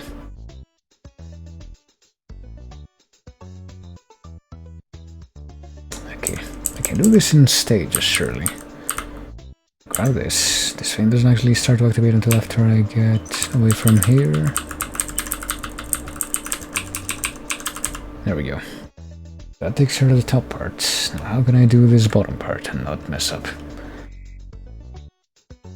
That's a very good question. Let's see.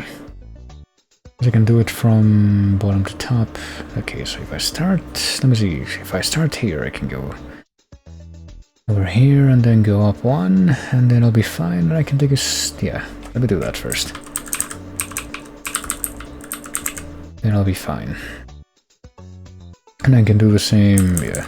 It's actually a lot simpler to do this with on this side. It's just less of a sequence to worry about. Okay. Now what about this though? I don't know if I'm gonna be able to make it up to the... make it past that bolt to grab this stuff. I can, okay. Suppose this makes sense. Oh, fuck. But then that bug decided to come down here for some reason, even though he wasn't doing that before. Let's try that again. I guess I'm gonna try to do this first before messing with the bugs.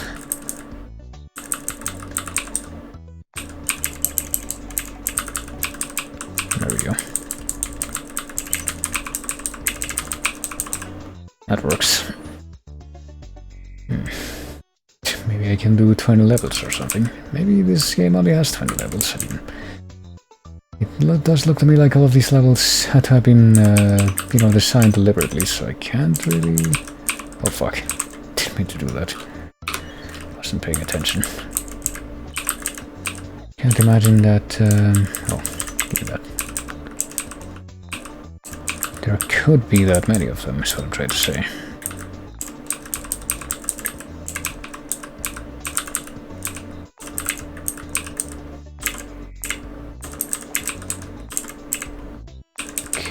Get that, get this out of the way.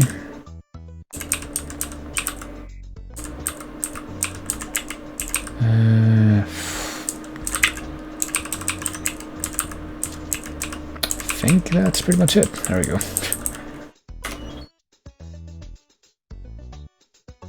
Let's see. I'm actually kind of enjoying this, not gonna lie, but it's a little bit different with every level. Let's see. Like, how am I gonna get the stuff up there? Can I even get the stuff up there? Or, I guess I can make this thing fall and then that opens up the way. Yeah, there we go. Simple enough. And then I have to make it fall further.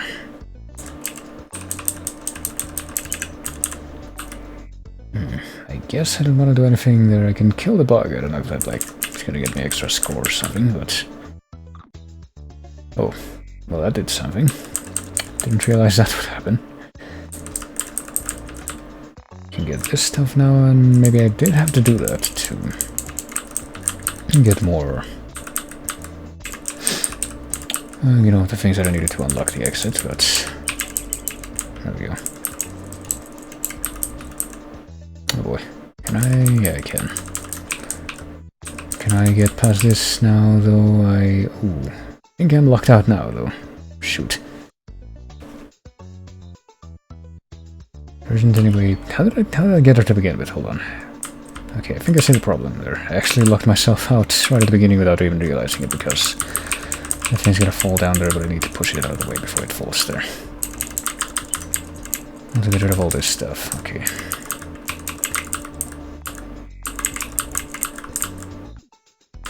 This needs to get out of the way. Okay, it's fine like that.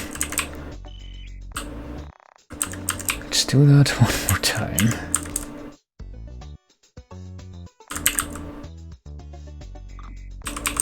Let's have that thing blow up the bug, which blows up the wall for some reason, which I also did not realize that it would do. And grab the rest of this stuff, and then that's it. Okay. It's kind of devious, just trapping you like that at the beginning, and then you don't even realize it until it's almost at the end. Oh boy.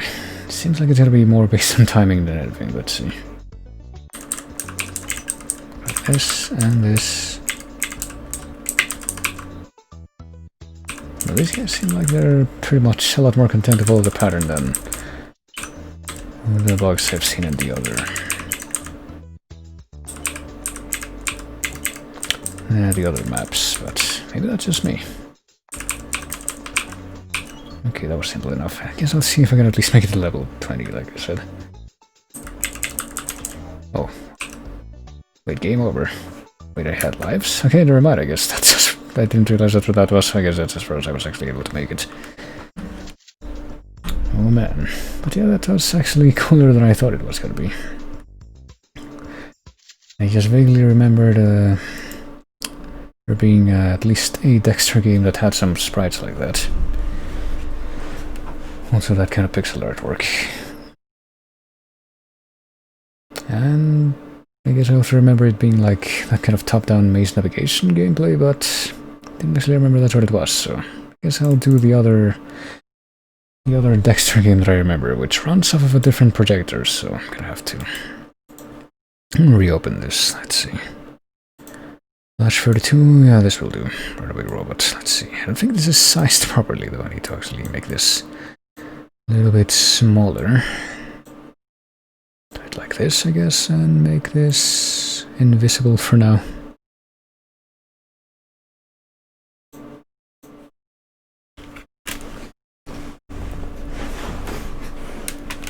This one is just like, yeah.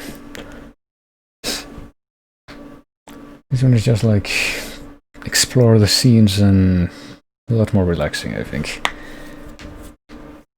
Find stuff. Very simplistic stuff, but hey, this is the kind of stuff that I preferred as a kid, and I guess I still kind of do to a degree. I have an appreciation for stuff that does things this way. Keep an eye out for a battery pack. You will need to recharge the robot and win the game. So we need to look for special pairs of glasses. Basically just, yeah, find all this crap. And find the robot. I think I can actually resize this. Let me see if I can make it any bigger. And have it not screw up. Nope, I can't make it bigger. It just doesn't blow up the image at all. It just makes it harder to...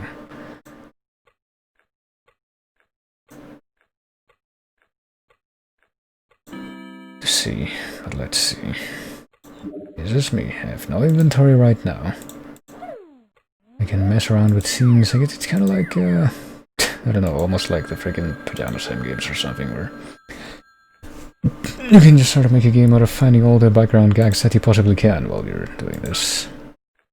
I can go into that room or this room. I think this is Dexter's room. Too dark. You need night vision glasses.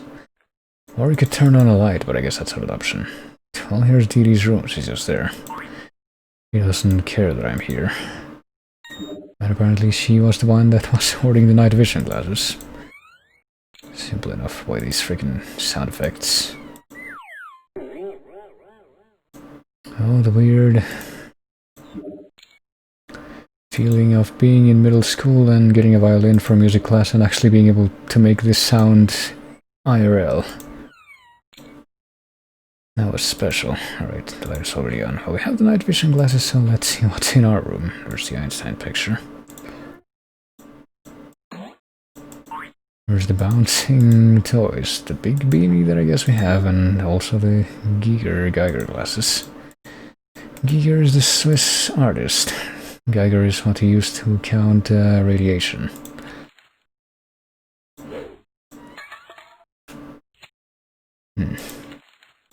So where shall we? Well, the light is now on, so we don't need these anymore.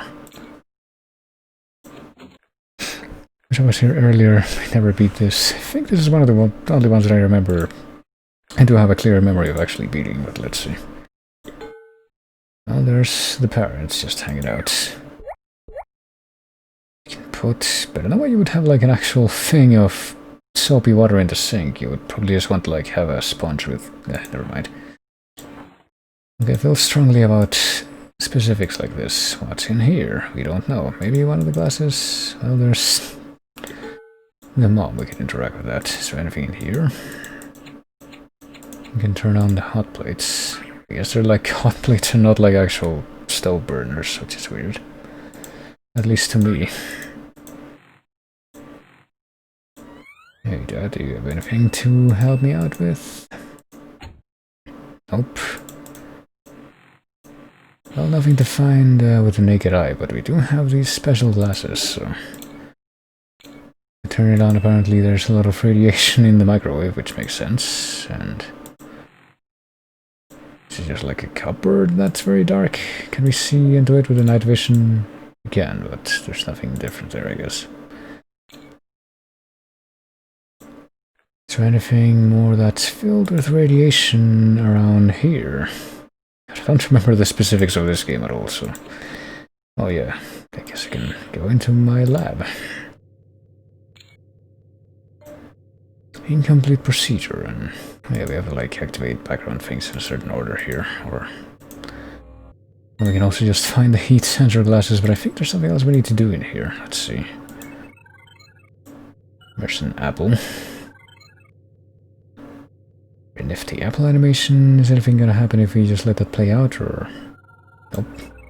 Maybe we need to find an apple to put in there. Let's see. Incomplete procedure still. What about this? Oh, there we go. It's on one side, and then... Now the procedure can actually... proceed, as you might imagine, and produce the X-ray glasses. So we got 2 glasses in one go. I think we need the X-ray glasses to...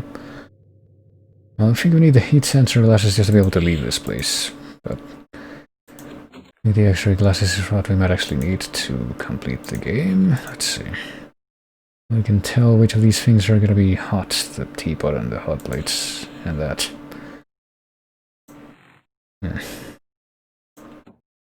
Not there, but... Well, if we have the X-ray glasses, we can see through stuff, kind of. Not a whole lot of stuff. Only the fridge, apparently.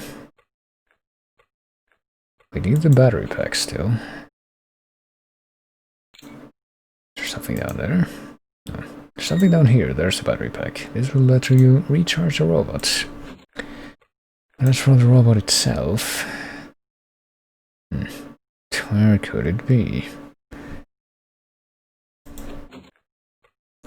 X-ray is such a genius. Why doesn't he have one pair of glasses that does all of this? That's a good point. You kind of have to wonder.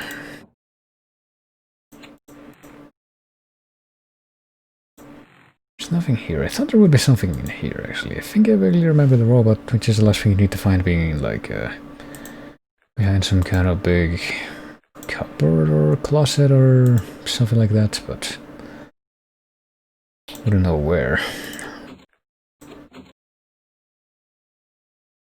I can try going back into the lab.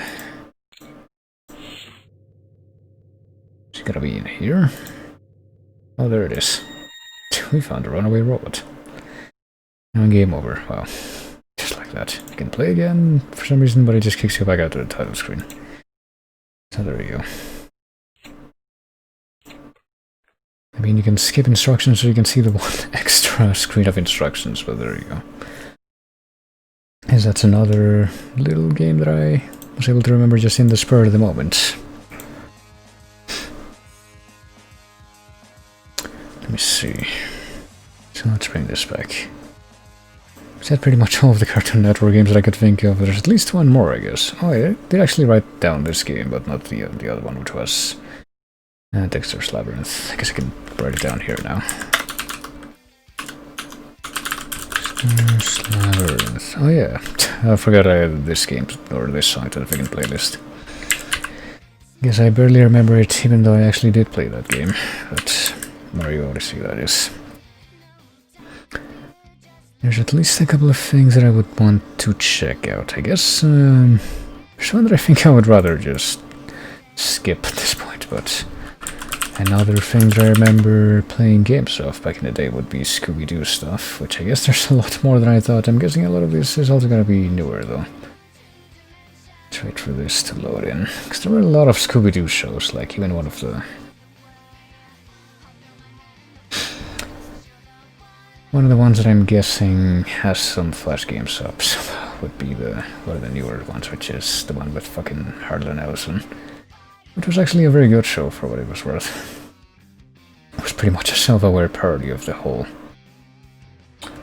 what do you call it? The whole... Well, pretty much everything about Scooby-Doo. Let's see. I'm also seeing some like Scooby-Doo tie-in games for the live-action movies, which I completely forgot about, but I might have to go on an impromptu search for one that I remember playing, which I think might have been just like a joke game and a lead up to a jump scare from what I remember, but well, here's the one that I was thinking of that I have written down, which is another Adventure game duology, I guess, this time. Hold on. Let me switch the capture thing back to the shockwave projector. No? No, that's not it. Well, it says no, but it's not showing me anything there. There's no header for this projector window, so I'm not sure why it's not showing up. Hold on. Flash, yeah, this one. Oh, there it is. Now it works. I guess I was just using the wrong source there. Scooby-Doo and the Hollywood Horror, which I think was also kind of based on one of the actual episodes from the classic show, but definitely don't know it well enough to be able to say for sure, but let me see. I think this one uses a very similar engine to the Summer Resort games from what I remember, and also just looking at the screenshot there from the sample that you can't see anymore, but I can. But I think we're about to just see it in action here.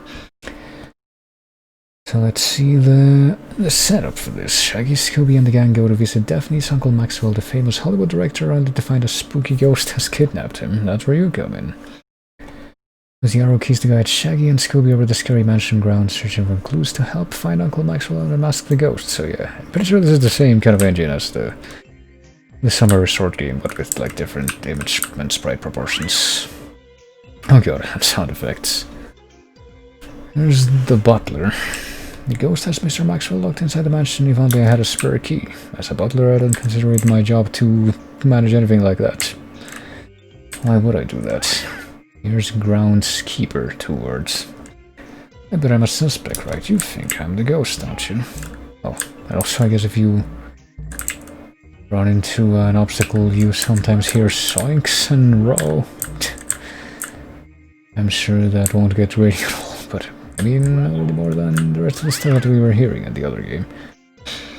I've lost my glasses again. How unexpected.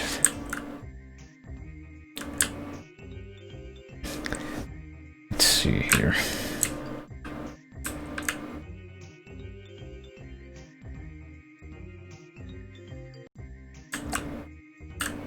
Well, there's some Scooby snacks. I guess we're gonna have to pick up those for whatever reason, but oh god. I just realized that I think this pretty much also does the exact same thing which the Summer Resort games also do, which is play a bunch of, like the music is just a bunch of 5-second samples randomly played in sequence in front of each other, but I think there's literally only 2 of them for this game, whereas there were like 3 or 4 for the other one. So that's different. Well, we're gonna be finding something at the end of this path at least. I guess it's just like a matter of doing busy work and like, wow, we found Velma's glasses. Doing just busy work navigation around this maze to find stuff at the beginning. I think there's that much of this after this, but well, we got this going on now.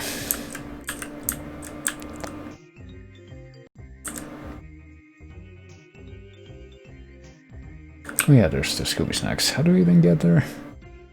We have to approach from the lower right, so basically we can't really get there right now. Oh, this is a dead end. I have to remember like the actual turns that we took to even get in here. We have a thing. Do we have an inventory like in... Well, I press enter, which is a button to bring up the inventory in the other game, and it doesn't seem like it actually does anything in this one.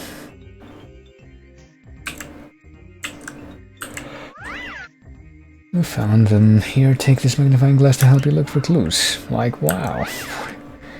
We gotta get to the bottom of this mystery. And at least I guess we have a little bit more character going for us with the actual Shaggy voice clips here, but...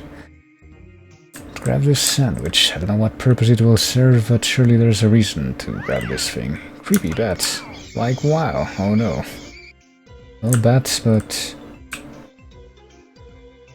It doesn't look like we can actually make contact with them, because they only spawn before we leave the screen, and we can't leave the screen... Boy, that statue. Well, can't leave the screen in by way of a path that will actually lead us through them, so... Surely this will not contain bats. Like, what do you know? Whole box of Scooby snacks. This is one delicious dead end. We might need the Scooby snacks for something, I guess. We got a magnifying glass and a box of Scooby snacks. And now we're approaching the only part of this whole area that we haven't found, well, haven't explored yet, basically. Let's just take down the ghosts. Why is a ghost? Zoinks. And also there's this. I see a trick door in this stump. There's a movie projector inside. That scary ghost is just a film strip. Like, wow. Couldn't have figured that out before, but I guess we also opened up some kind of shortcut back there, which I will be grateful for. Oh boy, to read all of these. Susie O'Brien was eaten by lions. When she took a trip to a zoo, what was her failing? She let go of the railing. Let this be a lesson for you. Well, I mean, someone evidently didn't learn from that when the gorilla incident happened, a few years after that, but on September the 10th, the swimmer was killed. He dove into the pool before it was filled. Was that in the other summer resort game? I thought Mojo Jojo did that, but R.I.P. Yolanda Hanks, born 1948, died 1924. No, we don't know how she did it either. Well, it's would be a good question to raise. Just nothing on this grave. Nope, apparently not. Or this one down here. That might be all the epitaphs that we get here. Unless there's more here. Oh, probably is. Grave says, I may be dead, but I'm also cranky. Get off my grave or I'll give you a spanky. You know, I was watching somebody recently playing King's Quest 7, which also has a section like this. Didn't wash his hands. Now, that's very topical.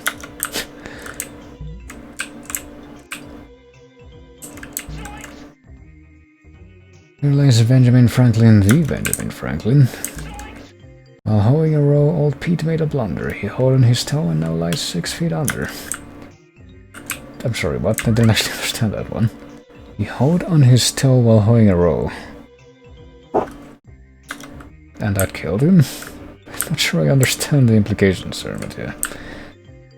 The others are in King's Quest 7, that's basically like this, a graveyard with a bunch of stupid epitaphs and also some warnings saying, hey, watch out because some of these ghosts that are hanging around here might be dangerous. Crushed by a boulder, old Barry Baker would still be alive if only he ran quicker. Barry crushed by a boulder. Could that be a subtle Resident Evil joke? Maybe. Maybe not. Here lies the man who wrote this game's plot, but don't sheathe a tear. He deserved what he got. Well, I'm not gonna try to contest that. Portly Miss Cartley wasn't buried at all. I mean, did he write the game's plot? Because, like I said, I mean, for all I know, this is actually pretty much just like a very vague adaptation of an actual classic Scooby-Doo episode, but I know. Portly Miss Cartley wasn't buried at all. Her body was too big and her casket too small, so probably burned her, right? So. Grape says, what are you looking at? R.I.P. Christopher Tate. Why did he die of? Something he ate. Choked on a sandwich. A horrible fate. Lived to the age of 108. Maybe he was a Buddhist and wanted to die at specifically that age. And then there's a spooky... Yep, I bet that ghost came out of this grave with the footsteps leading away from it. Boy, I need to not be there. Here lies the body of Mr. Hin Hustle Pearly McFurley Tin Whistle O Muscle. That actually is gonna also rhyme, isn't it? O Hansen... No, wait. O Jansen Smith Hansen Jones Murray McMame, who choked on his gum while saying his name. Well, at least it rhymed. Joe Esposito, beat by a mosquito, contracted the plague, and is now finito. That's actually also a scary thought. That might be somewhat topical. Hello gang, I found this scary ghost costume, only it's way too big for the groundskeeper, so that clears our one suspect. Well, that doesn't really lead us anywhere, does it? This mansion sure is creepy. Well, let's check out the, I guess the stuff that's at the other end of this trail of footsteps. Like, wow, this tree is actually a secret passage. No wonder that ghost gets around so easily. Yeah, exactly. Oh, and we came over here. Well, we didn't find anything new, did we? Didn't find a key or I guess the groundskeeper is exonerated now, so you might be happy to hear that. Great, the suit you kids found clears my name. Here you go, kids. Take this extra mansion key, please find Mr. Maxwell. Okay, so he wasn't gonna help us until we cleared his name. Wouldn't helping us help do that to begin with? That doesn't seem like a very wise course of action, but okay. I found the house key. Let's go through the gate and find Mr. Maxwell and that ghost. Right. And of course that's... I think that's the end of part 1, actually. Hooray.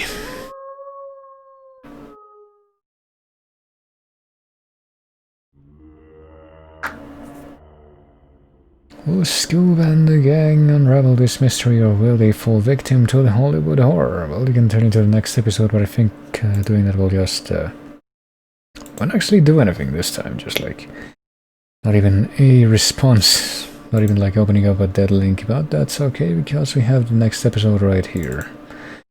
I don't like the other series that we played. This engine, there's only 2 episodes this time, so... the second half. The ghost straight from the Silver Scream has kidnapped Daphne's uncle Maxwell, the famous director. So it's the same kind of thing, but this time we're inside the haunted mansion. This is the part that I remember a bit more clearly, I think. Welcome to Maxwell Manor. Master Maxwell has vanished. Please help find him, but be careful of that dreadful ghost, the Hollywood horror. Oh, he'll surely be hanging out around here somewhere. Hello, kids. I'm the local sheriff. The butler called me to help find Mr. Maxwell. If you find any clues, I'd appreciate it if you brought them to my attention. And let's see. We do not know who we trust right now. I guess we can't go in that door. If we try to go up the stairs here... there's the spooky ghost. Here we go again. It's the ghost. Which of course is just gonna be a barrier right now. We're not gonna tell anyone about the ghost that's right there, but... Mr. Maxwell was sitting in this very room when he disappeared. Mayhaps there's a clue in this room. Maybe the painting... it's almost creepier than that ghost. Maybe the chair? Oh, there's a key. Oh, there you go. It looks like there's something else in the wall there, but I guess we can't actually examine that. We can drag this chair around with us by accident. Kind of unintentionally there, but... maybe with this key we can go in here, but... out of sight. This key fits perfectly. Whatever out of sight means there, but... a book is missing from this shelf. And also, there's a fishing line running from here to the stairs. That ghost isn't a ghost at all, it's just a sheet on a wire. I distinctly remember getting to that part of the game and misreading stairs as stars when I was a kid. I was like, what the heck does that even mean? Where did that come from? But I just was a dumb kid who was bad at English.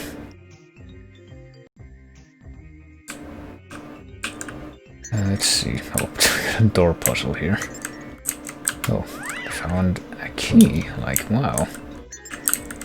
That door leads us just back to the entrance. Somehow. Nobody else that's around questions how we were able to do that. Oh, we just said like, wow, out of nowhere. What if we go in here? What if we go in the far left door? Okay. Oh, we find a banana split. Okay. I guess we just have that with us now. This key works. I didn't even realize there was supposed to be a door there, but okay. Oh, what are these? I think I saw a book like this downstairs, but where? And also... look, Scoob. Photo of Daphne's uncle Maxwell with some creepy looking guy. Wonder what that could be about. How convenient that we were just able to find that. Uh-oh. Alright, let's bring the clue to the sheriff, I guess. See if that does anything. And then go to the secret book place, I guess. What's this? A photo of Mr. Maxwell with Mark Royson. They made films together until they had a falling out. This could be a clue. And that's all he has to say about that. let's bring this book into this bookshelf. It opened a secret passage, like wow. And in here there's a rejected film script written by Mike Royson. This might be a real clue. Well, if we can make our way out of this room after examining the other things. This painting looks like the one we found downstairs in the living room. Something fun is going on here. We need to step away from that painting to begin. Oh, leave. Hey, look what we found. This rejected script is a big clue. According to this note inside, Mr. Maxwell declined to produce any more of Mike Royson's films. I suspect this is why they had a falling out. So, does anyone have any idea where that guy even would be at this point? The rejected guy. Well, here's this spooky painting that we find, but this is a fake. It's covering up a secret door, like, what do you know? And here's somebody. Is this the end? Thanks, kids, for rescuing me. First the ghost kidnapped me, and then he hid me away. Let's go find the police. Well, is that actually the end of the game? Well, there's the ghost. Let's go tell the sheriff. Maybe he can take care of everything, because we already found a missing person. There we go, catch that ghost, even though apparently we refused to do so ourselves. Come with me, kids, let's go find out how this ghost really is. Okay, I guess we just follow him there now.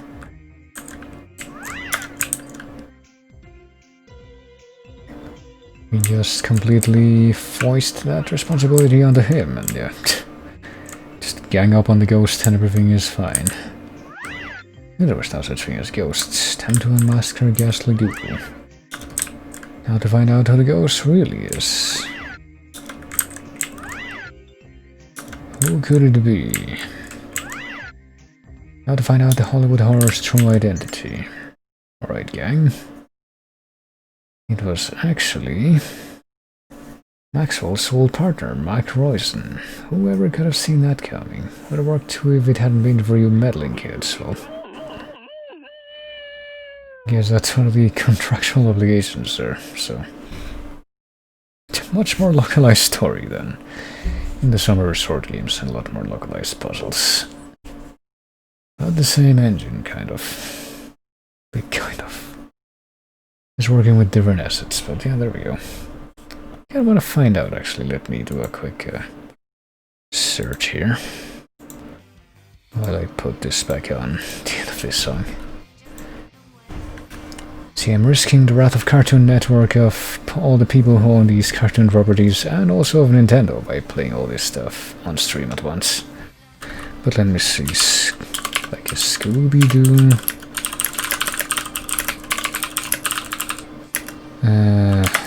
an actual thing, episode.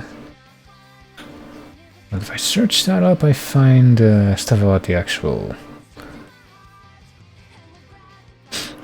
whatchamacallit, the actual game. Or probably pages about the actual games. Let me see. I don't recognize the design of the monster used in that, though. I think it's called Phantom Shadows, yeah.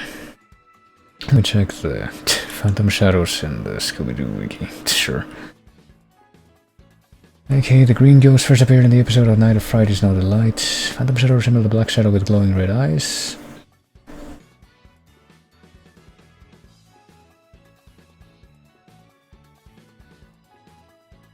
Drive out the heirs and steal the fortune. What about Mac Royson? What if I search Mac Royson in the Scooby-Doo wiki, which is apparently a thing? No results, okay. Okay, so maybe that wasn't actually based off of any specific stories from Scooby-Doo. Even though they reused an actual existing Scooby-Doo villain, which was a Phantom Shadow design, I guess the actual characters and junk were like actually unique to the game. That's kind of surprising.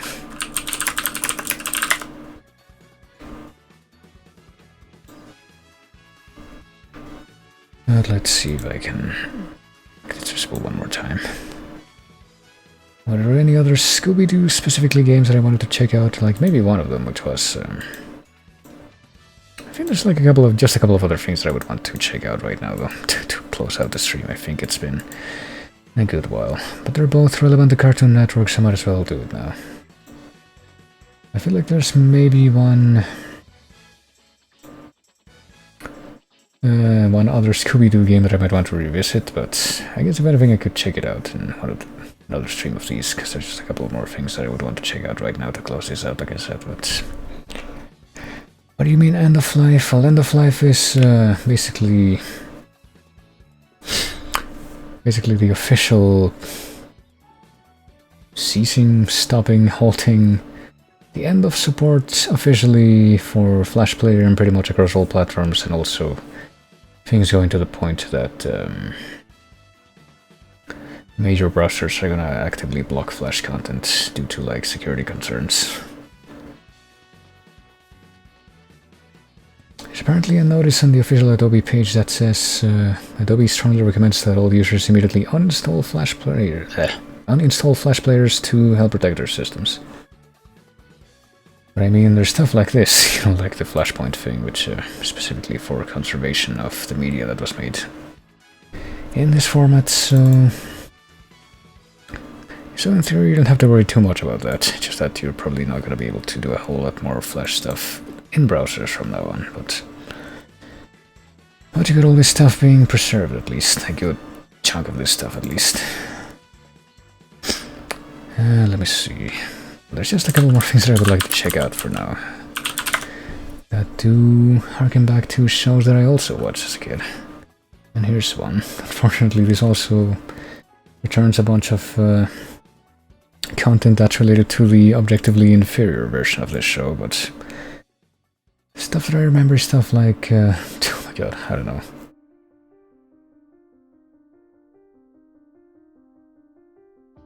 I feel like I searched up this exact thing before and the order of stuff coming up was different. I guess I could check out the, there's one game here that was actually Flash, and I thought it was kind of surprising how it, in spite of being Flash, it was to do with the original series instead of the new one. It was this one. Hold on. I need to switch the capture thing for the projector again. From the Shockwave one to the Flash one. Calling All Titans is one of the ones that I found while searching this up here. Basically, I don't actually remember playing this, but I can tell that it's not the Go designs, at least, which is enough to placate me. Which Silent Hill 2 song is this? Null Moon, alright. That one I don't recognize straight away, unlike the freaking Your Rain one. I can start a new game, not that it matters, but it's an uncommonly relaxing day for the Titans. For once there's no crisis, no major disaster, no legions of goons to battle through, no supervillain to stop. The biggest battle is for who cleans the dishes, fastest race is for the last slice of pizza. But then all of a sudden, as if on cue, the crisis erupts. A major disaster, a legion of goons to battle, and no less than 5 supervillains to stop. I don't think I'm gonna beat this game just because of how it proceeds, as you'll see. All in a day's work for the Titans, but it won't be easy. The skills of the entire team will be required to set things right. It's not a particularly impressive game. I think I'm pretty much just gonna try to demo it, so just like the character, but, well, anyone who knows Teen Titans knows that there's really only one choice. So we can go in the tower. I don't think there's anything to really do in the tower other than like check your progress from what I'm barely able to tell of this game. I think you can see how there's apparently 900 pizza slices to collect there. And also I think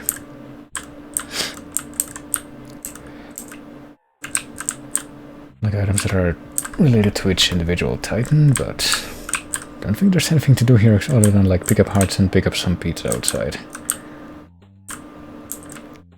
There's this oddly droning music that goes along with this.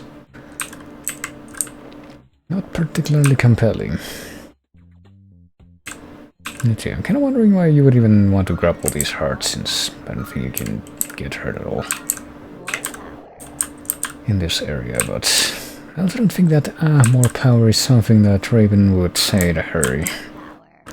Certainly not the version of her that's from this show.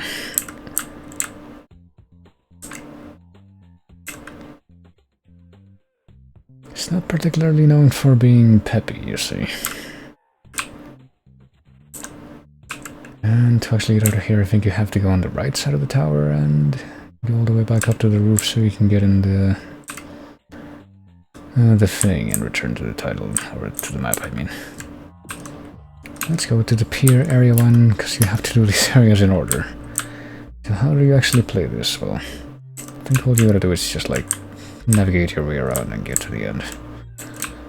Touch the exit, and that's pretty much it. There's also enemies, but typically it's not worth it to mess with them, because you have to do these like minigames to be able to destroy them, which seems kind of simple at first. Apparently all the ones that I'm getting right now are just press these 3 keys in sequence, but pretty sure that's not gonna stay that way forever. And then there's these guys who have like way more involved minigames to deal with. You'll see here. Use your arrow keys to turn the sub.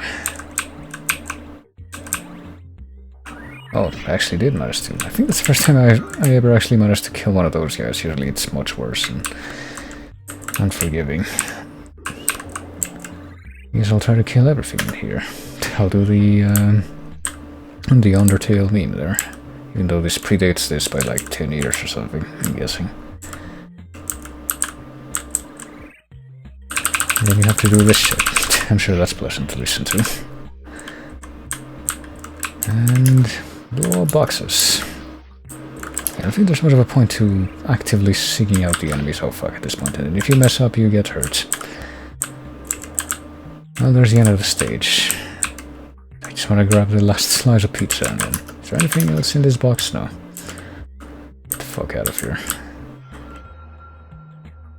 Can I do the second level in this sequence? I'm guessing that might be an oh, I still have like only have a heart for my second heart. That's not great.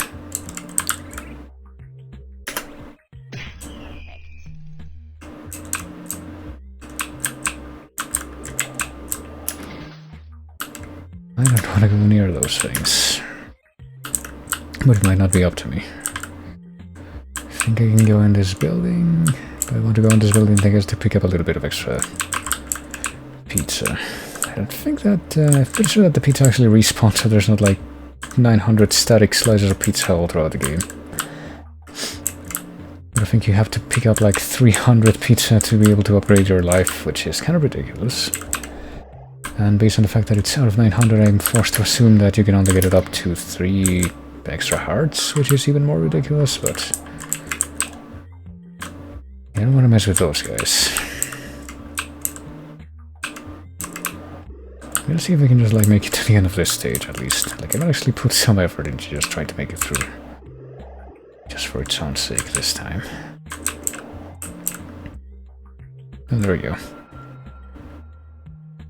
Well, that's another level exit right there. You can make it through area 3. I think that you're actually barred from progressing in some of these areas just because there's like a... I think there's like metallic boxes that you need to somehow team up with the other characters to be able to... Fucking Christ. There. To be able to get out of your way.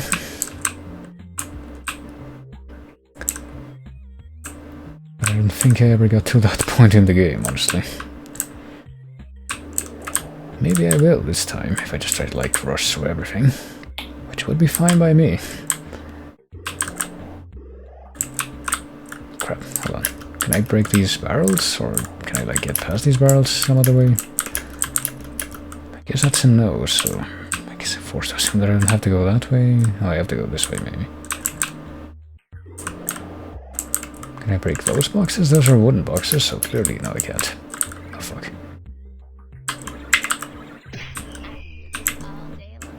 Can I go through here? God, yeah. These phrases aren't really fitting for Raven, I can tell you that much. Oh crap. There's a hole in the ground here for no reason, but I guess it doesn't affect us. Yeah, look at all these pits. Look at all this inability for me to maintain a consistent way to pronounce things, because I feel like I'm getting a bit more tired, so I'll be doing a couple more things after this for today. Oh crap.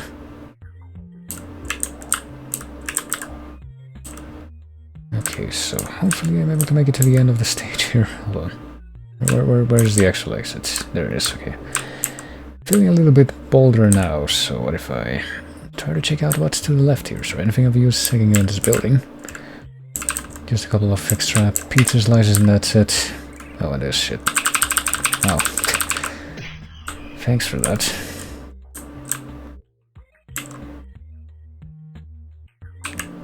Maybe we can actually make it to the end of the piers area.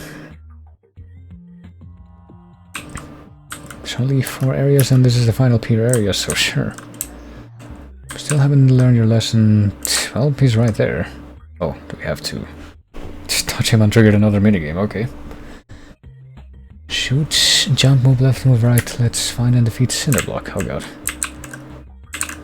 Is that him? No, that's like a random goon slave bot.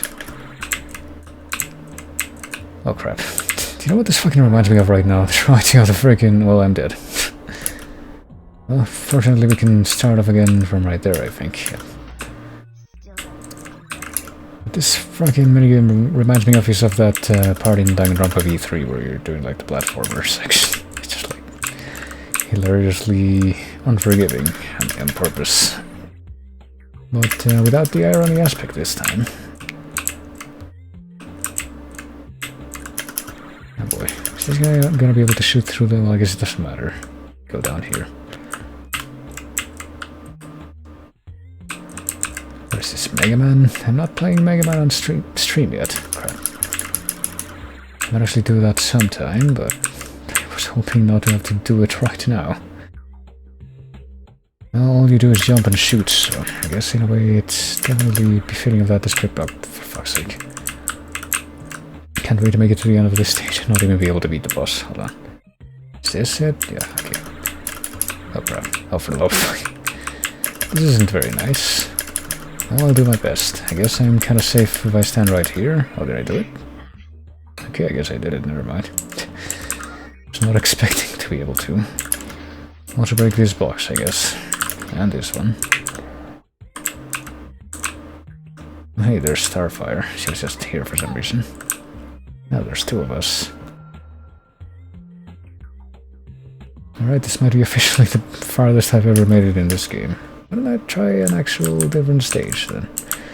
Why the fuck not? I feel emboldened. I no longer feel emboldened.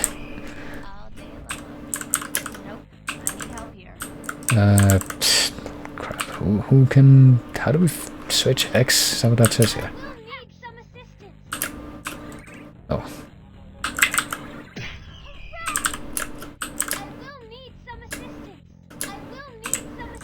Well, apparently there's 2 of us, but apparently we still need more help.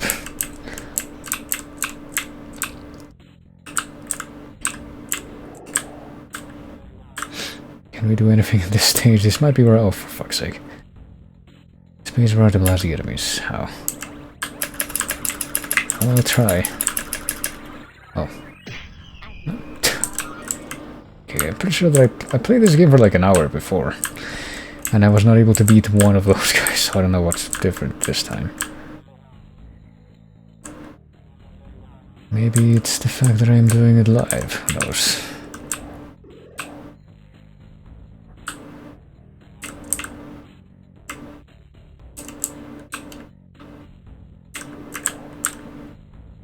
I'm still very reluctant to approach them.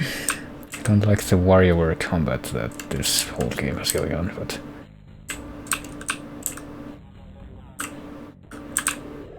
I can at least break this box, right? Yeah. Oh fuck, can I go in here? Yes I can, alright. Oh, is that the end of the stage? Alright, this might actually be doable then.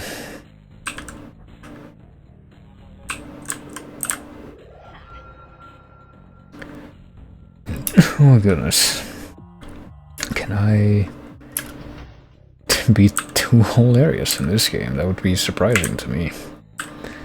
I was definitely not expecting to even be able to beat a single area. But hey, if I can at least try, then sure, I guess. Oh boy, here we go. Find the bomb. Oh, fuck. I didn't find it. Yeah, there we go. That's a lot more in line with what I come to expect from coming near these guys. Oh boy. Oh fuck, oh shit, oh cock. Okay, there we go.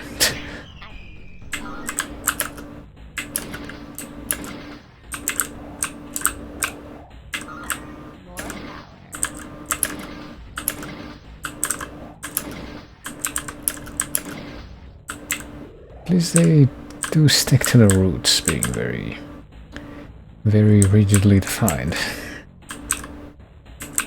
If we can just avoid them.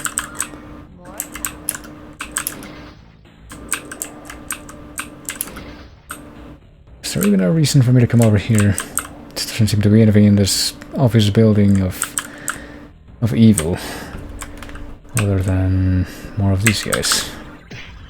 Oh crap, 2 in a row or whatever, at least it's the easy one. I guess I have to go this way to make progress.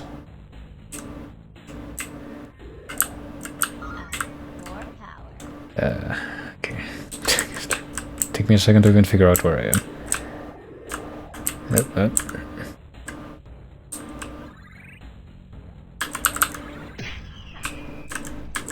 Guess I can go in the elevator as well, yeah. Please tell me that I'm close to the end of this. Oh yeah, okay, there it is. Okay, surely these guys won't be able to destroy me. I can do this for about 20 minutes at a time.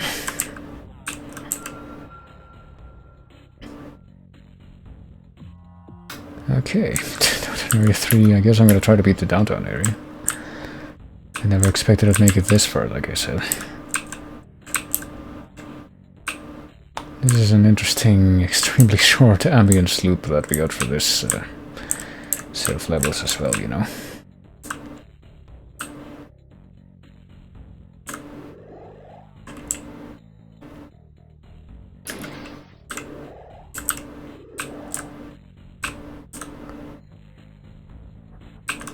I thought I could walk through these wires, but I guess not. I think I walked through at least one of them in like the first level of this zone. Oh boy, what is this? Oh. I don't think I remember finding a switch like that at any other point, but I guess now I can walk through. I'll just try to make a beeline for what looks like it's gonna be the most logical path to follow. See, there's the exit. Is there anything else in this room that I would care about? No. Let's go. Goodness. Alright, area 4. This might just be the boss fights. I don't even know who will be the boss for this area. Like, who are these little eyeball robots? This guy? This guy didn't have minions in the show, it was just like a dude. If anything, he was the minion for others sometimes. Oh boy. Is this gonna be the same kind of stage as... Yes, of course it is. As the previous boss confrontation, right. I'll just go this way. Just going to have... I'm just going to assume that I have to make it to... Oh fuck. The bottom of the map. Maybe not. If there's no arrows, I'm not gonna take the risk of jumping down there. Where are we going?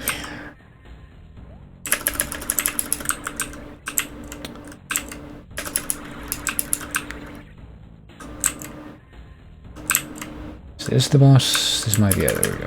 Is he gonna be the same shit? Yep. Exactly the same kind of thing that you gotta do in this confrontation as with the other guy. Hopefully we can spam him just as hard and end this promptly. There we go. I beat 2 areas of this. Okay, we'll have 3 dudes to deal with now. To work with, I mean. So what happens if I try to go back to the first area and go down to the playset as like a big metal block? I'm actually able to deal with that now, or... Fuck.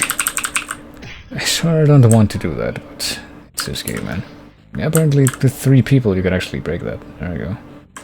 Well, what's in here? Is there anything that's actually objectively good? No, just like a little bit more of this and that's it. That doesn't feel like it's worth it.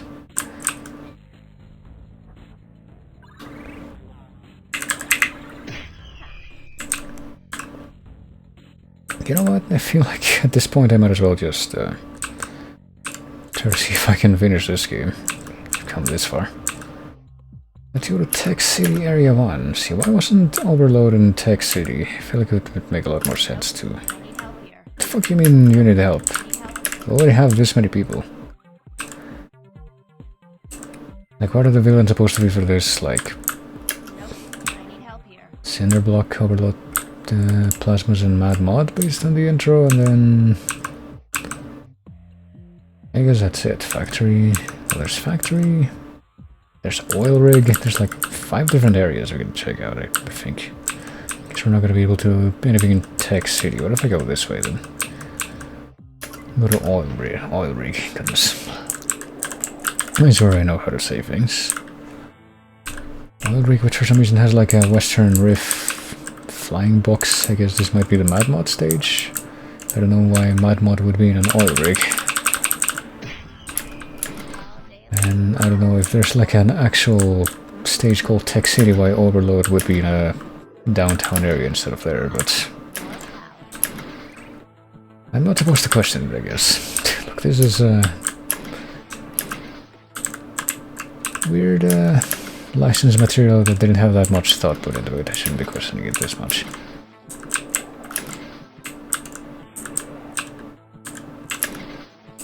Alright, come on. Just get to the end of this. I believe I can do it. I believe I can at least try. Oh fuck. I'm getting a lot more, there's a lot more life that I have to work with now, so I suspect that's gonna help.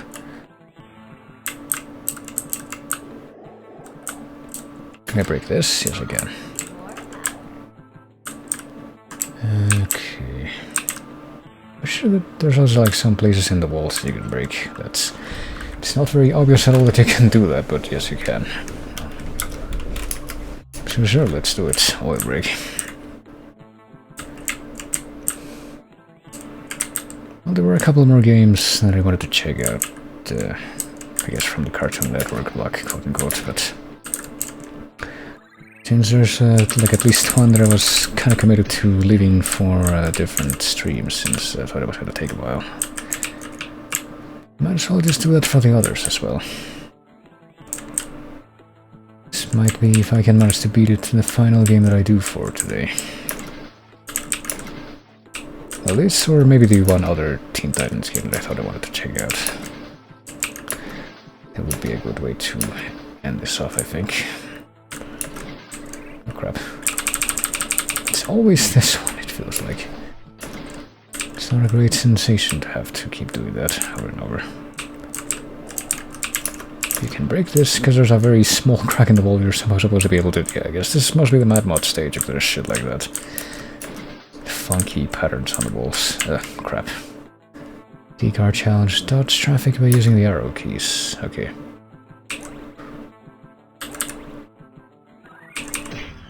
Holy crap, okay. Actually somehow able to deal with these guys a lot better this time. Like, I'm pretty sure that I've still got my ass kicked by some of them, but... not every single one, at least. Oh crap, hold on. Can we just activate all of these? Which of these will actually lead to where I want to bother to go?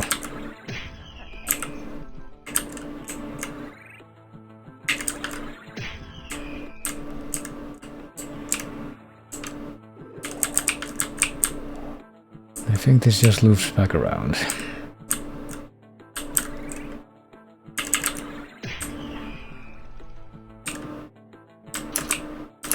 I think that the one on the left there is the one that we're supposed to take to get to the end. I think this is one of the stages I was actually able to beat when I played this before. Oh boy. No, Windows, I'm not gonna update you right now, fuck off.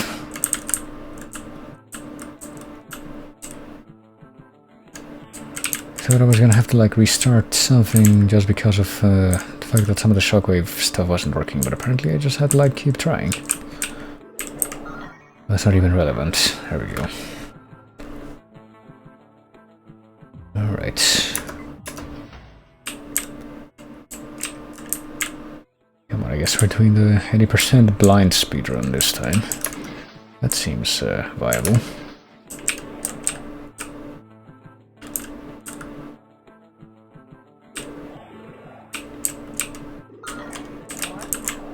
Ah. Grab the chip. Oh crap. Yeah, I remember this. And I was never able to get that one. I got that one multiple times my first time playing this game. Oh fucking Christ. It's gonna be the same. Of course it's gonna be the same. Hold on. Oh crap, I actually got it that time. In like my 5th attempt ever. I got some kind of indication from that. Oh. Of course it's this, come on. Yeah.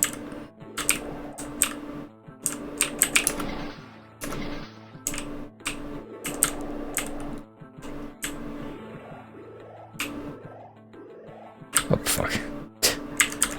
That's a nice welcome. Oh, and I need these 2 hearts, so that's nice as well. How many? Okay, I guess I got an extra heart container, I guess you could call it. I'm picking up the 300 pizzas now, but I guess I won't be getting that much more. Just from like actually...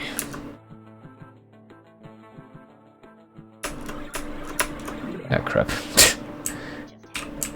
Yeah, me neither, but here we are.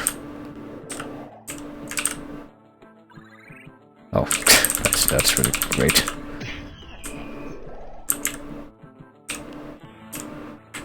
Well, there's the exit. I would be very happy to just go there, but I guess I'm gonna have to get through some things just to be able to do that. Alright, fine. There, level complete. Let's go to Ulrich Area 4 and I guess confirm our boss confrontation here. Can we at least get like this 1 extra heart that we're missing before we do that? Yeah, there's a heart, okay. But where's the boss? I don't see the boss.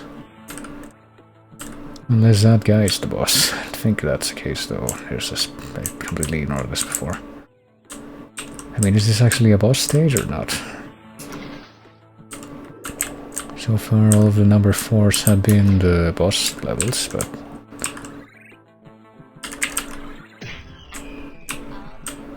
maybe this is gonna be the deviation for no reason. Well, there's the paintings. And all this fluff, just to confirm it. Just doing this psychedelic domino checkerboard pattern palace place, but in an oil rig for some reason.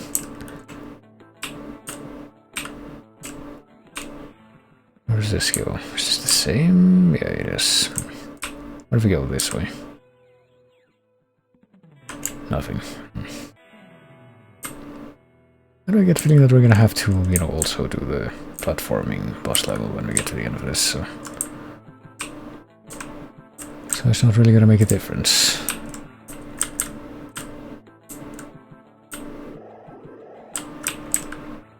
Let's go to the... okay.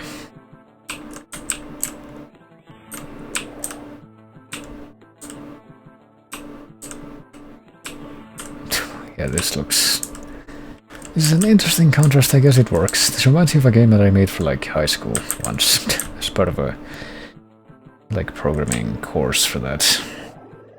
I just did like a very short adventure game in Game Maker. Oh crap. Let's see if I can actually pull it off this time. Just spam it really. Okay, there.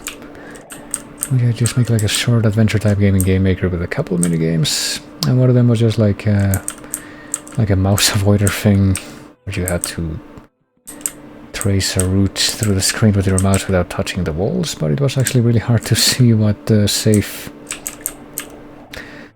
place to stay in was, because I just used like 2 rock textures that were hard to tell apart. That's what that reminded me of. Oh, there he is.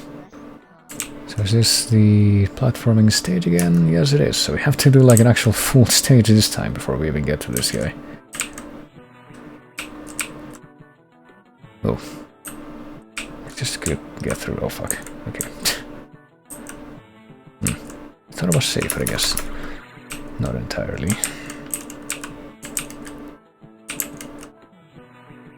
Yep. Oh, fuck. And here I was hoping to be able to cheese that. Is this the boss area? No, not yet. Fuck. Come on. However, at least it's safe to stand there. Nope. Nope. Okay.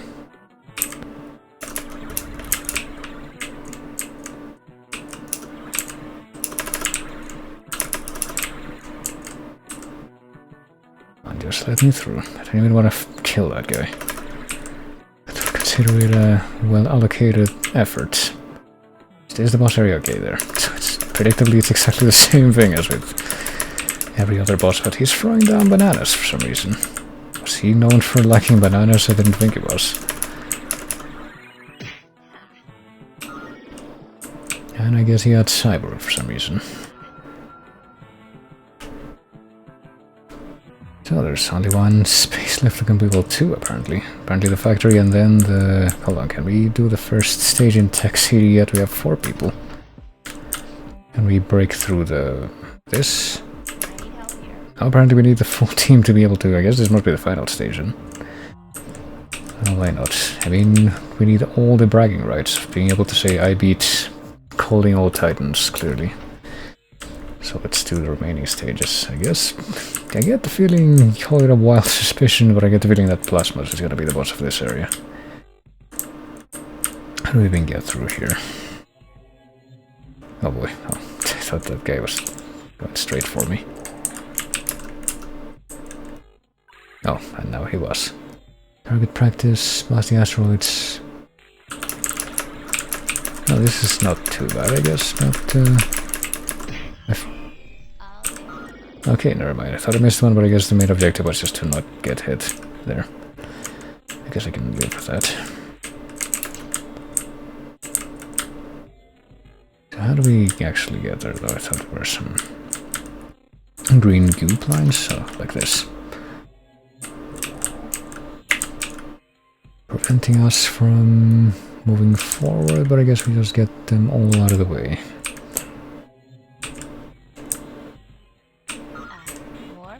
Oh, I was missing more than one. Sure, I can live with this.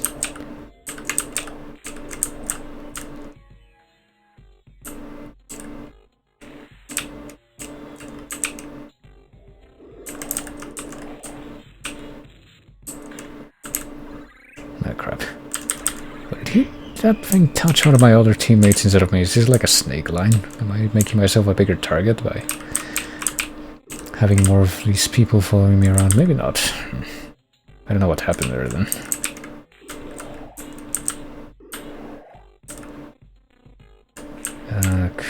Okay, I think we might... yeah, there we go. Just get me out of here. Just go. Come on. We haven't got all day. In fact, we've only got 3 more minutes, even if we said that we had all day. We only have 3 more minutes left. I don't think we're gonna beat this game in 3 minutes. But I believe.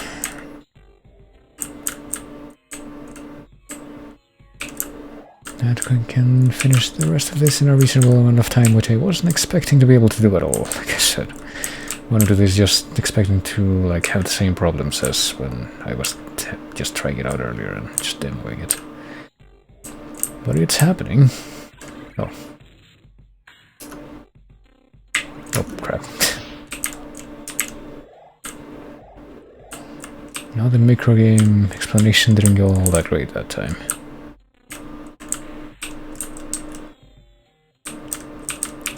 Okay, well, where do we go now? Feels like I need to deactivate something. Oh. Just to be able to make him move. And apparently that didn't open up whatever was over on the left. Must have been something here. There we go. Yeah, but that did the other thing.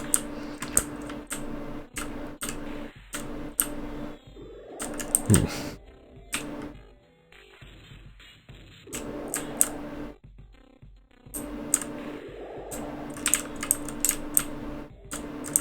Just go in here. Check this out.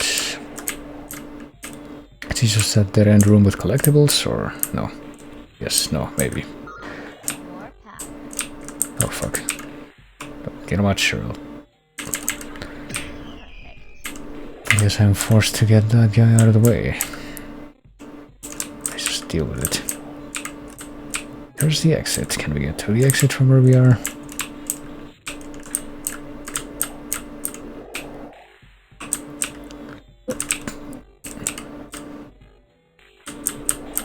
Oh yeah, there we go. This also kind of reminds me of this, just walking around the room in this kind of convoluted and necessary sequence. Reminds me of RPG Maker stuff as well, but definitely not to the same degree as, say, the, you know, the stuff on the summer resort game. Can we break this? Nope. Can we break these? Yes, we can. I mean, we're only missing one team member now, so this has to be the place that we have to go. It's gonna be Beast Boy. Is he the one that's missing? Yeah.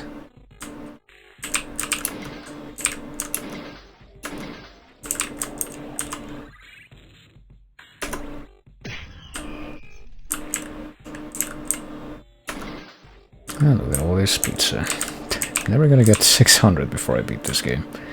Not the pace that I'm going, but... I mean, not that it really matters.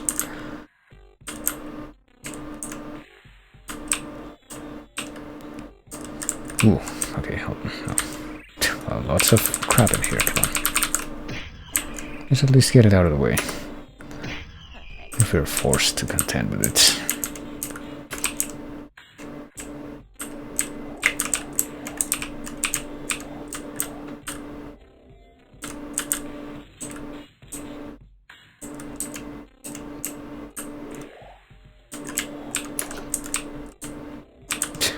Nice. You know, getting past that guy without actually touching him looked like it was gonna be a bit more obnoxious, but in the end, I guess it all works out, if you believe.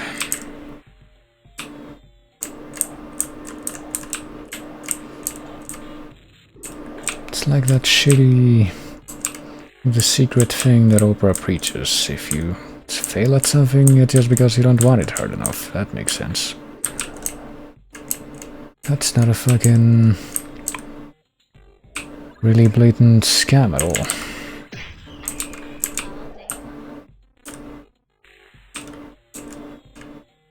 Okay, here we are. Are we up to the final stage here? What was this area called again? Factory, alright.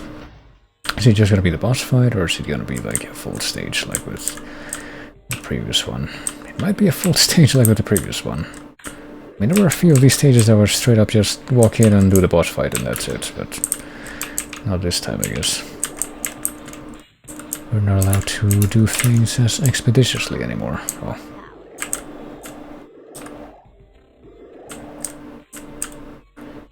Oh, okay. Well, we're almost to 500 pizza, but not enough to give us yet another heart upgrade, I don't think. Well, at least it looks like we did get more heart upgrades just from like getting the other teammates or finishing more stages. I'm not sure where those came from, but I mean, we only had 2 hearts at the beginning of this, so the rest of those had to come from somewhere. Oh boy. Okay, this one is at least doable.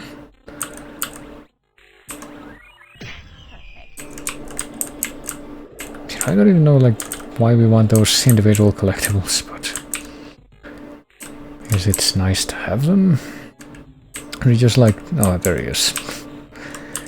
It's like, are they just like trophies for showing that we killed those robot ninja guys? Well, guess not. Maybe there's like an actual purpose, but maybe the game actually mentioned it at some point, but I sure don't remember. Okay, come on. See, it's also kind of a wires crossing thing, because I'm pretty sure that in this version of the minigame, the key to jump is up, but if you get the other version of the minigame where you just have to like jump across the gaps, the key to jump is space instead, whereas in this one you use space to spam your projectile shots. I don't know why they would design it like this, but you know, here we are.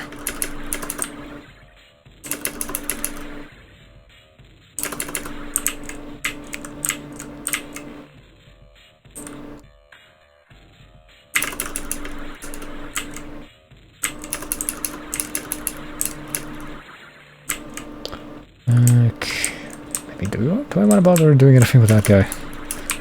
So just, well, I was gonna say try to kill him and then dodge, but looks like that was also not an option.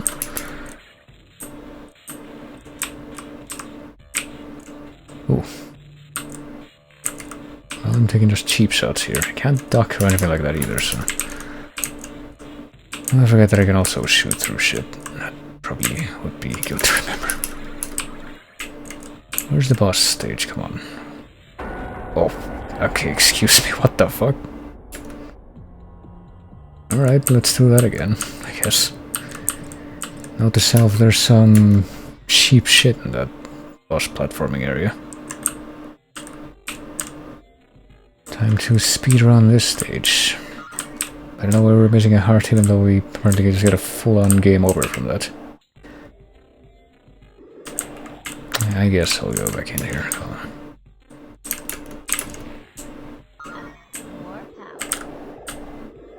I guess we can actually get to 600 this way now that it's gonna matter if there's like instant death pits in those stages. Alright, where's the exit? I have to go this way. We have to get all this pizza. It's a contractual obligation.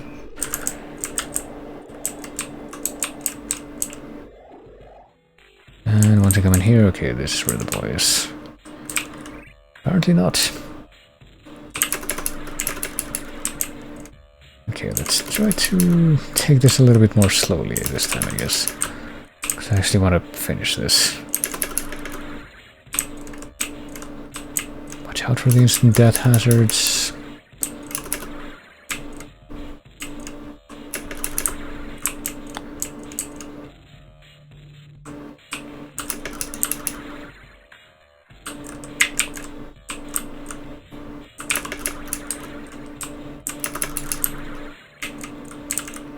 Or at least what I assume to be the instant death hazards. Probably very reasonably so. Come on. So apparently if I can just walk where those guys are and not get hurt, so that's nice to know.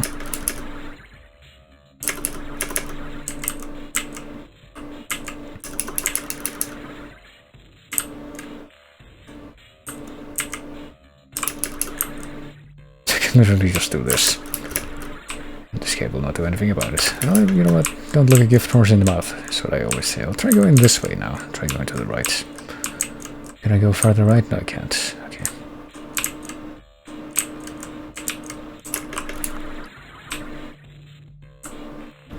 Maybe that's the mistake that I made last time. Okay.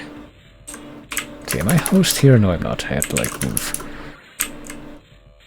Okay, so it's literally right next to the actual boss area, but just screwed me over by having that instant death trap, but place where you drop. That's great. Well, here's this fucker. Hold on.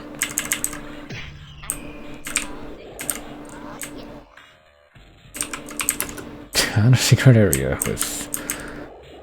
There's enough pizza to get another... It might be. Let's see. Yeah.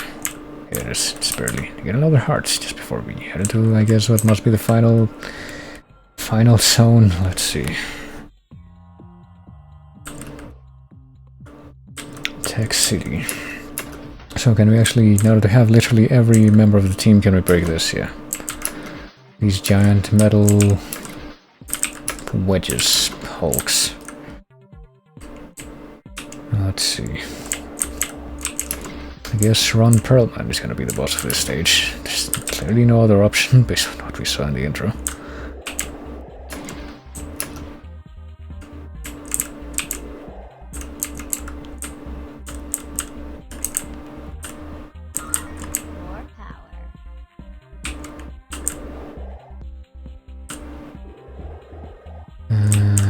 Okay, I guess we're gonna have to open that up.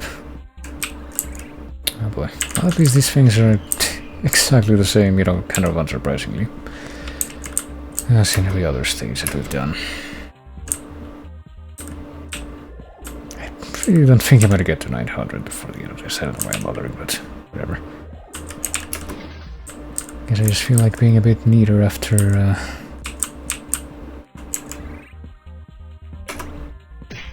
some of the stuff that I had to deal with that boss stage. Better maximize my chances however I can.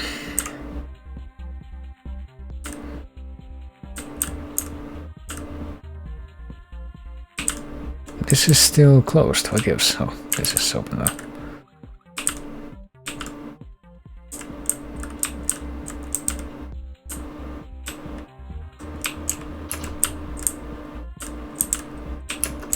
Can't break that. What if we go on top of this thing? There's more pizza here.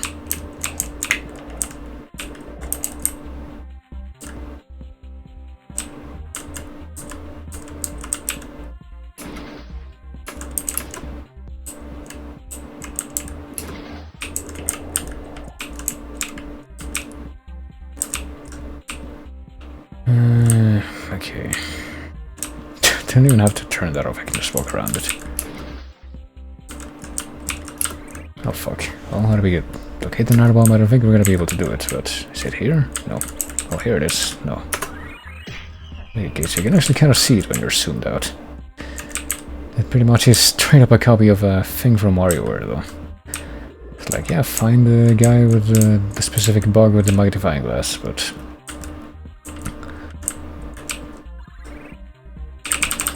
I did not miss this. But I guess I do what I must at this point. We're this close to the end of this stupid game, so... why not? Still haven't... isn't that... oh, okay. What the fuck? That guy's in here as well? The fusion of those three guys. I was gonna say, still haven't learned your lesson is typically what he says at the start of a boss stage, but... guess that must be what this is. It's kind of weird, because I think there was like a beat-em-up game for like... the GameCube generation of Teen Titans that... for some reason also used this big fusion monster. From Season 2. Turnian. As the... well, as a boss.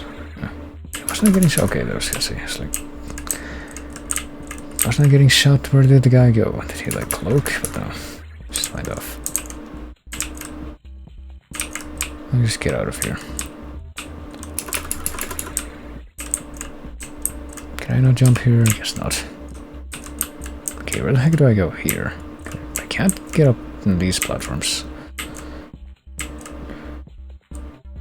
I'll just get out of here this way.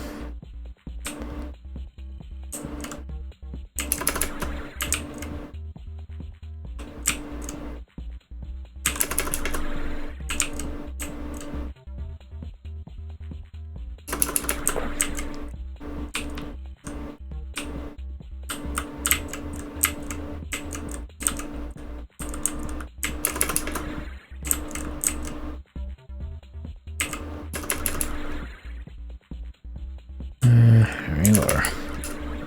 You can just walk past these guys, you just do that. Come on now, where's the big boss confrontation? I'd rather not Mega Man myself out here.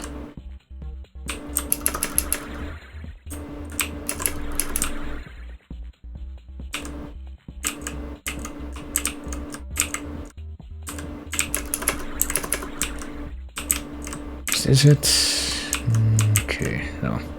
Is it? Here we go.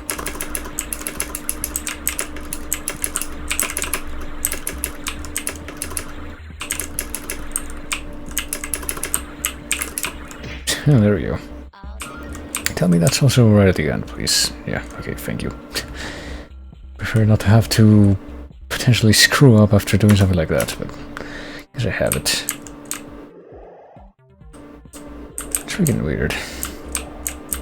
You know, it's a little bit... How do I phrase this? It's like one of those details that I feel like I'm somehow bound to remember. The fact that even though that guy, fucking fusion monster Turnian, was only... I think in one episode out of the entire series, actually. It was in season 2. He only showed up once, and yet he also got made into an actual boss character, not only in that beat-em-up game, but also in this. Seems like an odd fixation, but... Oh boy, here we go. Oh, there's no way this is gonna work. I remember trying this and it not working at all. Yep. I have no idea how that's supposed to work. There's like a right way to do it.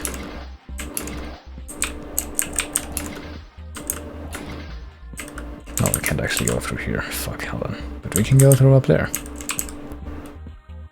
Maybe.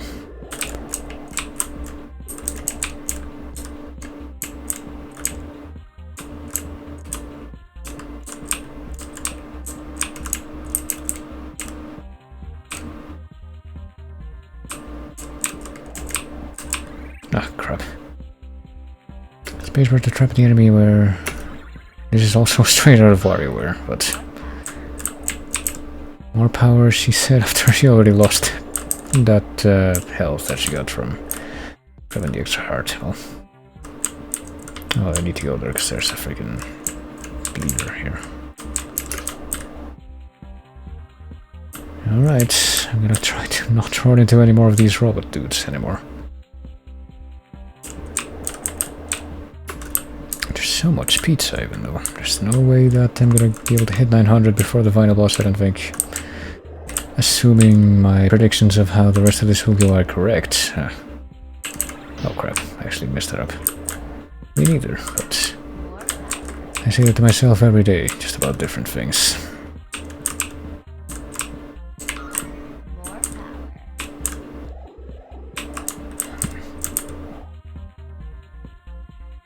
Crap. What happens to... Oh crap. Oh, here we go again. Mother, come on. Use the arrow keys and spacebar to blast the enemies. Okay.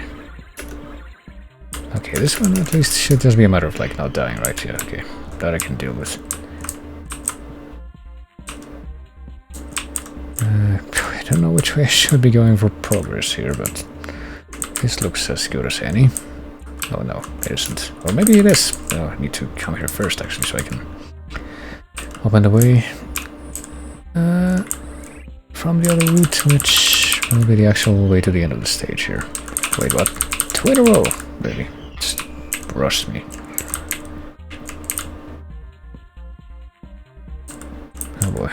Is there a moth in here? There might be a moth in here. One of those tiny moths that just come out of nowhere. And just managed to get in here somehow, even though I'm all shut up. Alright, this might be the final level of the entire game. Still haven't learned your lesson. We're gonna be fighting Ron Perlman immediately. I assume based on the fact that that voice clip came up that at least he's in the room. There he is. Boss stage. Is there any fanfare to... Oh fuck. I guess there's that.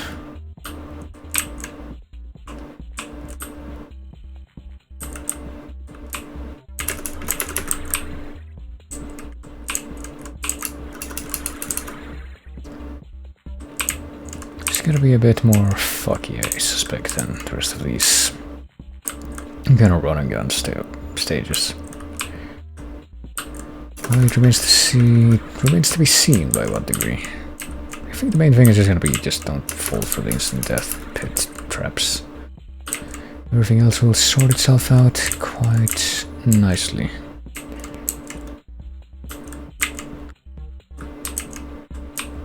Oh. Yeah, like that. Exactly like that. Oh boy, Jesus Christ. That's not very nice, but least I was able to get through it with no incidents. How will I be able to say the same for the remainder of this, though? Don't trust this, I gotta tell you. Not after the fact that we dealt with one of those instant death pits. Not even in this stage, but about the previous ones. Okay, there he is. Is he gonna do anything different? Nope. It's kind of like fucking the Zelda CDI games in a way. Perfect. Like the stages can be a bitch, but then the bosses are just a joke in comparison. Nice job, Titans. Was that Robin? Okay, the Legions of Evil couldn't stand up to the combined forces of the Teen Titans. Slade will undoubtedly return to fight another day, but for now the crisis is over. Well, unless he gets fucking murdered, like also at the end of Season 2. Spoilers for that show. But yeah. I guess that was the ending too. It just kicks me back to the map screen after that. Well, I wonder if anything different happens if I actually get all the collectibles. I'm not gonna bother. I guess I have this save file now. I can actually go into the different parts of the tower now and check that. Like, I have 14 of 19 or whatever the heck these things are. All the games, you can like, I guess repeat them here. But only if you actually beat them, I guess. And I think there was supposed to be another collectible that was like individual items for each Titan that you get for beating, I guess, more of those guys. Where's Raven's room? Here, these things. I have 16 of them. I have no idea what that means.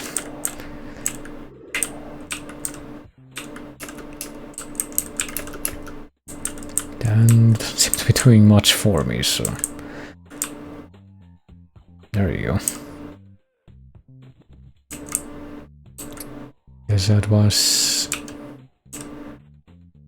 the result of victory. And what a victory it is.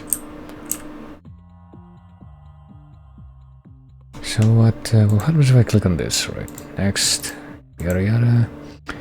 Collect Titan's prizes. Well, what's the point of collecting those? Do they do anything?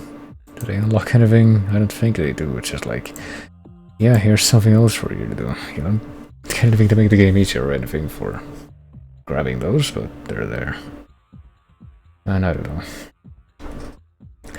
Well, that was one of the Teen Titans game on here that exists, I guess. No, I never actually made this, like, I guess I didn't have to make that not visible. You know what, to make this a little bit less terrible of an ending with that game, which I guess I do get at least a slight sense of satisfaction for beating. I'm gonna go ahead and demo this to actually close this off. And this one will definitely be more of a demo than anything, because I don't think I can beat this, and any more than I think I can beat any fighting game that I could play, which is to say that I probably could if I really wanted to, but that would require effort on my part, so... At least with this one, the artwork is going to be a lot closer to what you would see in the show. 5 teenage superheroes face off against 5 fiendish villains. Well, let's play on the only thing that makes sense for this, I think. Fucking either, because I don't think this is a very good game, as far as being a fighting game, but I remember playing this back in the day as well, and being like, wow, isn't it cool that you can fight as all these characters? I think that I even played this game before I saw a lot of what these villains actually were like on the show, but what are the controls even? C kick, jump, you can do quarter circle forward, C to do an explosive disc toss, flying kick, or you can call in Beast Boy. Okay, seems like an odd move to have. Better try to memorize the inputs here.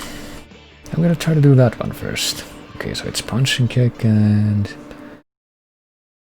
electric disc toss. For some reason it's different. That's half circle forward, X. Okay. let's try this. Wonder if you can like mirror those controls. Can I just like do that repeatedly and win? Hold on. Do I need like a bar of super or something? Do you get like anything like that in this game? I'm just gonna try to like do the regular. Isn't there like a spinning kick? Hold on. I can do this. That doesn't require like a bar of super or anything. Doesn't look like you can block either. If you like move in the opposite direction, you can only, well, like all that does is, I'm trying to do the move there, but I guess I'll just do Hadoukens until I win. Hold on. There. I won. It seems to be the most, I can't even do the flashy moves because they don't seem that reliable, honestly. Like they have like a tag team thing at the top next to my health bar. Is that what the other Titan's faces are? Because apparently I guess I can only ever call in Beast Boy once, and then the way that you win the rest of this is just by spamming Hadoukens until you win. I got it. Opponent defeated, I mean, sure. We'll keep playing as, let's see if we can play as, well, wait, no, I guess we have to, like a quote-unquote story mode for each of these. Have to complete the sequence, which is with each different character. What commands does she have? Let's see. Telekinetic throw. I guess that's her Hadouken. Summon projectiles. Call in Robin. What's that one? Like quarter circle forward and then back and C. Punch. No, projectiles is back, down, back, X. I'm not even sure what's up with that, that control, but sure.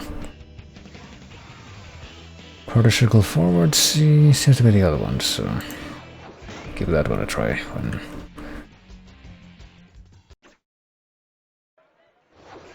When everything else inevitably fails. Okay, got that one off right away, but it served its purpose well enough. Oh, that's like something you do when the opponent gets close, but only then, I guess. Oof.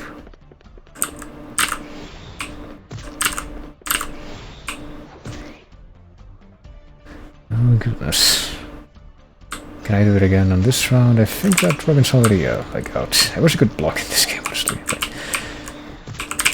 I don't consider this to be anything even resembling, not that I would know, like I said. Not that I have any actual room to talk about this, really, but it feels like this game is just a few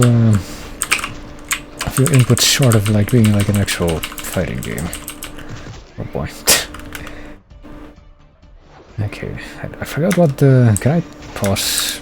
I can't pause, I don't think, so... Well, I just spam the kicks. Getting close and spam kicks. That seems like it also is gonna work, honestly. Okay. Oh wait, I can actually block with down, I think. Or at least reduce damage, so basically block. I didn't catch that at all, but that does seem to be what the opponent is, the AI is doing, so I assume that's what that means.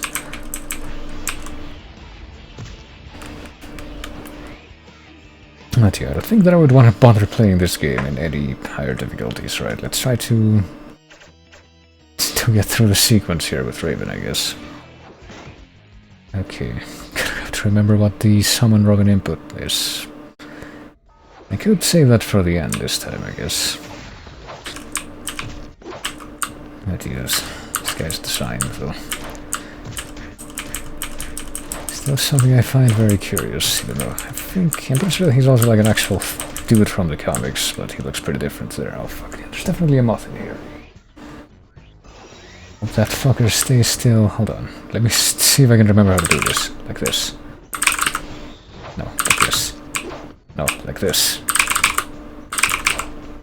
No, forward and then backward, fuck. Forward and back and then fuck. I'm gonna get this, I swear. Hold on. Let me get on the other side. That's clearly the, There. I did it, eventually. fucking... Okay, I think he also figured out what his spam move is, so better kill him quick before he unleashes the full potential.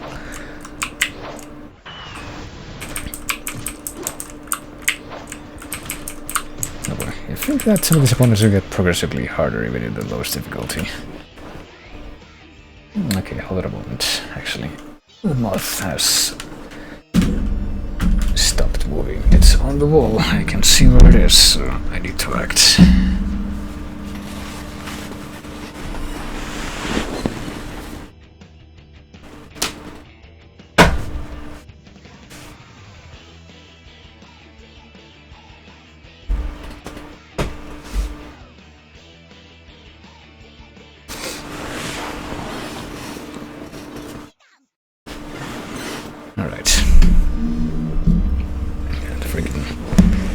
Me leaning on the false wall apparently made it vibrate enough that it took off again for a moment, but I managed to get it, I think.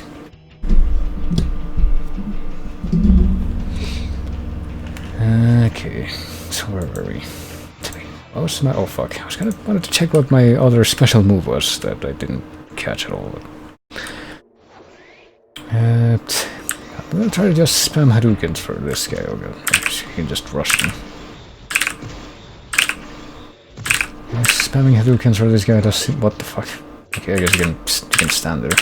I'm going to give it the benefit of the doubt and assume that's on purpose. There we go.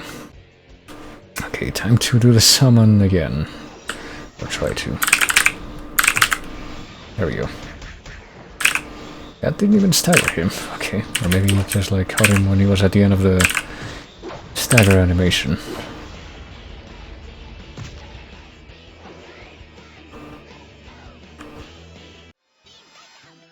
Alright, only 2 left. Can I actually check the other thing now? What is it? Summon projectiles is back, down, back, X. Let me try that.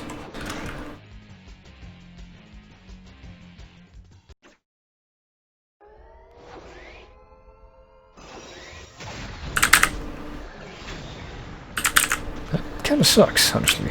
Like, maybe it works better if you're closer, but... yeah. Maybe this dude is just stronger. Hold on. Let me try this. Yeah, I think he just takes less damage. Do you remember Plasmos, who is the final villain that you fight on this, being like the most OP character if you use him right, but...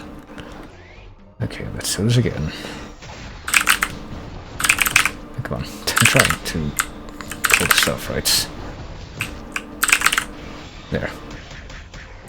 Just give myself a little bit of an edge and then just spam these. These are the projectiles that are worth spamming until you win.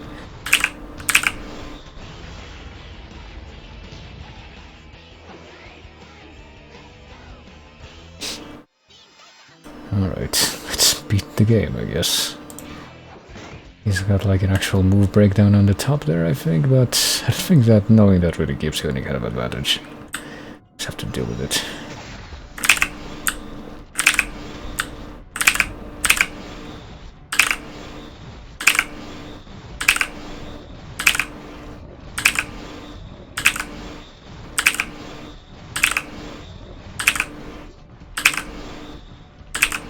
Come on, there we go.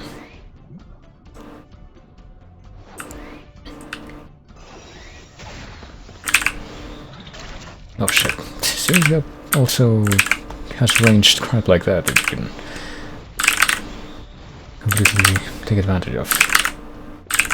Okay, I'm trying to do the summon again, there we go. And then I try to... hold on.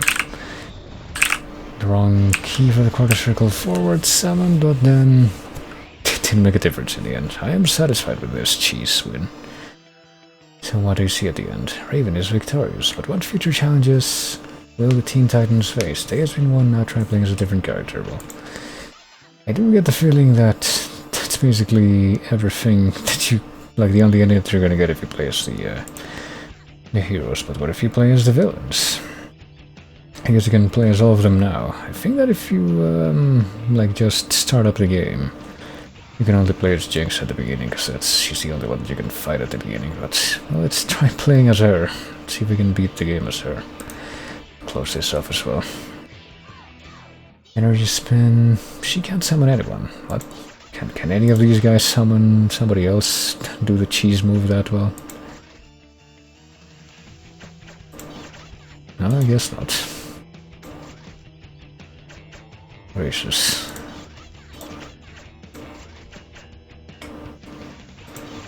I remember these guys' moves being really cheesy as well. Like, he has 4 special moves instead of just 3 like the other villains.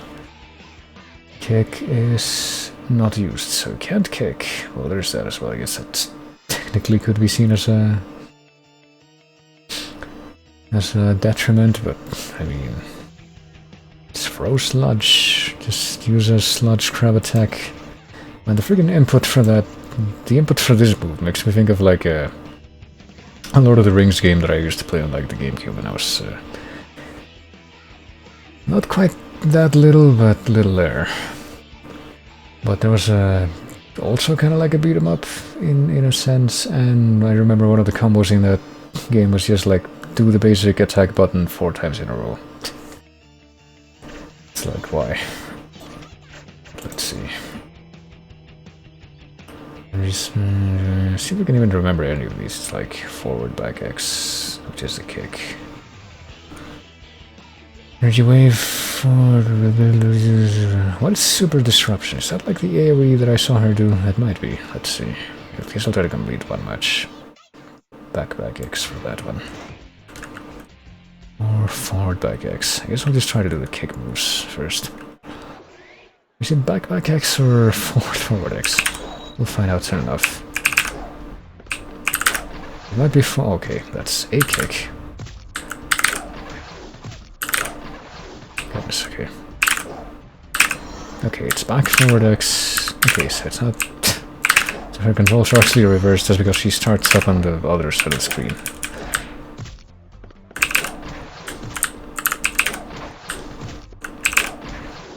I guess this is the safe spam move from her, just the dash kick. Kind of like, I mean, I have seen spam moves from certain characters in like actual fighting games that are pretty much like that. Just a flying kick across the screen. Just spam this shit over and over again and eventually you'll win. But it's working now. This is a very good demonstration.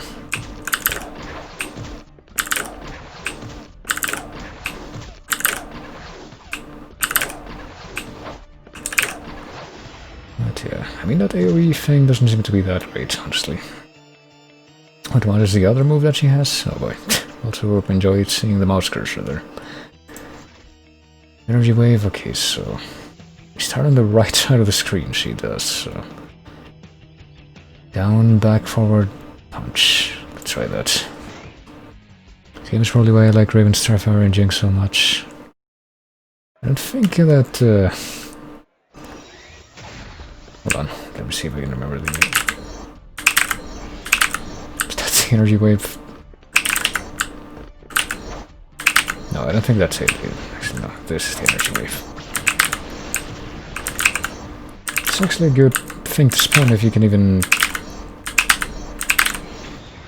If you can figure out the command well enough to actually be able to spam it, but it's kind of tricky. Hold on. Give it like 2 seconds, okay, alright. Yeah, there we go.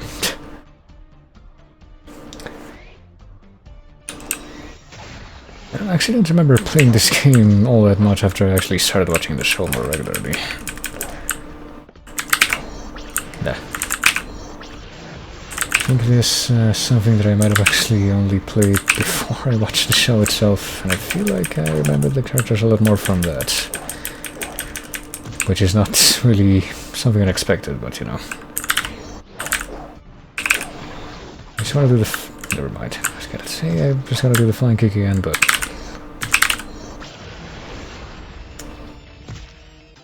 It might actually be a challenge to win like this. Well, let's try it. Surely we can finish the game as at least one of the villains. If I can spam the big energy projectile enough times in a row, I'm sure that I can do it. Okay. Okay, that's not very nice. He's also got the big energy projectile spam, alright. Damn it.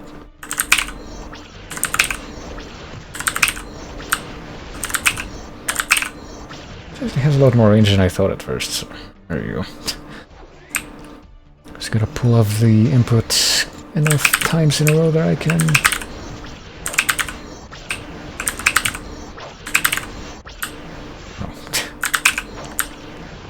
You can just cheese everything like that. It's like a big stumping jump move.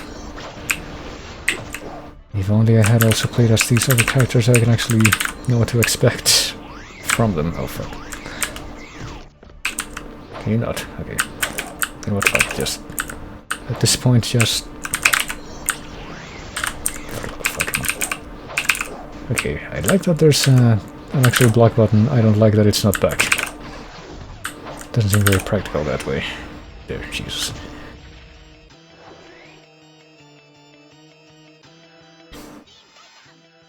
Yeah, how hard could it be? Another beam character. This will surely go well. At least I expect her to be. I mean, that's her whole shtick in the show. I'm doing the pressing the wrong button, that doesn't help.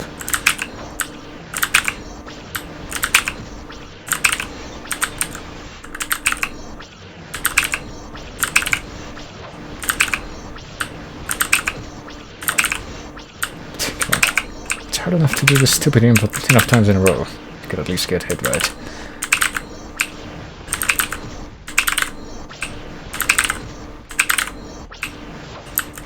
Just one more. Okay, fine, I'll just kick you.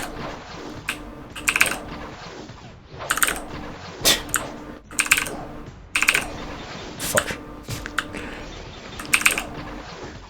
There.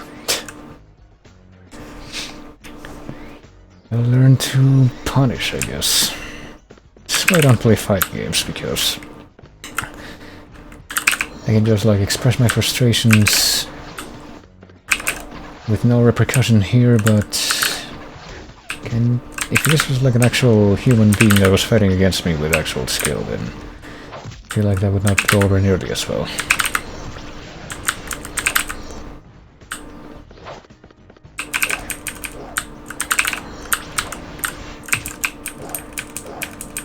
Can't just get away with shit talking all the time. I think you can here.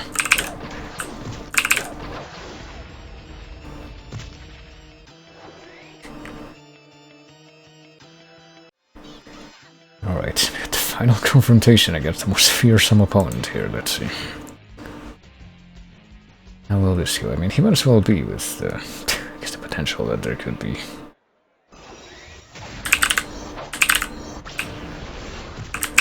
Well, he doesn't seem to be taking as... I was gonna say he doesn't seem to be taking nearly as much damage from the actual, you know, this move as the others, but maybe I'm imagining things. Can't really think of any good reason why he wouldn't take any more damage from that than the rest of these fuckers, but you never know, like this.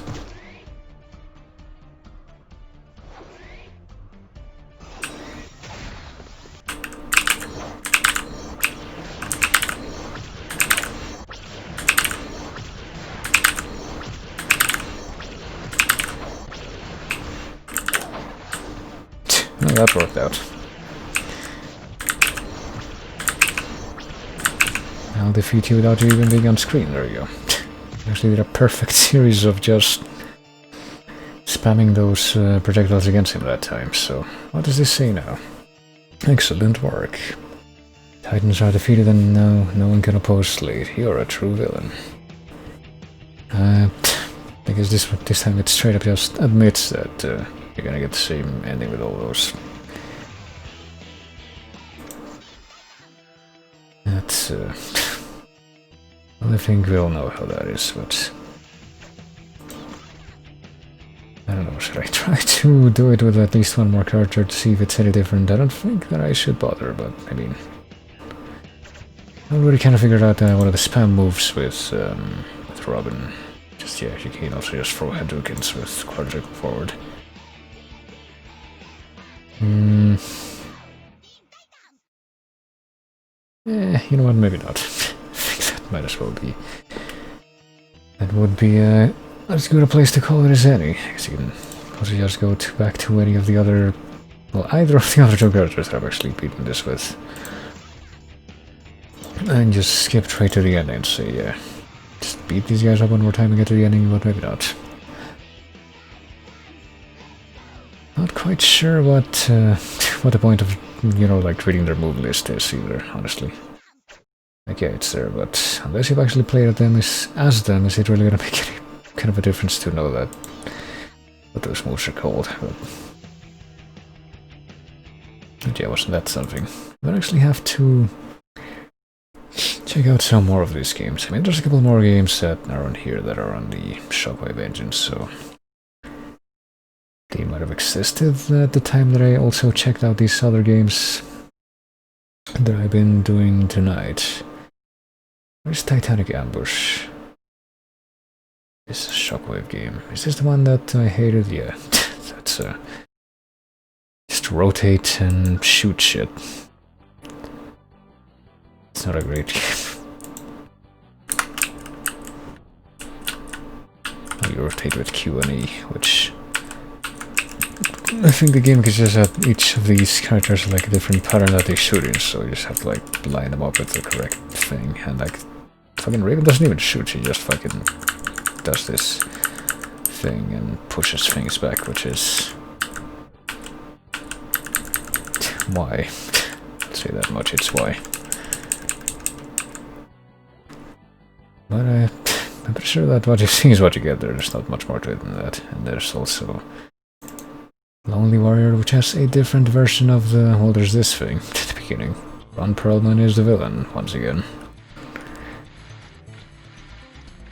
As you can see, Robin, I've done bad stuff. I don't know how I did all this without you even noticing, but I will also end up my statement with ha ha ha, which is something that I would definitely do in the actual source for this. It has a slightly shorter loop of the instrumental for the theme song too, I noticed that. And I guess it's like Metroid type controls, like a certain other games that I was hoping to play, but I guess I'll save that for next time. Where's alcohol for the console? Oh boy. And then the language changes at the end of the tutorial for some reason. But yeah, this game is not that great from what I remember, because it's like really awkward platforming and a little bit of a maze-like structure even, but you can't really tell where you're going. Oh, you can also beat people up. You can tell how great the combat is just from that little exchange there. And then you can't see where you're going and you fall and you die, so... And then you got this heading screen, I forgot about this shit. Well, game over, what a... Can't believe that I'm dead now and all my friends are anime angry at me. But no, there won't be a play again, because I think I'm pretty much done for now. Might have to check out a few more of these. If anything, to sate my fascination, because, I mean, I've seen Teen Titans Go. I know what that's like. I regret what that's like, but... I suppose there's technically... And that's a big, technically a few worse things that could have happened, but I don't think there's an awful lot of them. But no, I think that's gonna be my... I almost said Hail Mary, but I don't think that would have made any sense. It's gonna be my send-off for the segment for today.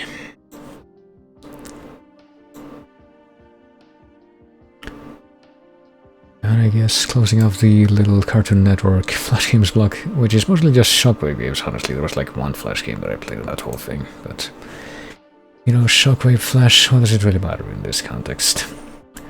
It does matter in a sense, but it don't think it matters quite as much as it could, depending on what you want to focus on. Right now I just want to focus on like old web games that have the same kind of... I don't know, what word am I looking for now? Same kind of character.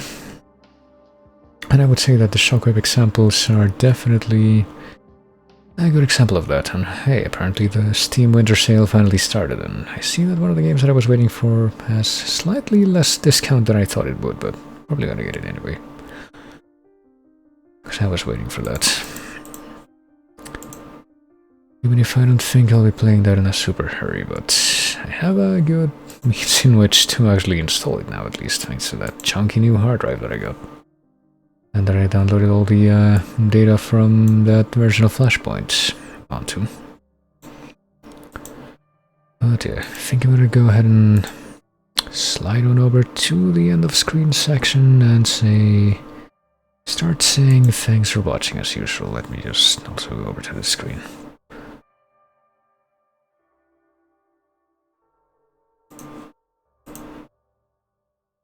Let me see, by the way, real quick, who is live? Maybe I can like throw a quick raid at somebody.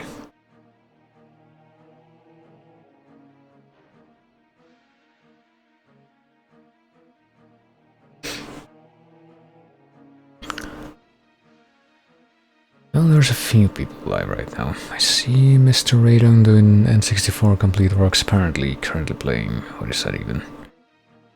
Excitebike 64. I see Minishcat doing the usual for that channel, which is Ocarina of Time Randomizer. I see Roseguard doing Immortals Phoenix Rising. And having a grand old time, I'm sure. I see Captain K doing Animal Crossing New Horizons. I see Icy Walk doing The Last of Us. I see Ruashua doing Chapter 6 of Hyrule Warriors Age of Calamity, which is a game that I've also been playing a fair bit by myself in the post-game, but still need to like push myself a little bit further to actually be able to get all that I'm missing there. But I think what I'm going to be doing now is something that I haven't had a whole lot of chances to do lately, which is, if you would be willing to stick around for just a moment longer, I'm going to be throwing a raid at Captain K, whom, as I mentioned, is currently doing Animal Crossing New Horizons. Maybe some kind of winter-themed event, based on the looks of things. I don't really know with that game, but yeah, pretty chill times, pretty chill stream. And oh man, I'm gonna have to like ration my time a little bit more, because I did end up going for a little bit later than I thought I would tonight with these Flash games, but there will be more Flash games this week for as many days as I manage to stream, which will hopefully be at least the next 3 days or so. But I actually have to do things even earlier tomorrow, because I don't want to get up early on Christmas Eve, not just on Christmas Day because of a thing, but we'll see how I manage to do that. But anyway, yes. I'll be doing more Flash games, hopefully quite a bit more, maybe this week, and if I manage to stream the coming week, then that time as well. Just checking out as many things from my past as I can manage to muster up and have time for. But yeah, you'll take it easy. Thank everybody for coming like always. Thanks for chatting. Always great whenever people chat. And I will see you later.